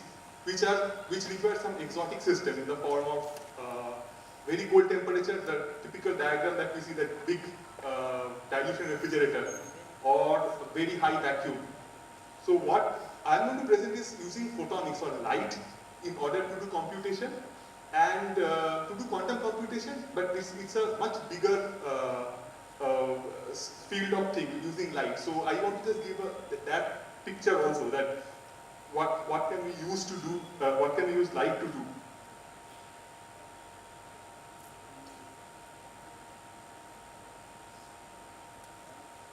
Okay, so to give the perspective of all the different approaches by which quantum computing happens, okay, so we get to hear superconducting, trapped ion, then cold atoms. These are things that we have probably heard more often, especially in this conference also. But there are other techniques, for example, photonics, okay, then color center, which is also kind of a using light-based, light matter-based system. So there are other systems that are there. Now the thing is, for example, superconducting requires a lot of cooling, that is, which kind of limits its scalability. Of course, you can scale on those computers, but you have to scale using some hybrid technology. Like you have to make multiple systems talk together through some hybrid, maybe transduction going into some other signaling and then come back. Whereas there are two different techniques that are like having the advantage of scalability. One of them is photonics and the other is silicon spin. Silicon spin is kind of where you actually use techniques like what the transistors are typically used. And the other is photonics. So I think these, we can say that these are the ones which has a potential of natively scaling, okay? And in that, I would say photonic has a little bit of advantage on top of that, because whenever you want to, let's say, scale something, you actually go to light.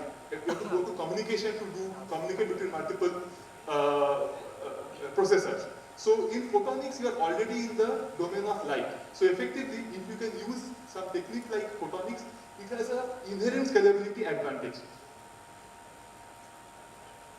So I'm not sure whether it's probably not very clearly visible. So I think several advantages, like for example, path to scalability. Then the fact that the technology of optical fibers, okay, is something that has been the backbone of our communication technology. So there are lots of technology that are part of our communication network, which can be repurposed, which can be used. A lot of those technology can be used for making a photonic computer. Okay, so you can actually leverage on techniques that are already there and build on top of that. So, like for example, building blocks are already available.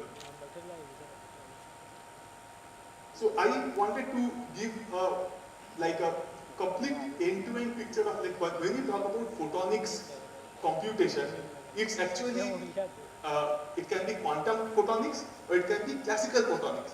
Photonics was here for long, okay? It's not a new thing. It's the way we have to now see. If you see that if I look at quantum photonics, you can have universal quantum computers built out of photonics, okay? So it's the, typically we hear about the standard models of like how we are actually having optimization being done by annealing, and then there is this full-fledged quantum computer, universal quantum computer. So whether it's universal quantum computer or non-universal quantum computer in the context of photonics, they have different names, like for example, boson sampling, Gaussian boson sampling. Those are non-universal quantum computers. While you have a universal quantum computer where you can make a fault-tolerant quantum computer that can be built using photonics. So I will give a little bit of flavor of that, because my reason of putting it in this particular order is because the first one, that fault-tolerant with arbitrary circuit depth, that being implemented using continuous variable, okay? These are probably like fancy terms, but these are like well-established techniques by which we can actually build a computer. But if you look at it in classical computing also, like for example, linear optics can be used to do matrix multiplication, linear optics with nonlinear vector optics can be a neural network. There was a flavor of that in the last the talk of the last session. So it is not a new thing. Okay, so it's there. And this non-universal computing like boson sampling, there are demonstrations of that already there. There are continuous variable, there are demonstrations already in place. Okay. So if I were to look at now the hardware, okay, I think something is, the top side is not visible. The heading is saying that what is the hardware that is required to build a photonic computer, okay? The reason I put this here is that people who are working on photonics or similar things, you would very quickly recognize that the main driving thing is an interferometer that sits across different kind of computing paradigm, whether it is a classical computer or whether it is a quantum computer. So there is one common thing, which is interferometer. Then what makes a computer, a photonic, a quantum computer or a classical computer is the source, okay? The source of light, whether it is a classical light like laser or LED, then you get classical computation. If you have like squeezed light or from a SPDC, so these are like spontaneous parametric down conversion. But these are technologies that are required to build, and these are like technologies which are already existing in other contexts. For example, in LIGO for sensing, this is a technique that is already in there. Okay, so you are actually using for a continuous variable. You use certain techniques that are already in place, and you build together with an interferometer, which is an existing technology. And then the other thing that you see is that balanced homogeneous detector, the final thing that is there for the detection purpose, that thing is a coherent receiver, which is actually what drives our optical fiber networks, coherent communication. Okay, so lots of pieces of classical computation actually comes into building a photonic quantum computer. And a typical question that I hear, okay, whenever we present, talk about photonic computer is that is it scalable? Like, how can you keep the light at one place? The light is going to fly away, right? So if you just put some light, it's going to actually go away, and then and the light is lost. How do you compute beyond a certain point? So there is this particular technology called time duration multiplexing, TDM, okay, which has been used in classical in all the time, right? Time division multiplexing. You can split your qubit into time instances. The only additional thing that comes into picture is something called teleportation, which is a quantum technique. By teleportation and using time division multiplexing, you can actually create a system where whenever the light is dying, it is passing its information back to a alive node. So you don't have to really keep the light alive all the time. One thing dies and its information goes to the other one using teleportation. And this is a real use of quantum by which you can actually build information can be alive with indefinite amount of time. So effectively, this technique is what gives the scalability. So effectively, if you were to build a computer with a complete spatial kind of a thing, like you just put together all the elements together, that would not be a high depth or a high depth of computation. But if you build something with cluster state or using teleportation, it is possible to build a computer which can have indefinite depth of computation. Okay, so this is something that usually is not appreciated, and that's what gives a sense that, okay, is photonic computation going to have, like, can it be working one-to-one like any other matter-based qubits? And the answer is yes, because you can use teleportation and build a system out of that. So I think there are different ways by which I will skip these things. Eventually, however we build it, eventually the way that quantum computers will look like is that there is a stack by which we can encapsulate all the things which are there under this cluster state, all that I'm saying. These are like operating system, okay? So at the end, what gets exposed to the user is a system which a qubit-based system. So there is nothing to be worried about that, okay, all this complexity, will that lead to a new paradigm for people to start using this system? No. It can be used using the same kind of gate-based model which like superconducting or ion tube or trapped ion, any such computer can use. Once the stack is there, you can actually use photonic computing for the same kind of a structure. So I will quickly, this is just a quick, this thing that what I wanted to do was that theory and all is fine, very quick on the go, what is happening in our lab right now, okay? So we have different things that are going on. So we have like two photonic ICs, one is a photonic IC, one is electronic IC, which are part of that interferometer that is required to be built. We have this balanced harmonic detector, which is actually a physical box, which is a coherent receiver, and it actually exists in our lab today. So we can just go and, so we are already building parts of the computer in the path of getting the, to demonstrate a proof of concept of the whole system. Okay. Then there is this, we have a lab in Bangalore office where we have this is the proof of concept using tabletop experiments to prove like concept like teleportation that is being built there. Okay? And I think this is the team, and we are like having collaboration with different partners, okay, so that we know that things cannot be done in isolation. And one of the very important thing is that we have a lot of collaborations going on, and we look forward to that collaboration because it's how we are actually being able to do things. So I think I would close my talk. Thank you, Vimanji. Very quickly, you have conveyed your kind of ideas on which you are working, and also you have some collaborative effort you are already doing. Please. We'll take up the question towards the end. So we have Dr. Raghavendra from ISQCI.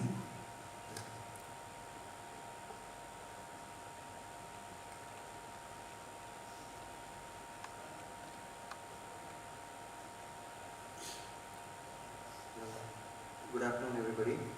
I'd like to thank the organizer for the kind invitation, giving us the opportunity to present our work. So, we are I'm Raghav, research scientist from ISQCI. We are a quantum startup. We are focused on developing product lines, software for applications in finance, chemistry, material science, drug discovery. So, in finance, quantum computing applications range from portfolio optimization, risk assessment, anomaly detection, credit scoring, optimal arbitrage opportunities. And in chemistry and material science, we have electronic structure calculations, strong correlation materials, design and development of novel materials for application as catalysts, sensors, photovoltaic cells, and other electronics, and protein folding and drug discovery. These are two major areas of applications. So I'll discuss about the application in finance. Basically, in 2008, we had this financial crisis, and all the fintech and banks have been advised to make robust codes and methodologies, models to take care of risk, leverage. They've been asked to develop a right model of codes to manage the risk and supervise the liquidity and all that. So there are thousands of metrics, several metrics that needs to be calculated even dynamically. That means there's a large amount of computation requirement. And as you can see, the Goldman Sachs emphasizes on big data driven solution for many of their customers as a personalized approach. And only 27 of them feel that it's being provided by the organizations. Therefore, again, there is a huge volume of data that needs to be addressed here in order to provide a personalized approach. And then we have these optimization problems in across finance sectors that again requires a large amount of time and works on a huge volume of data. So basically, and also there is a threat in data security, as we all know. And basically, what all this implies is we are going to need to work with huge amount of data in order to avoid any economic collapse or predict them effectively and also plan accordingly. So, which means there is a limitation. Of course, we all agree that there is a limitation to classical computing, and therefore we are thinking of quantum. Could be a solution, one-stop solution for all. So, the possible applications in finance, I think Dr. Anshul already had a bit of these topics covered. However, I'll mention it again. So, this portfolio optimization basically is again an upcoming trend, quant finance, where you have to select a pool of portfolio from the available stocks, a pool of stocks from huge volume of stocks for investment, and anomaly detection, identifying credit fraud transaction. All these things are really important, and credit scoring while giving away the loan. Percentage like 4x, etc., and appropriate assessment. So I'll talk about portfolio optimization first. As you can see, the motivation for investment for the graph of age against the money that we earn and spend. There's a curve under the green one, which is not overlapped by the yellow one, where we need some money. We are going to stop earning at some time. So we're going to need to plan our investment such a way that that area under the curve is covered effectively. So that's the for any individual, and of course for the organization, it's in the larger magnitude. And so not only these stocks, there are other ways we can invest, and those are the sort of parabola is called efficient frontier in portfolio optimization jargon, and on the x-axis is the risk, and on the y-axis is the expected return. So as you can see, cash, there is certainly there will be a return, but there is no risk about it, and there is no huge returns or any profit about it. And the lottery, we are almost certain that we will lose the money, and so the rest of the things are placed according to their risk return things. And now the idea is to find, now I'll specifically mention about the portfolio optimization based on stocks. So what are the challenges? The objective is to minimize the risk of the portfolio. So there is, we have a list of, we can get data, historic data of the stock closing price, and it's kind of fluctuating all the time. And therefore, to fit into a function and have to minimize the risk is a big challenge. And not only that, on top of that, it is user specified and dictated by the market. Like the investor might want to only buy and not sell immediately, invest in assets with standard increments. These are various scenarios which complicate the problem of optimization. And therefore, there are again several metrics that emerge out of these constraints. And therefore, again, on top of the bare minimum, there are so many other metrics. Already it's a huge volume of data, and on top of that, the objective function and the constraints are being dictated by this user requirement. It becomes even more complex. This is the minimum basic equation for doing the portfolio optimization proposed by Harry Markowitz. It's basically a quadratic function that's being optimized, and X represents the binary decision, or it can be weight also, and sigma is basically the covariance, the relation between any two stocks, and on the right hand side we have the expected return, and also that's the return, and on the left hand side term is the risk. So we need to minimize and maximize both. So this is a variational quantum algorithm. We use variational quantum algorithms. Let's skip this now. And before going to results, this is the efficient front. This is called efficient frontier, the parabola, and the green dots represent the pool of stocks, which is basically portfolio, and it is mapped against risk and expected return. So we have to identify a stock or portfolio that can give us a maximum return. That is the goal of the optimization. However, based on the user requirement, it can be anywhere under the curve, and it can be a minimal risk and minimal reward, and it can be a maximum risk and maximum reward as well. To get this kind of curve is what is challenging. And one of our experiments, we wanted to identify, of course, the effect of COVID the impact of COVID can have on the picking up of optimal portfolio, and we decided to go with 3 time periods: non-COVID 1, non-COVID 2, for these duration, 2 years, 2 years. And the COVID, of course, there was only one, thankfully, so we've used that. And these are the sectors that we have chosen: retail, technology, automotive, oil and gas, airways and hospitality. So actually this would seem obvious, but however we wanted to validate it with the quantum way of approach. So yeah. And these are the results. Just sharing the picture here. The point is that here we have calculated the optimal portfolio using quantum variational quantum eigensolver, quantum approximate optimization algorithm, and we have used NumPy eigensolver, and we have also used the classical way of doing modern portfolio theory. And here the ground state, or the most stable eigenstate, corresponds to the optimal portfolio here. And we have observed that in about 60% of the times, it's agreed with more than 60% of the time, up to about between 60 and 70, it is agreed with the classical results.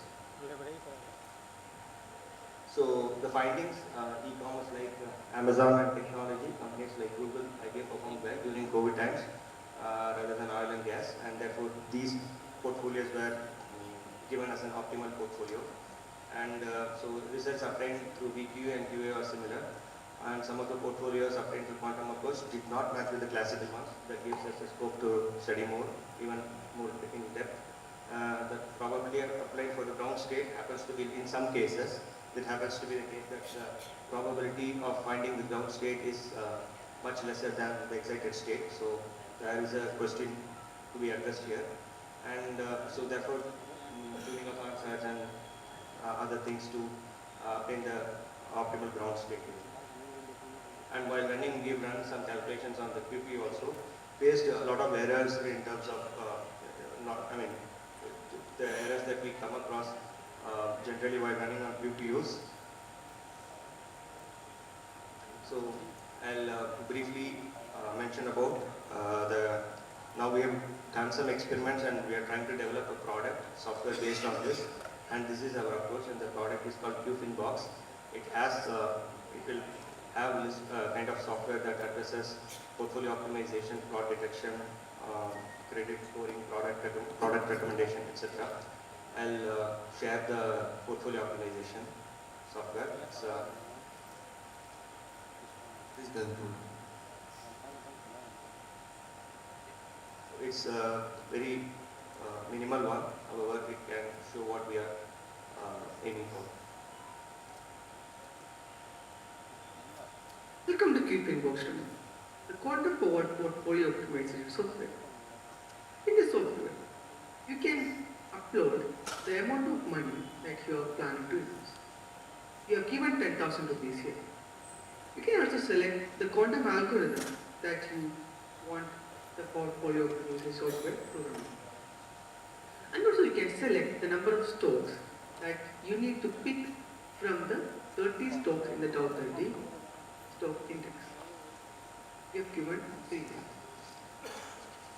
What an algorithm does is, it randomly selects 3 stocks from the Dow 30 and allocate the investment amount according to the financial historical data. You can also select the timeline between which you need to find and which you need the algorithm to take the financial data. There is also a risk factor element where you can play it around according to risk appetite. Now let's run the portfolio optimization software.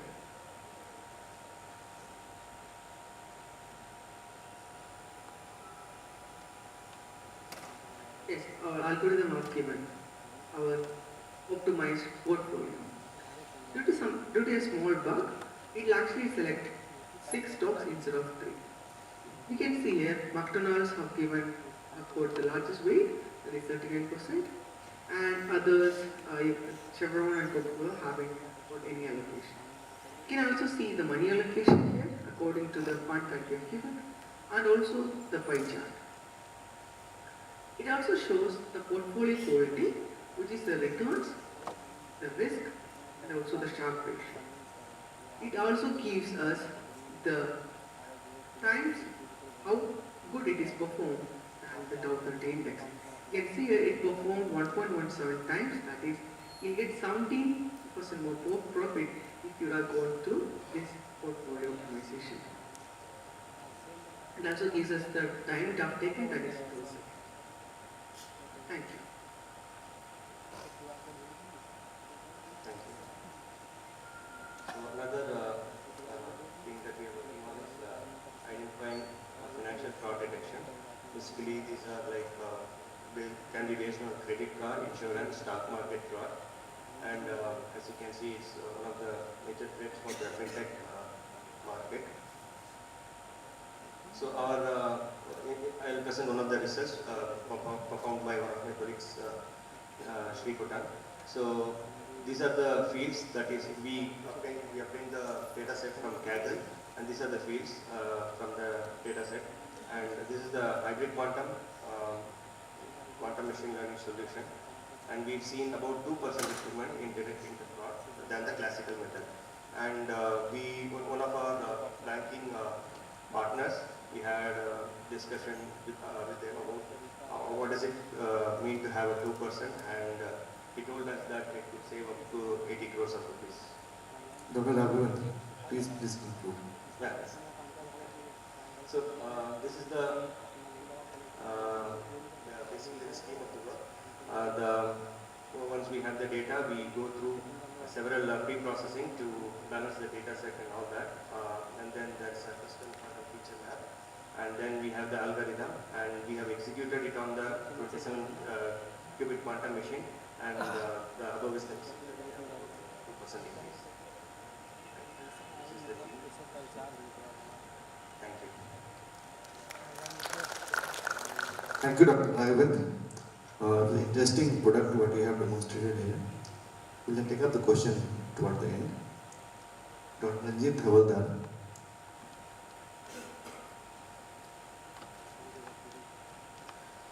A very warm good evening to all. So I am the odd man out in this show. I don't do any algorithm, I don't do anything in the electronics. But probably I do something that is very. Yeah. So now I'm going to today I'm going to talk about what is the material science of behind this quantum technology. So before that, I would like to tell you that we have been funded by our ministry, 260 crores to look into the materials that will go into this technology. And this was a vision of our secretary, Ajay Prakash Sawan, who was a physicist himself. He understood that if you want to go to quantum technology, you need to develop this side.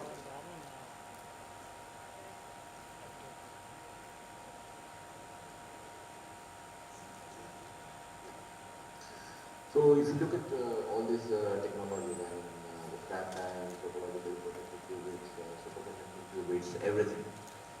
I mean, in everything in the physical world, it starts with materials. So let me give you an example. I mean, to make a very good quality of device, if you're making devices, you require very good quality of material. Like why only Intel can make Intel has progressed so much into silicon, because they have availability for a very good quality of monolithic silicon, which we don't have. why, like, the Japanese can make very good two-dimensional materials because they have very good quality to the dielectric quality on the board and now there is another thing that is going coming up is silicon germanium qubits, which Intel has pioneered. So they have spent 20 years, 30 years in developing this quality of material, and they have come up to a level that there is no challenge to that. Nobody in the world can replicate that. Yeah. So from the material science perspective, these are the things that we can do. We have to look at, as far as superconducting qubits, they're the very old qubits, but they have like a two-level problem because no one in the world, in fact, for the last 50 years, they don't know how the dielectric should be. Even the Americans still work on how the dielectric should be. There are other systems, there are other material systems which people are working, which can act as qubits. What kind of lithography we should do, what kind of resist we should make, so how, to realize this technology. Can there be a new set of materials that can be used to take the temperatures higher? Can we make new superconductors? So these are all the things that we need to look from the material science perspective. And I think these are few things that the world has shortlisted, and these are things that where research has to be done. So I will tell you, this is like, I'm be very happy by looking at this. This is what 2016 one review was published, and on Josephson Junction, and they have written between research and development, IBM and Josephson Computing. So in 1957, the PCS theory of superconductor came in 1957. So in 1957, America knew that they can make a logic out of superconductor. So from 1957, they had to wait till 1962 because by that time, Brian Josephson had not come to college at Cambridge. So in 1962, he came to Cambridge, he met Anderson, and then they developed Josephson Junction. The first device was made by IBM. There was an engineer, IBM engineer called Yuri Matissov, who in 1965 made the first device. The day that they made that device, they knew that this is the next logic. Because you know, it's a superconductor doesn't consume any power. There are no power losses, there is no heating, nothing.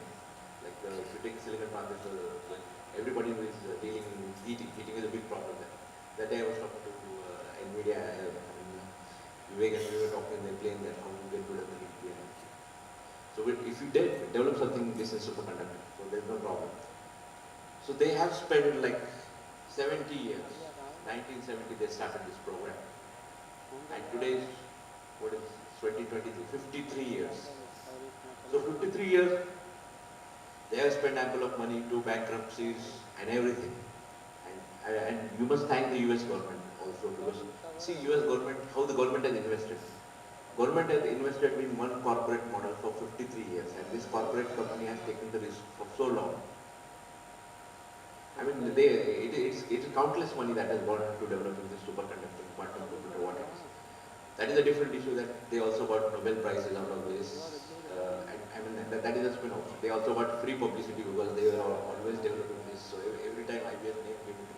But this is the real thing that they have put a lot of efforts to bring it to the level they are. So simply what we look at our center is that we look at 3 things which are very fundamental to any technology. We look at machine development. We want to develop indigenous machines required for the technology.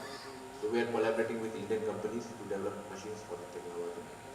We want to develop processes also for the technology. Because if you develop a machine, you also need to have a patent on the process. Because if you don't have a patent on the process, you cannot globalize your technology. Because the moment you go to a global market with this kind of technology, they will sue you. And we also look at the materials aspect. I mean, what kind of materials. So our whole idea is to develop benchmark materials for any kind of technology. So we are looking, like, as Bimal told, that people are now looking at beyond the dilution physics. People are now looking at technologies that probably can be used at room temperatures. Photonics also, I think Bimal will agree that SNSPDR is still best for detectors of photonic quantum computing. they work at, it also, the detector works at 4 Kelvin basically, because if you use N2 and APDs, they have larger dark zones as compared to SLSPDs. So the whole idea is that we should look at materials which can be useful for quantum technology, which can give us possible qubits. So diamond is one very stable material. NV center diamond is one stable material that can be used possibly for quantum sensing, quantum computing. It also has, I mean, it's not devoid of its problem. It also has its own kind of bottlenecks before we go into a mature technology. But as I showed you, superconducting has become a mature technology after 53 years of continuous research. So other technologies will also take some time to come to a level that today we have. So diamond is one technology that our center looks into. Diamond, why we look into that? Because diamond is a big industry in India for jewelry. Yeah, it's a big industry. So if something develops in the technology, we foresee that there are many Indian people, Indian companies who can take up this. I mean, simply if we teach Indian companies how to create a quantum grade diamond, that is also a big business for the Indian companies.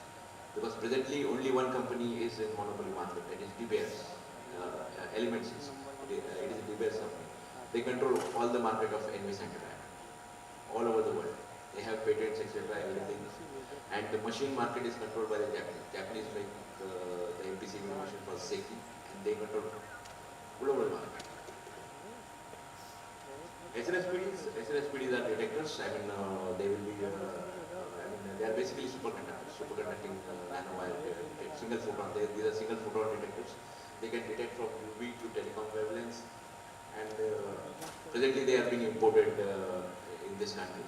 So we are looking at possibly developing that, because that is not so hard to develop. They are not so difficult to make. And we see that people who are working on photonic computing, I mean, it will be of great help there. Because you can see, I have shown there is a chip from Zanadu.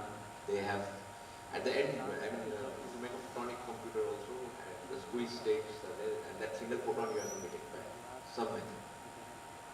And we work on other spin-off materials like 2D materials, because we envision that these materials will also have some uses in neuromorphic computing and other things.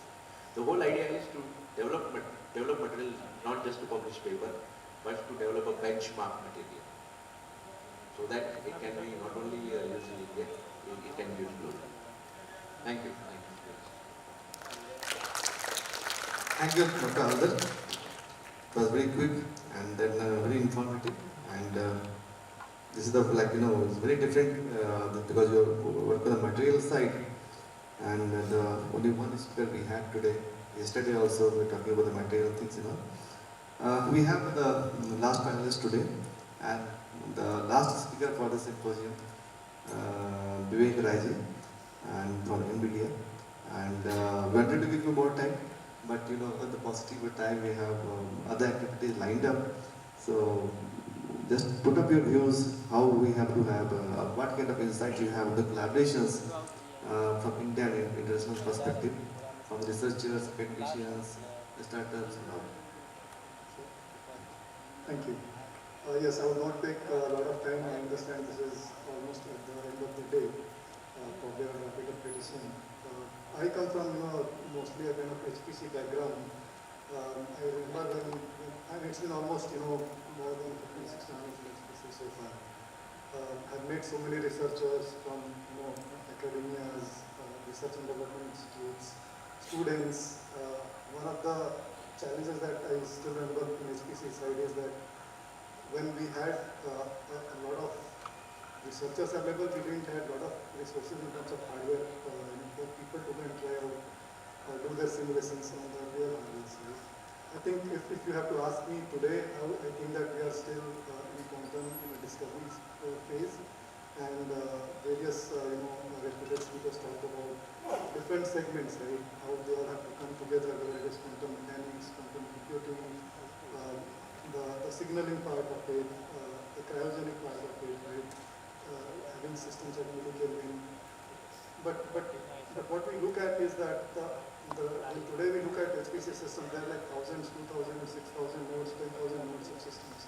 But with the advancement in quantum computing, I think we are talking about reducing, one single machine to do a task of probably, 9 or 10 supercomputers. So I think it definitely needs a lot of effort from, the whole segment, the industry partnership is very important, the startups are very critical part of this. So I, as part of NVIDIA, will just bring in some of the, work that we're doing in this space. I think the important point is that both hardware and software has to be integral together.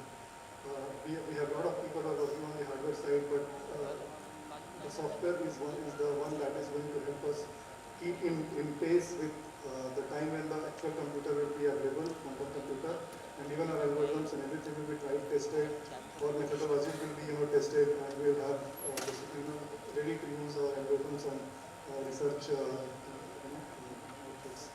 So it is also important, to also understand that we have to prioritize what kind of applications we want to target.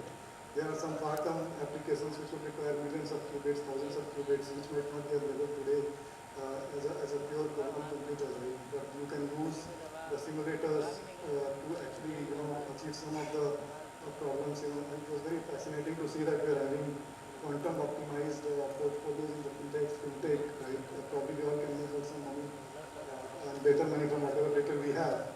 But yeah, source algorithm, we all know, it's the prime factorization problem, which is mostly being used in the encryption. And in today, technology is brilliant. What you all are hearing is that a quantum computer can break all the encryptions within, hours. And that is where I think yesterday one of the eminent speakers was talking about that if we are not ahead from India perspective, we will be also susceptible to foreign, entities taking advantage of us, right? So there are some far-term applications which we'll have to work on, which will be, using more qubits. But then there are also, short-term, potential near-term quantum use cases that we can definitely target for interviewing them. Quantum machine learning, protein folding, or quantum chemistry. So these are some of the, near-term priorities that we can have. Because to prioritize is very important, right? If you keep on chasing something which you are not able to emulate today, it is not going to give you the right product. And productization is very important, and that is where industry and startups come a lot into effect. So if you look at from our NVIDIA perspective, my colleague covered most of the technical piece of it, but I'll just highlight. We do have, two existing offerings from us. And this offering is also using the underlying GPU acceleration that our company is focused on, whether it is ISQCI and quantum. So quantum circuit simulation, can be done using our Q-quantum. By the way, this slide talks about what are the different questions that you need to look at, right? Whether you want to have quantum circuit simulation, how many qubits, how clean the qubits has to be. And what is the scalability of the quantum computers, how they will be connected to each other, what kind of errors will be there, all those important questions you have to look at. And if you look at, given that we already have huge repertoire of HPC professionals, HPC resources, how can we use today's infrastructure, today's knowledge to actually, create a kind of hybrid classical content quantum applications. So it also has its own questions and challenges that we need to, that Colonel North has also bringing on, that we address, and different, across globe, different academic institutes are working on that. But these are the two ones, and for both of them, we have Q-quantum as one of the offering, and we also have CUDA quantum as another offering, which is more of a complete platform.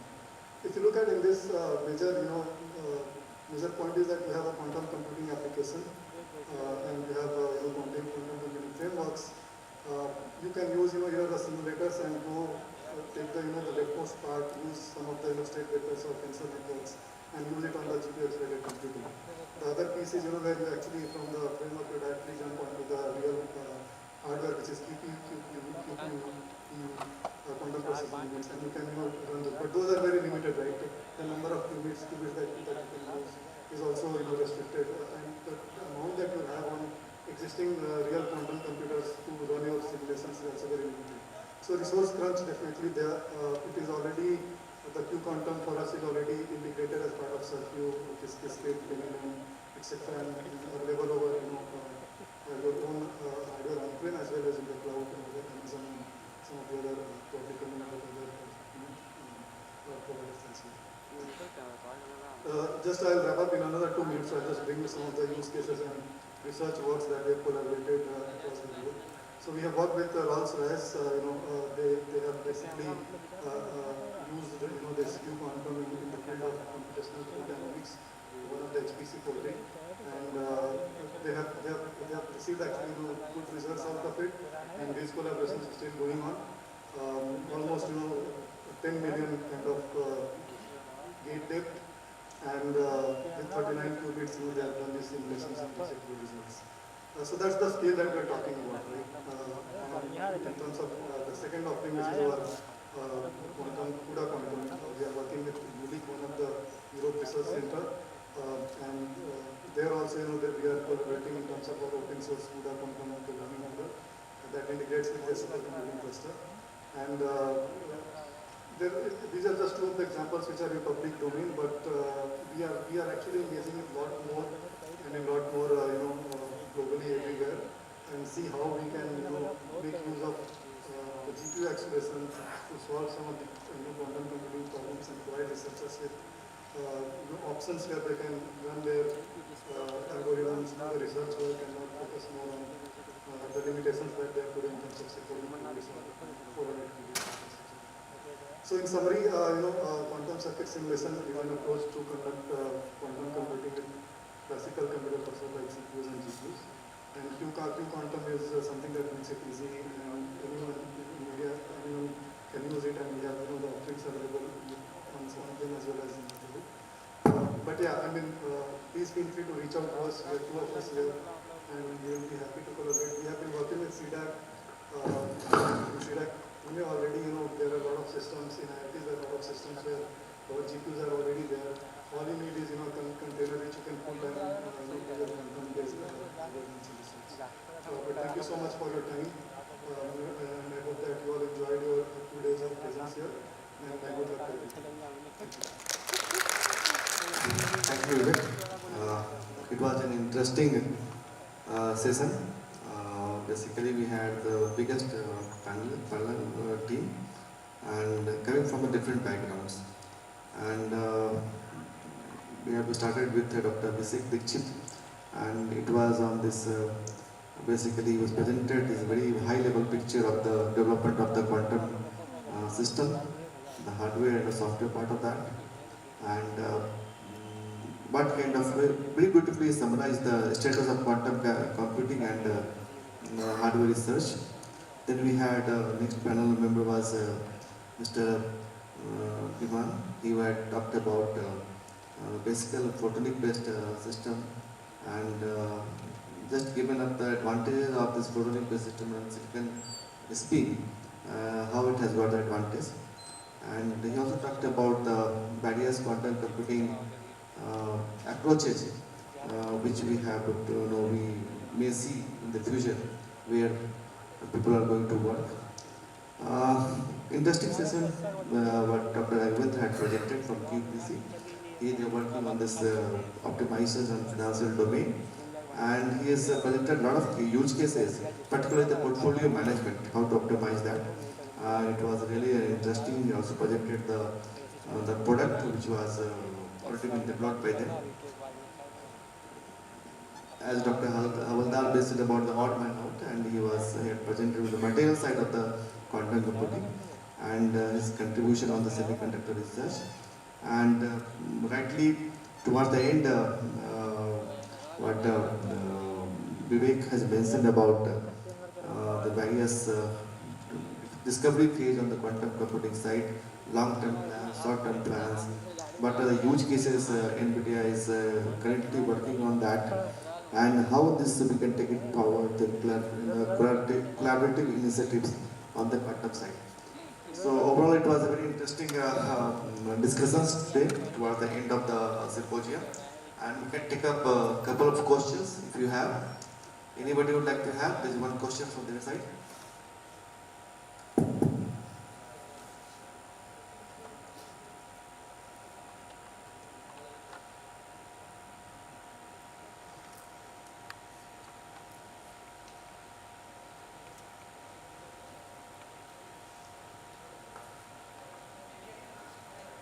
Yeah, please. Please come this side, please.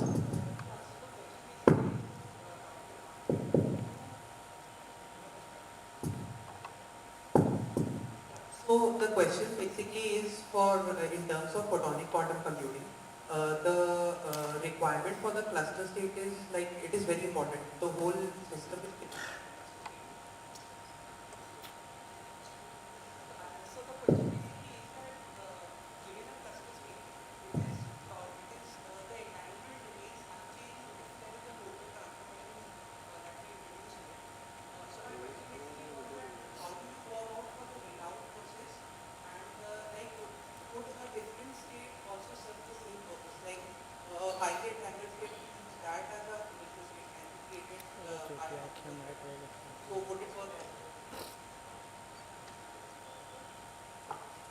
Yeah, I think so. There is a maybe I talk a little bit technical. There is a stabilizer for defining the cluster state, right? So there is a particular let me put it this way. The entanglement has to have a certain property such that when you are going to measure one of the qubit, that information goes to the other qubit and it does not go to the other qubit. Okay, means your desired qubit should take the information. So that is only established if you have a certain kind of entanglement and a certain kind of measurement. So depending on when you are building the cluster state, what you have used to do the entanglement structure, you have a certain measurement technique, and that is what is the, you can say, recipe of a ISQCI. Like it's like you follow that, okay, I have to start with a beam splitter, then I have to have a certain kind of interaction, then there is a certain measurement. If I have a certain other kind of interaction, like C0, then there is a different measurement technique. So you have a particular way you generate the cluster state and corresponding measurement technique for that. Okay, and if you want to do any operation on that, then it is you change the measurement basis, and that's how you can do operations as well. Does it answer the question? If you have any follow-up, yeah. Perhaps generate a state with higher levels of local entanglement between any two given modes. So, like, would it change the gate operations that we are applying for any particular one? Okay, yeah. So I think we can look at that. I think when you say higher level of entanglement, are you saying that between more number of nodes?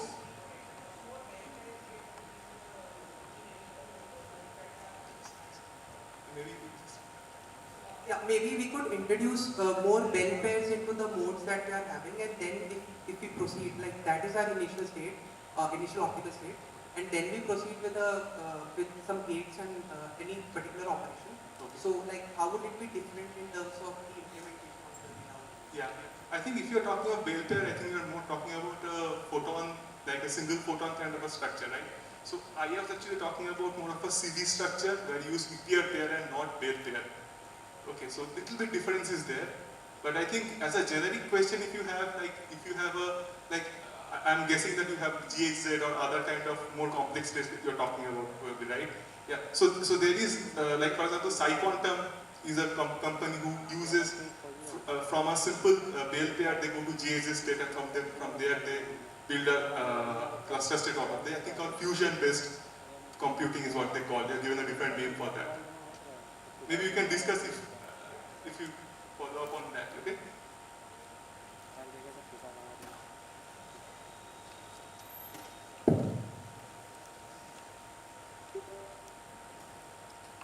Thank you for the great talks, everyone.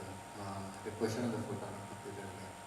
So you mentioned that the way you keep the signal or the state alive is by using teleportation, right? So how frequently do you have to do that when there's a signal die or state coherent or light goes away or flies away, like you said?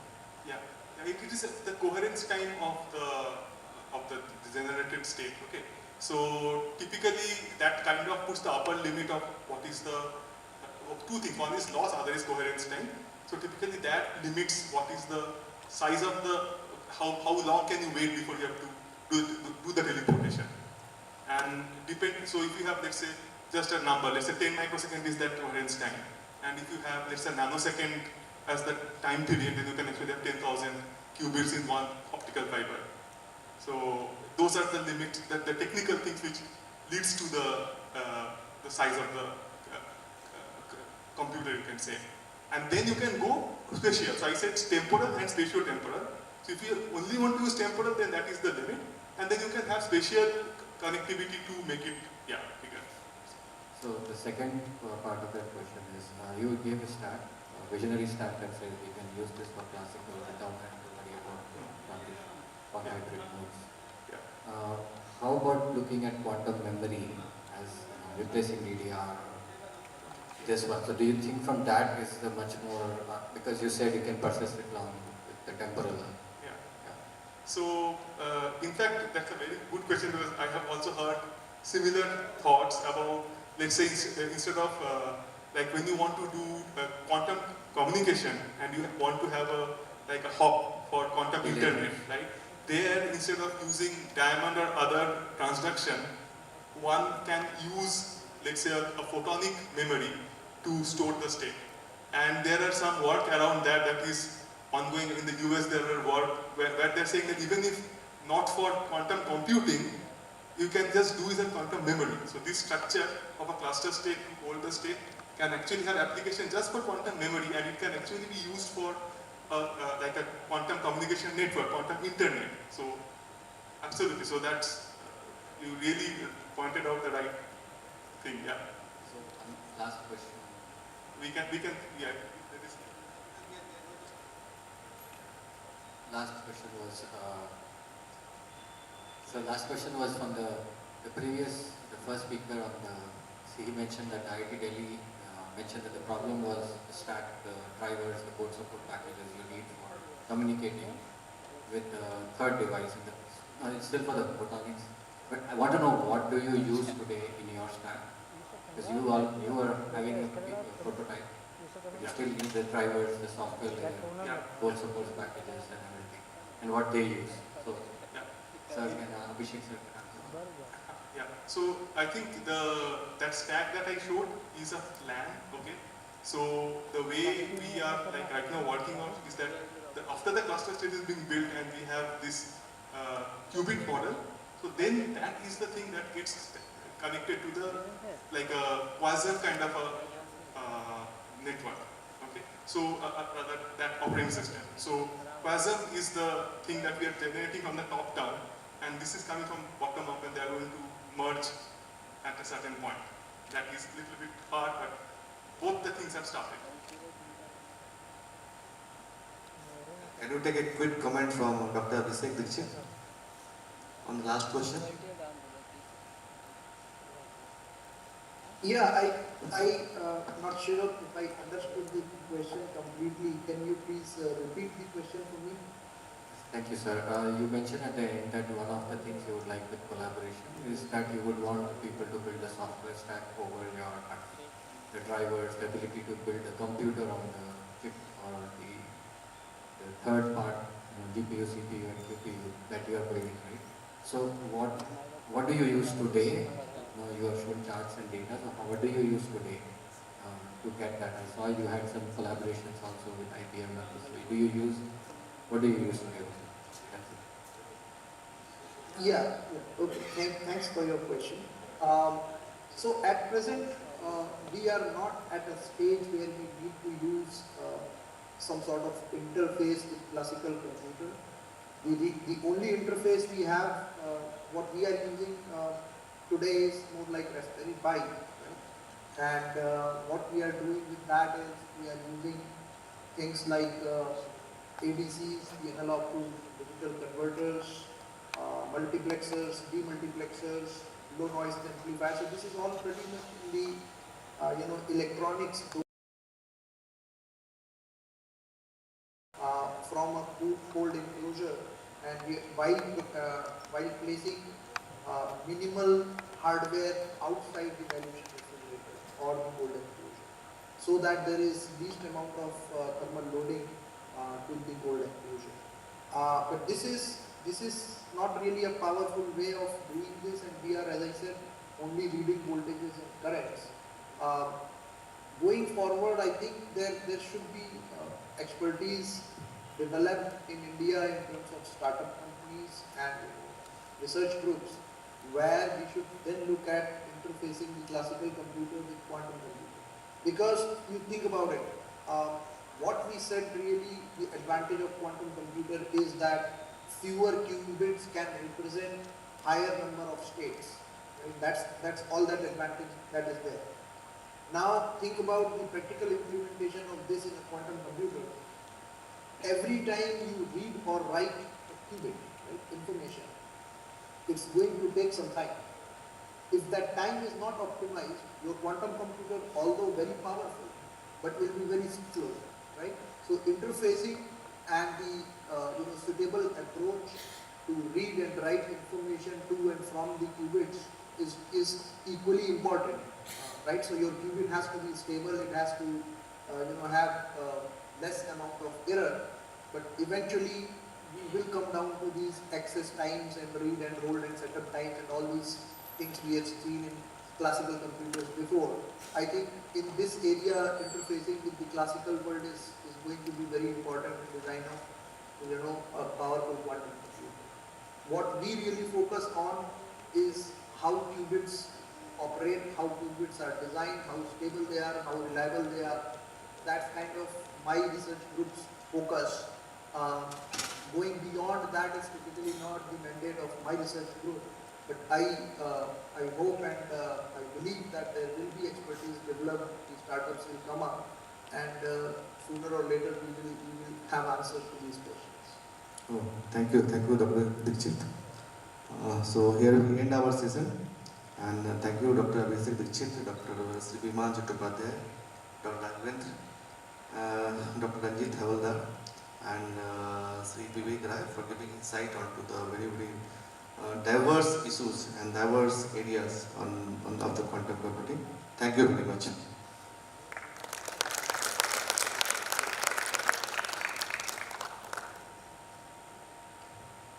I request these team speakers to please be on the stage for some time as per our protocol. So I request Shri Jitesh Chaudhary to present the memento to Shri Aditya Kumar Singh.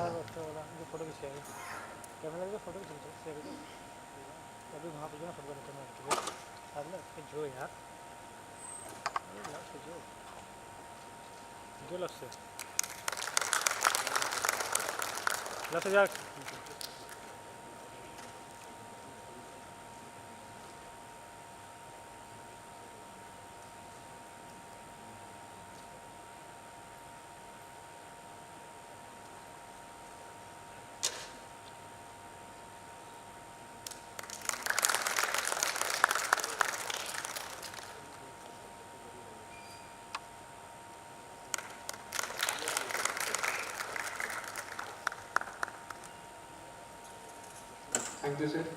I request Shri Alokesh Ghosh to please come on the stage and present the memento to Shri Biman Chattopadhyay.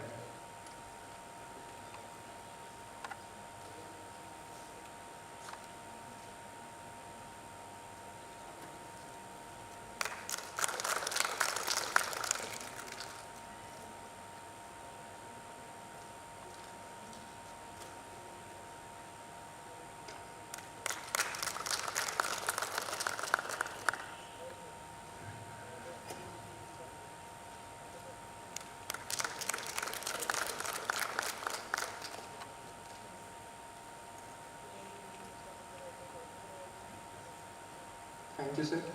I request Shri Ashok Bandhopadhyay to come on the stage and present the memento to Dr. Raghavendra B.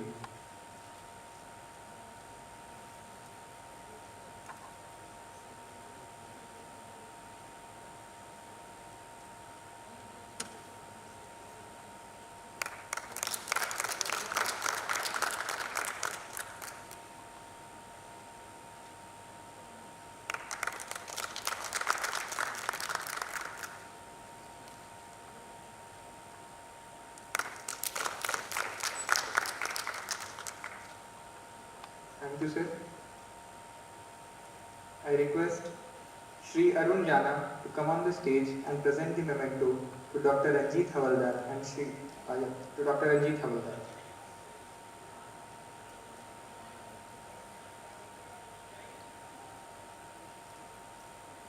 Shri Arun Jana. I request Shri Niladri Saha to come on the stage and present the memento to Shri Vivek Rai.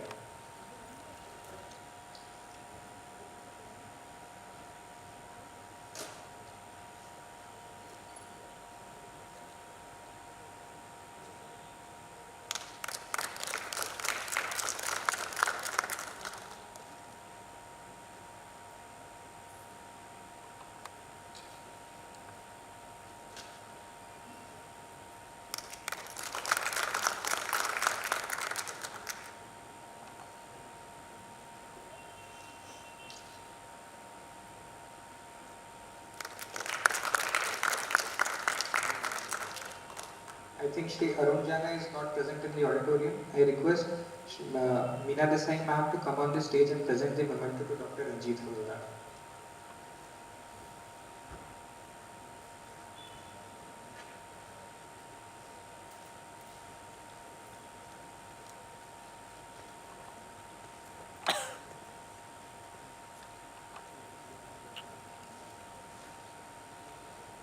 Okay.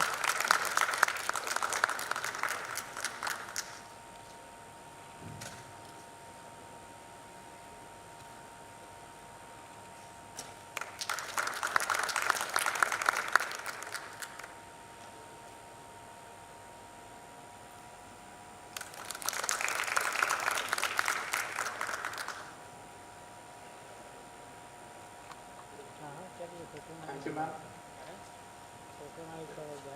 So I request the speakers, they may get down from the stage.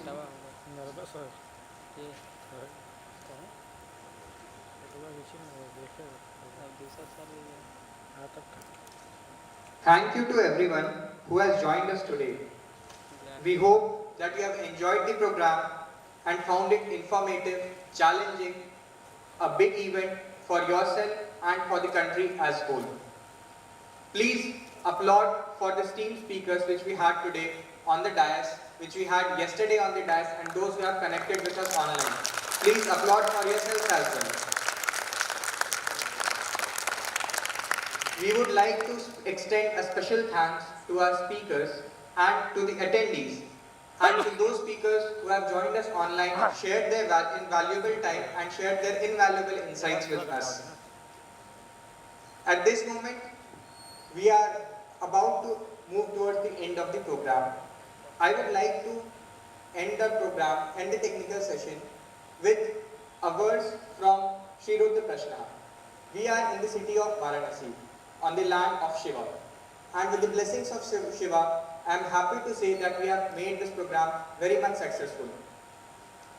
Namah Sabhapatibhyascha. What does this mean? This means that I bow down to the Rudra, to the divinity which resides within the attendees and within the person who presides over the attendees. With this, I bow down to you, my namaskaram to all of you, and thank you for making this session successful. I now hand it over to Madhuram Vishwas, who will take up the valedictory session. Thank you.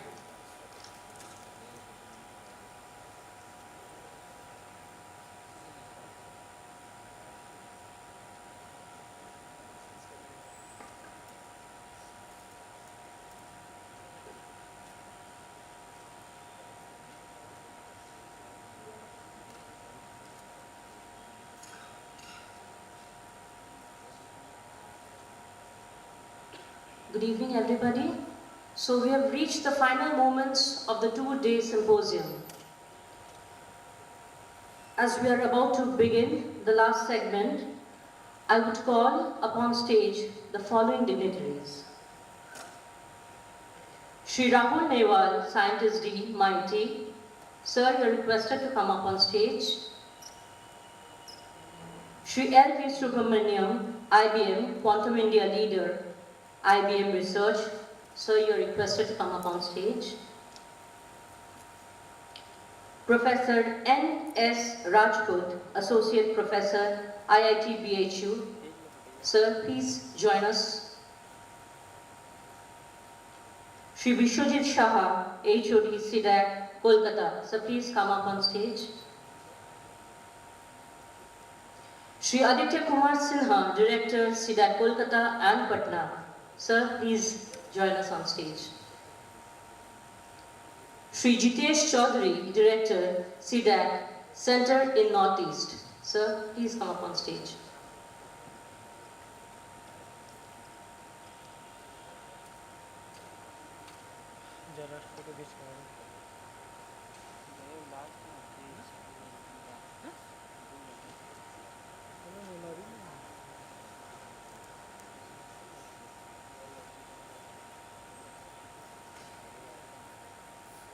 I extend my warmest thanks to all of you for being a part of this enriching session.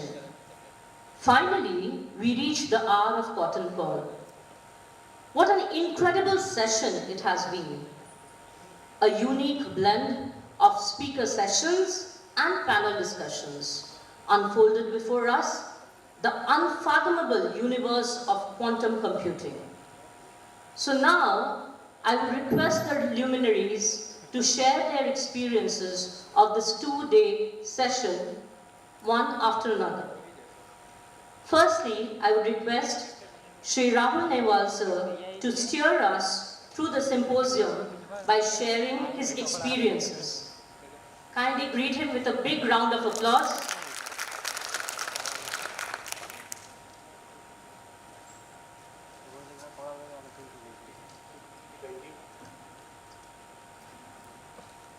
Thank you for giving me this opportunity.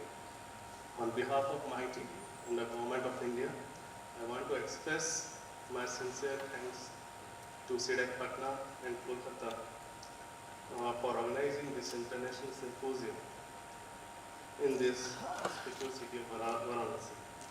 It has been truly enlightening experience to see experts from various, from defense, academia and industry to come together at this sacred place. During these 2 days, the scientific community and expert around of quantum science and technology have given us valuable insight into the latest development, trends and strategy in quantum computing and innovation. The knowledge shared by speakers has shown us great potential for quantum development opportunities. The most outstanding point in my view that this symposium have connected assigned Vedic wisdom with the world of quantum science. The things we have learned from this symposium will shape our understanding of quantum technology and help us to see its development from a fresh perspective. The combination of assigned knowledge and modern advancement of quantum science has sparked our imagination. From this symposium, I hope we carry a renewed sense of purpose and excitement. We are inspired to explore further, push the boundary of quantum innovation, and take advantage of this immense potential for our future. The connection we have made and the idea that we have exchanged here will continue to guide us as we contribute to growth and progress of quantum technology. I want to utilize this platform to emphasize the importance of collaborative research in the field of quantum technology.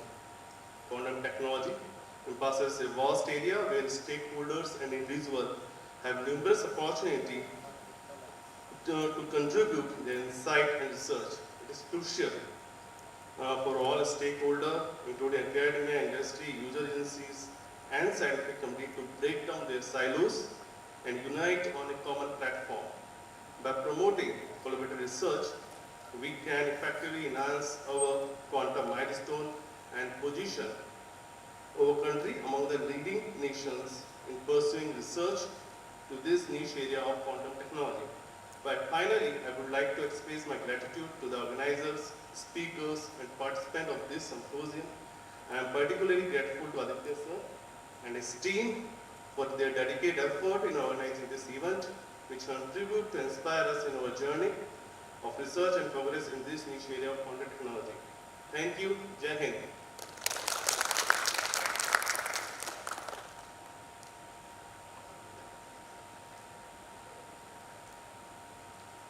Thank you, sir, for steering us. The plethora of topics covered, the potpourri of the food for thought served on our platter demands a moment of self-reflection. Have I understood adequately to take home sufficiently? Regarding this, I would request Subramaniam sir to navigate us through the value addition that has happened during this 2-day symposium. Please put your hands together for sir.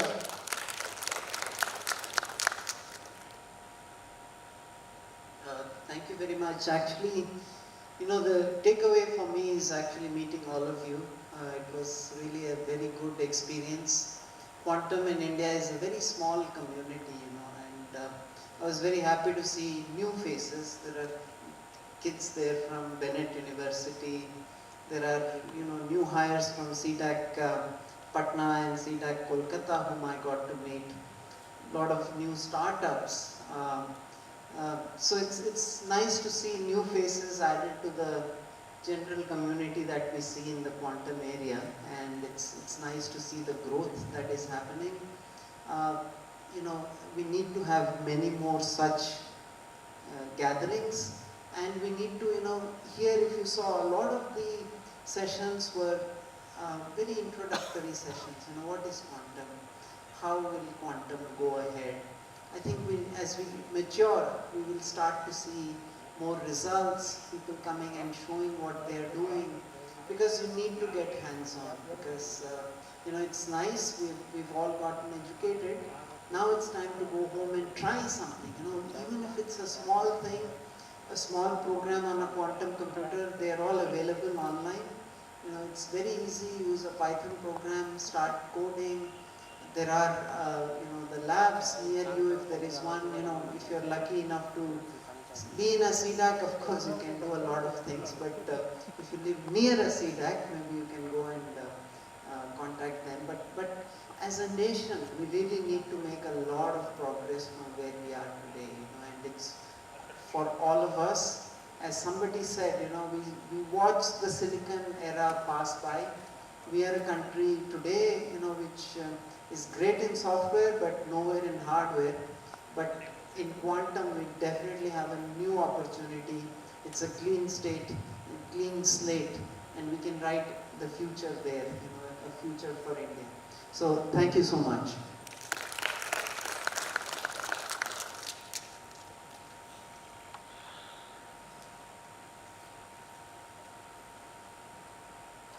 Let us continue to reflect. What perspective has the symposium unveiled? What was the most important issue discussed? What were the common myths which were busted? Requesting Rajput sir to share his views and guide us along this line.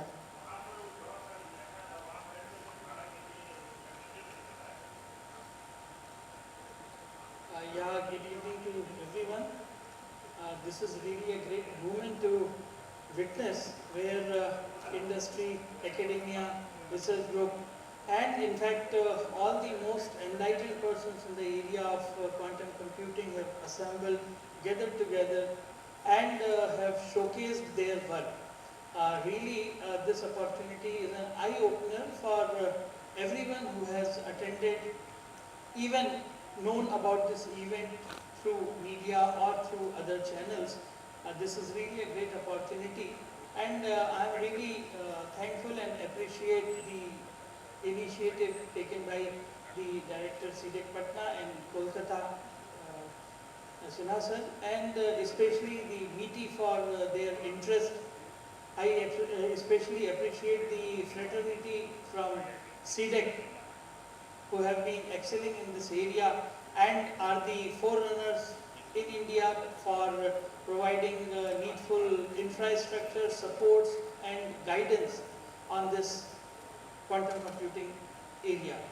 So I am really thankful and happy to see this event a huge success, and certainly even if this is a valedictory, this is not the end of this event, rather this is the beginning of the event, and as suggested, we must not take rest until we have continued this series for many more events organized.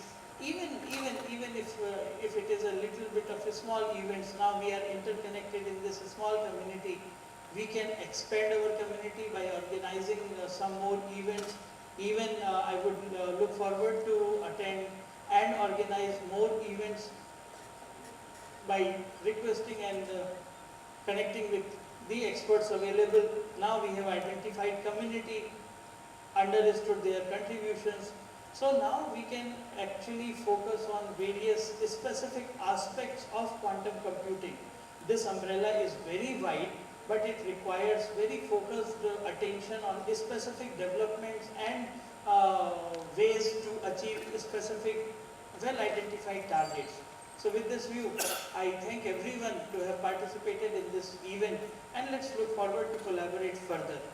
A consortia only will be actually the guiding light where we can expect some good results. Thank you so much.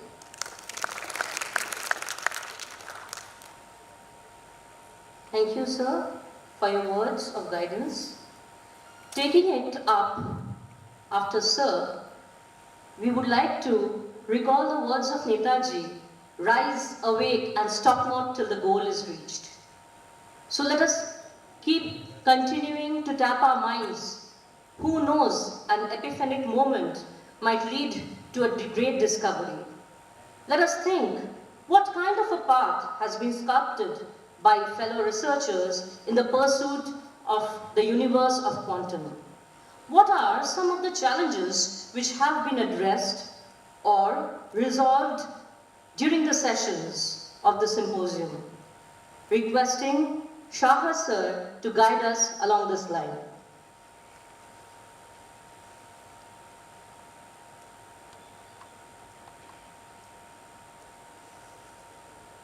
Good evening, all the eminent persons and my directors and all dignitaries and somebody who's listening over online. Essentially, for last 2 days engagement into this activity was some sort of an eye-opener. I just spent 1 minute for my personal experiences that essentially I come from a physics honors background, right? So essentially Heisenberg or Einstein or anybody, anything talks about physics was not new to me. So I have done my BSc physics with good marks, which I thought I was good at physics. But incidentally, I started my career in something in BTech electronics. So over the last 20 years, actually, I was 180 degree out of physics, right? So essentially, due to my professional activity or focus, I was absolutely away from it. So when my friends at Kolkata or any other places tried to discuss about quantum computing, I intentionally avoided because I know I'll not be in a comfortable position to even listen to them. Respond is a far away call, right? So, but last 2 days, actually I thought in a little bit different way, is that when a new challenging subject emerges, right?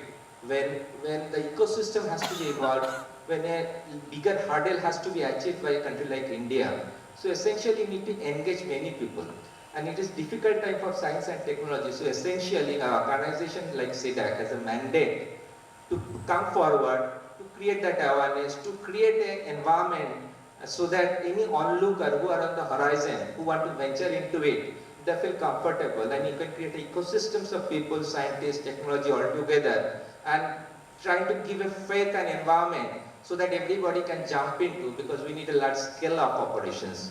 So in this perspective, I think I'm very grateful that I could be associated myself to be part of it under this event jointly organized by C-DAC Kolkata and Patna to make this happen and to create a confidence of environment where consortiums or something else will be formed, so that others who are in the horizon, even a small, anybody else with a signal man like startups or everybody who wants to venture, gets an ecosystem to knowledge to share to technology and many things. So I think that's a great achievement of this particular event, and hopefully this is something, another new era is opening. In our days, probably there was a shift from the young talents to move from basic science to a computer technology, right, or this technology-oriented domain.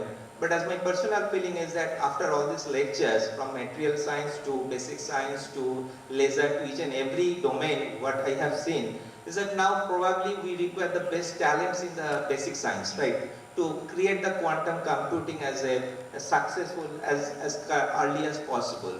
So probably there will be another shift where now the basic science will be now populated with the best talents in the industry and will shift of these people. So though I may not appreciate the technology, even I don't know any algorithms, I don't know any of the equation, neither I can read it, but hopefully I try to make a message out of it to orient myself to know little about it. So that's my personal takeaway, and I once again thanks the absolute coordinations and the effort that has been gone by the two centers to make it happen, and that requires a big applause. And to do a great thing, it's not limited to two, probably the next event should be done by 12 centers of C-DAC together, right? So that's exactly my wish point is, and I wish the entire C-DAC should maintain that ecosystem to always not as a talk, but as a reality, so that the others can join in on a continuous basis for sharing, for discussions, for environment, for support, for simulator, whatever you can talk of, right?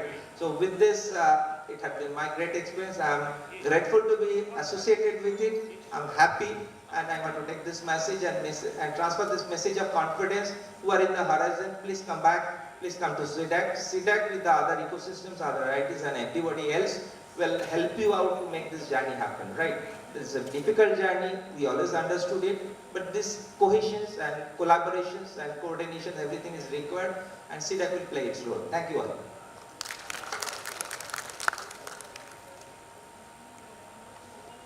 Thank you, sir. Yes, indeed, it is a captivating domain to attract swarms of enthusiasts towards quantum. Furthermore, it is interesting to explore the international scenario. What are the possible solutions of a collaborative effort? What were the recommended resources? And how has the symposium changed the perspective towards problem solving? Requesting Sinha sir, our director sir, to share his experiences of the symposium and help us to assimilate the jewels generously shared by your erudite speakers and panelists.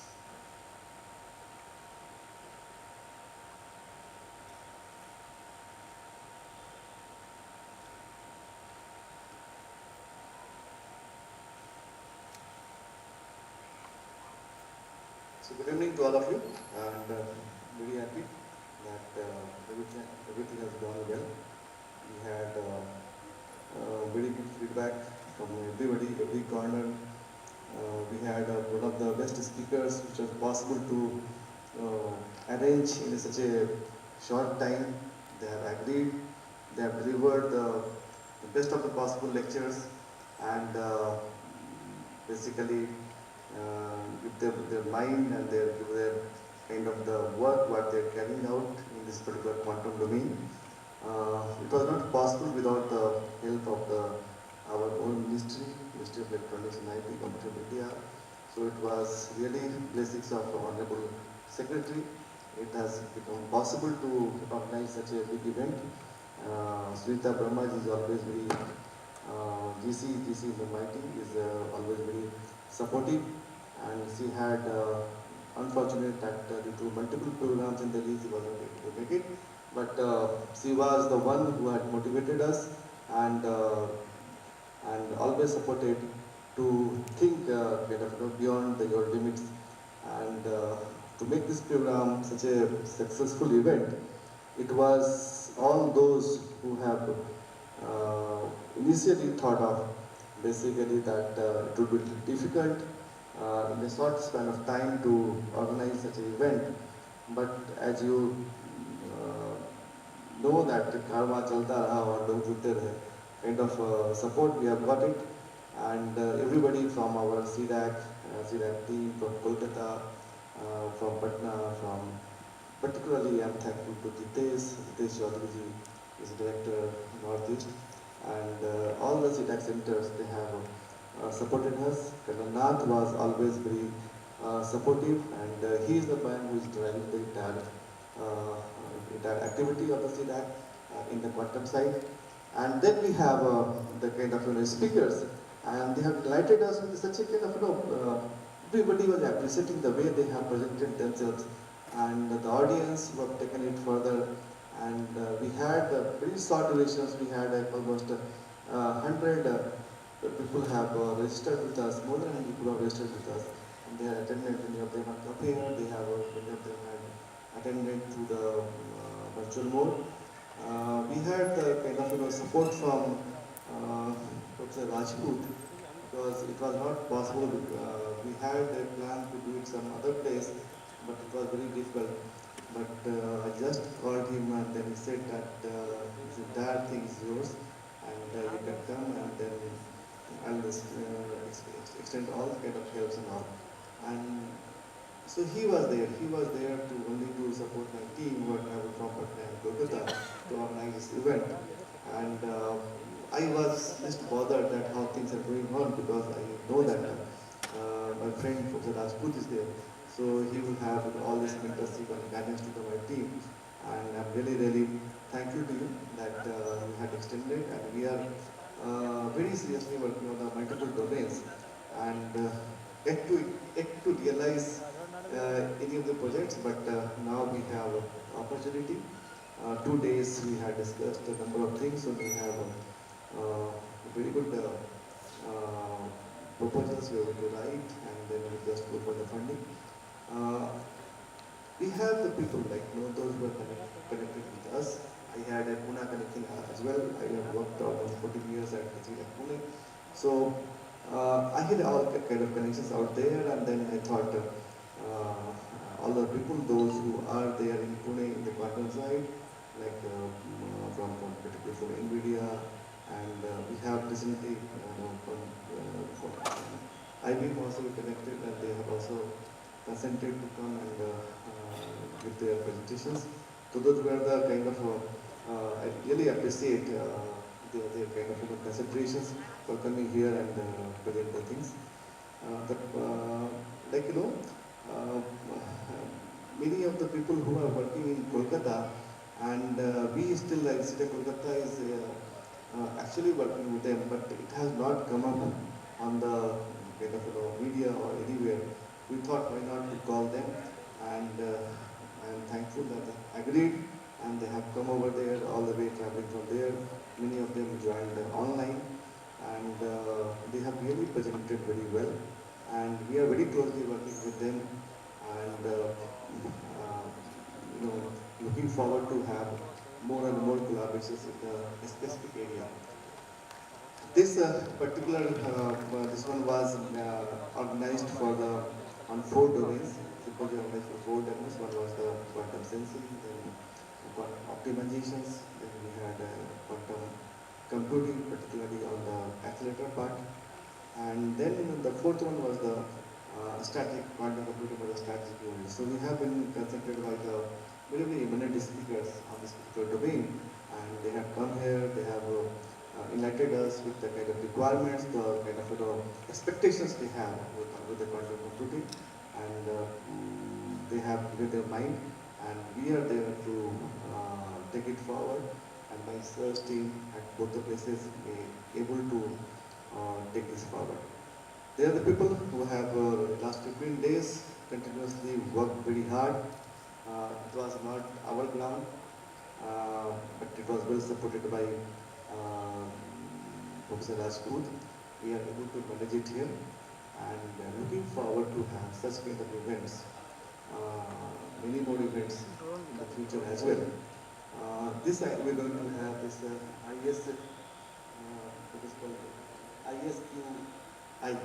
ISQI 2023. This is the one event, and we're going to organize an annual event. We're going to plan it, and maybe the next year we'll also identify a very good place where we can do this particular program next year, 2024. So that is our plan. And so looking forward to have all your support, all your kind of, not only in terms of mentoring us, not in terms of working with us, but just to develop some joint proposals and contribute towards the development of the quantum computing in India. Thank you very much. And I would also like to announce three things. Can we have video?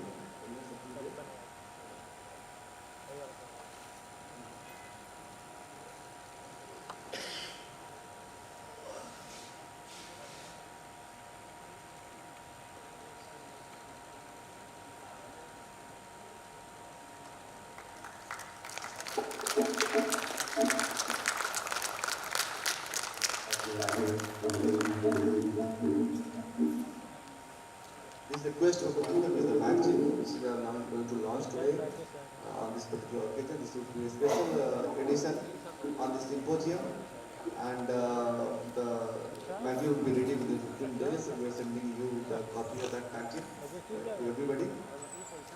And can you see the cover of the magazine?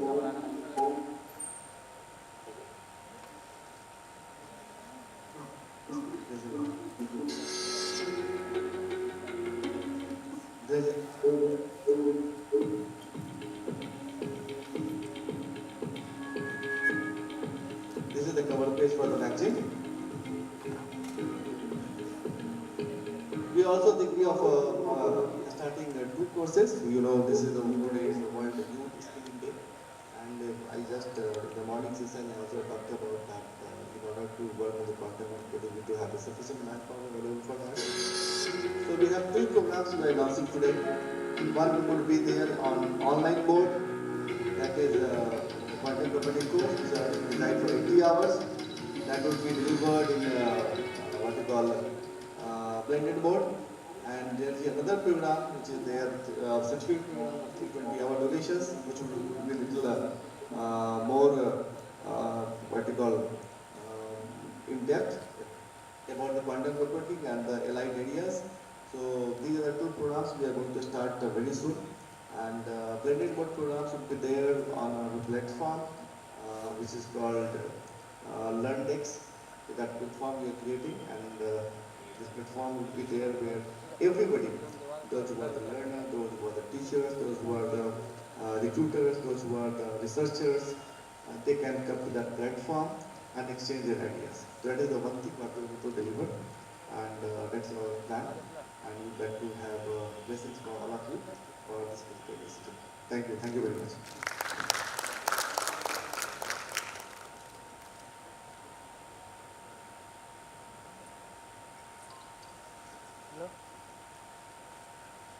क्या हो गया?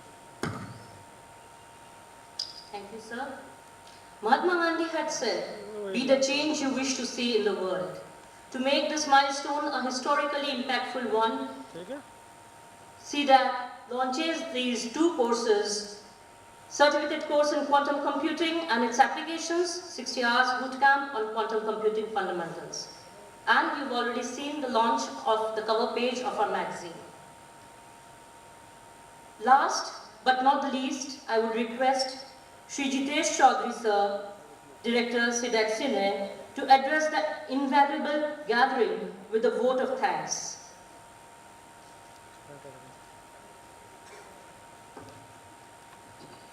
Good evening, everyone. I'll take slightly different path, although the job has given to me is proposing vote of thanks. To break the monotony of the English language since morning or from the last 2 days, I would like to prefer speak in Hindi so that we can address some of us in our Matrabhasha. So I'll try to speak in Hindi. ऐसे तो ये काम जो vote of thanks का मुझे दिया गया था, उसके सारे शब्द विश्वजीत सर और आगे के सर ने ले लिए हैं, क्योंकि उन्होंने मुझसे पहले ही सबको थैंक्स दे दिया है। तो मेरे लिए अभी थैंक्स देने के लिए सिर्फ ये 2 ही लोग बचे हैं। तो मैं सबसे पहले विश्वजीत सर का धन्यवाद करता हूँ कि उनके मार्गदर्शन में कलकत्ता की टीम और उनके सुंदर नेतृत्व में बाकी सभी ने इस कार्यक्रम को सफल बनाया है। और आदित्य सर का सबसे महत्वपूर्ण रूप से, ऐसे तो हम सभी लोगों ने C-DAC की इज्जत बचाने के लिए अपने तन मन और धन से कोशिश की इस कार्यक्रम को सफल बनाने की, लेकिन जिसने यह सपना देखा वो सबसे अधिक से अधिक अधिकारी है हमारे धन्यवाद का, क्योंकि सबसे पहले उन्होंने इसको विजुअलाइज किया, कॉन्सेप्चुअलाइज किया और फिर हमें ये टास्क दिया। तो हम तो सिर्फ मोहरे थे, वो हमें चला रहे थे। Jokes apart, I'll come back to the formally on the task of proposing vote of thanks. Distinguished guests, honorable speakers, esteemed delegates, ladies and gentlemen. On behalf of organizing committee, it's my privilege to extend a heartfelt thanks to all those who have made this international symposium on quantum computing and innovation a resounding success. This 2 days event, held on July 14th and 15th, 2023 at the Swatantrata Bhavan, BHU campus, Varanasi, has provided a remarkable platform for exchange of knowledge and ideas in the field of quantum computing. We are deeply grateful to the esteemed dignitaries who graced us with their presence during the inaugural session. Their insightful remarks and unwavering supports have set the tone of this symposium and have been immense source of inspiration for all participants.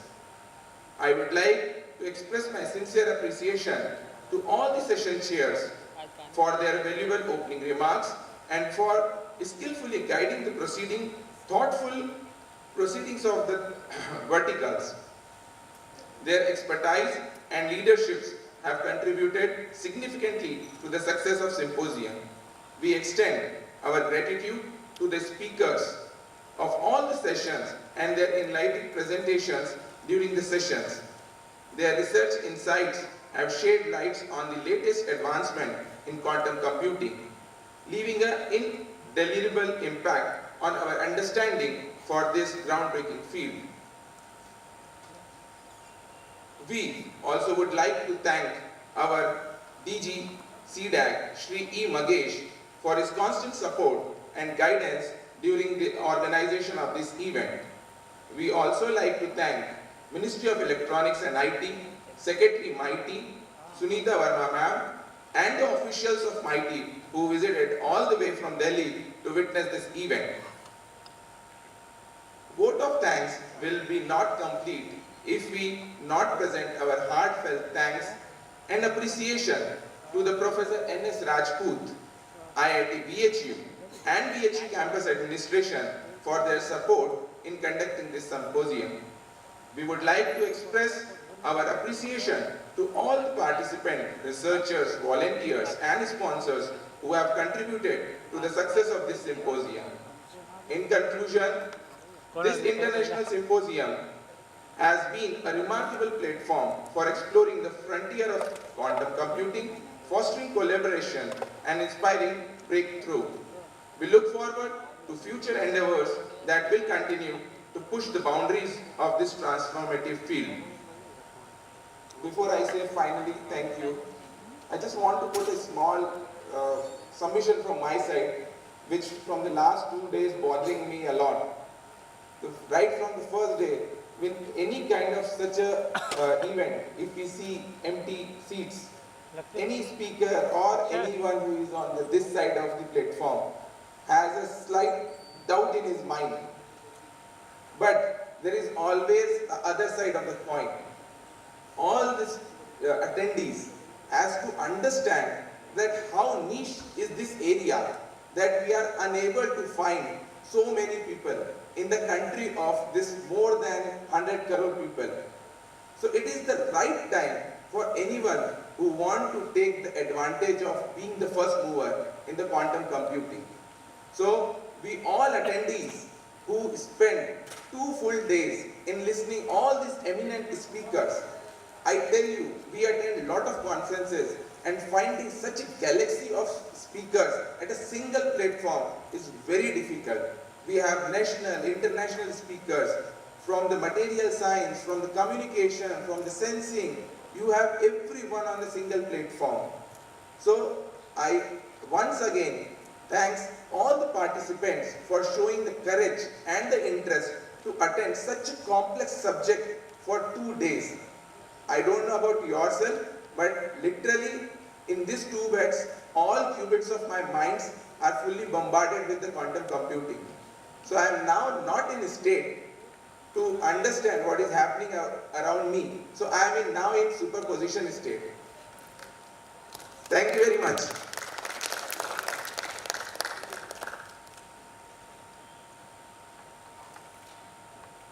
So we have formally ended this program. So I just wanted to call upon the stage two persons, and you can understand my pain of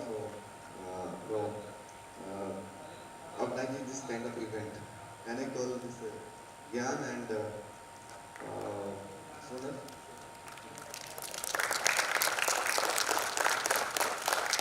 आप इन दोनों को आराम से देखिए, ज्ञान को देखिए। पहले मैं ज्ञान की बात करता हूँ। सारे लोगों ने कंट्रीब्यूट किया, C-DAC पुणे ने, C-DAC पटना ने, C-DAC कोलकाता ने, everybody was there to work on that.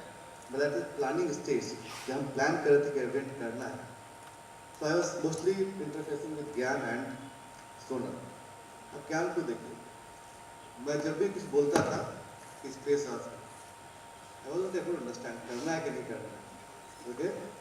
Just see that you will not find any kind of expression on his face. Okay? हो जाएगा सर? Yes sir. हो जाएगा. Not able to get the vibe that ये होगा कि नहीं होगा पता नहीं. एक ये बंदा था, दूसरा सोनल. कुछ भी बोलो सब हो जाएगा. नहीं तो एक तो कॉन्फिडेंस दिखाता नहीं था, एक था ओवर कॉन्फिडेंस में था. But no, these people have worked and made it, and I really appreciate their effort. They have interacted with everybody. They were the kind of an interface between me and to make this successful. So I really appreciate their effort, and looking forward to have many more such events linked to them, and to make it successful. Their contribution will be required. Thank you very much. कभी-कभी.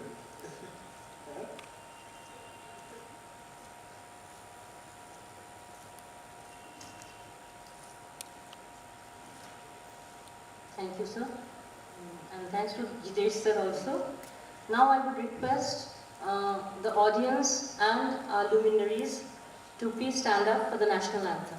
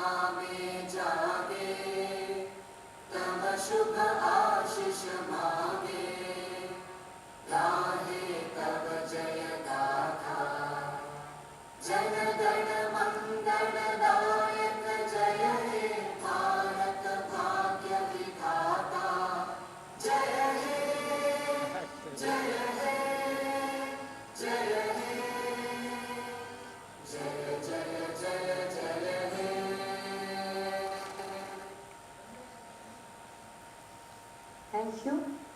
Participants, you may please collect your certificates from the registration desk. Signing off, this is Madhura Viswas from C-DAC Patna.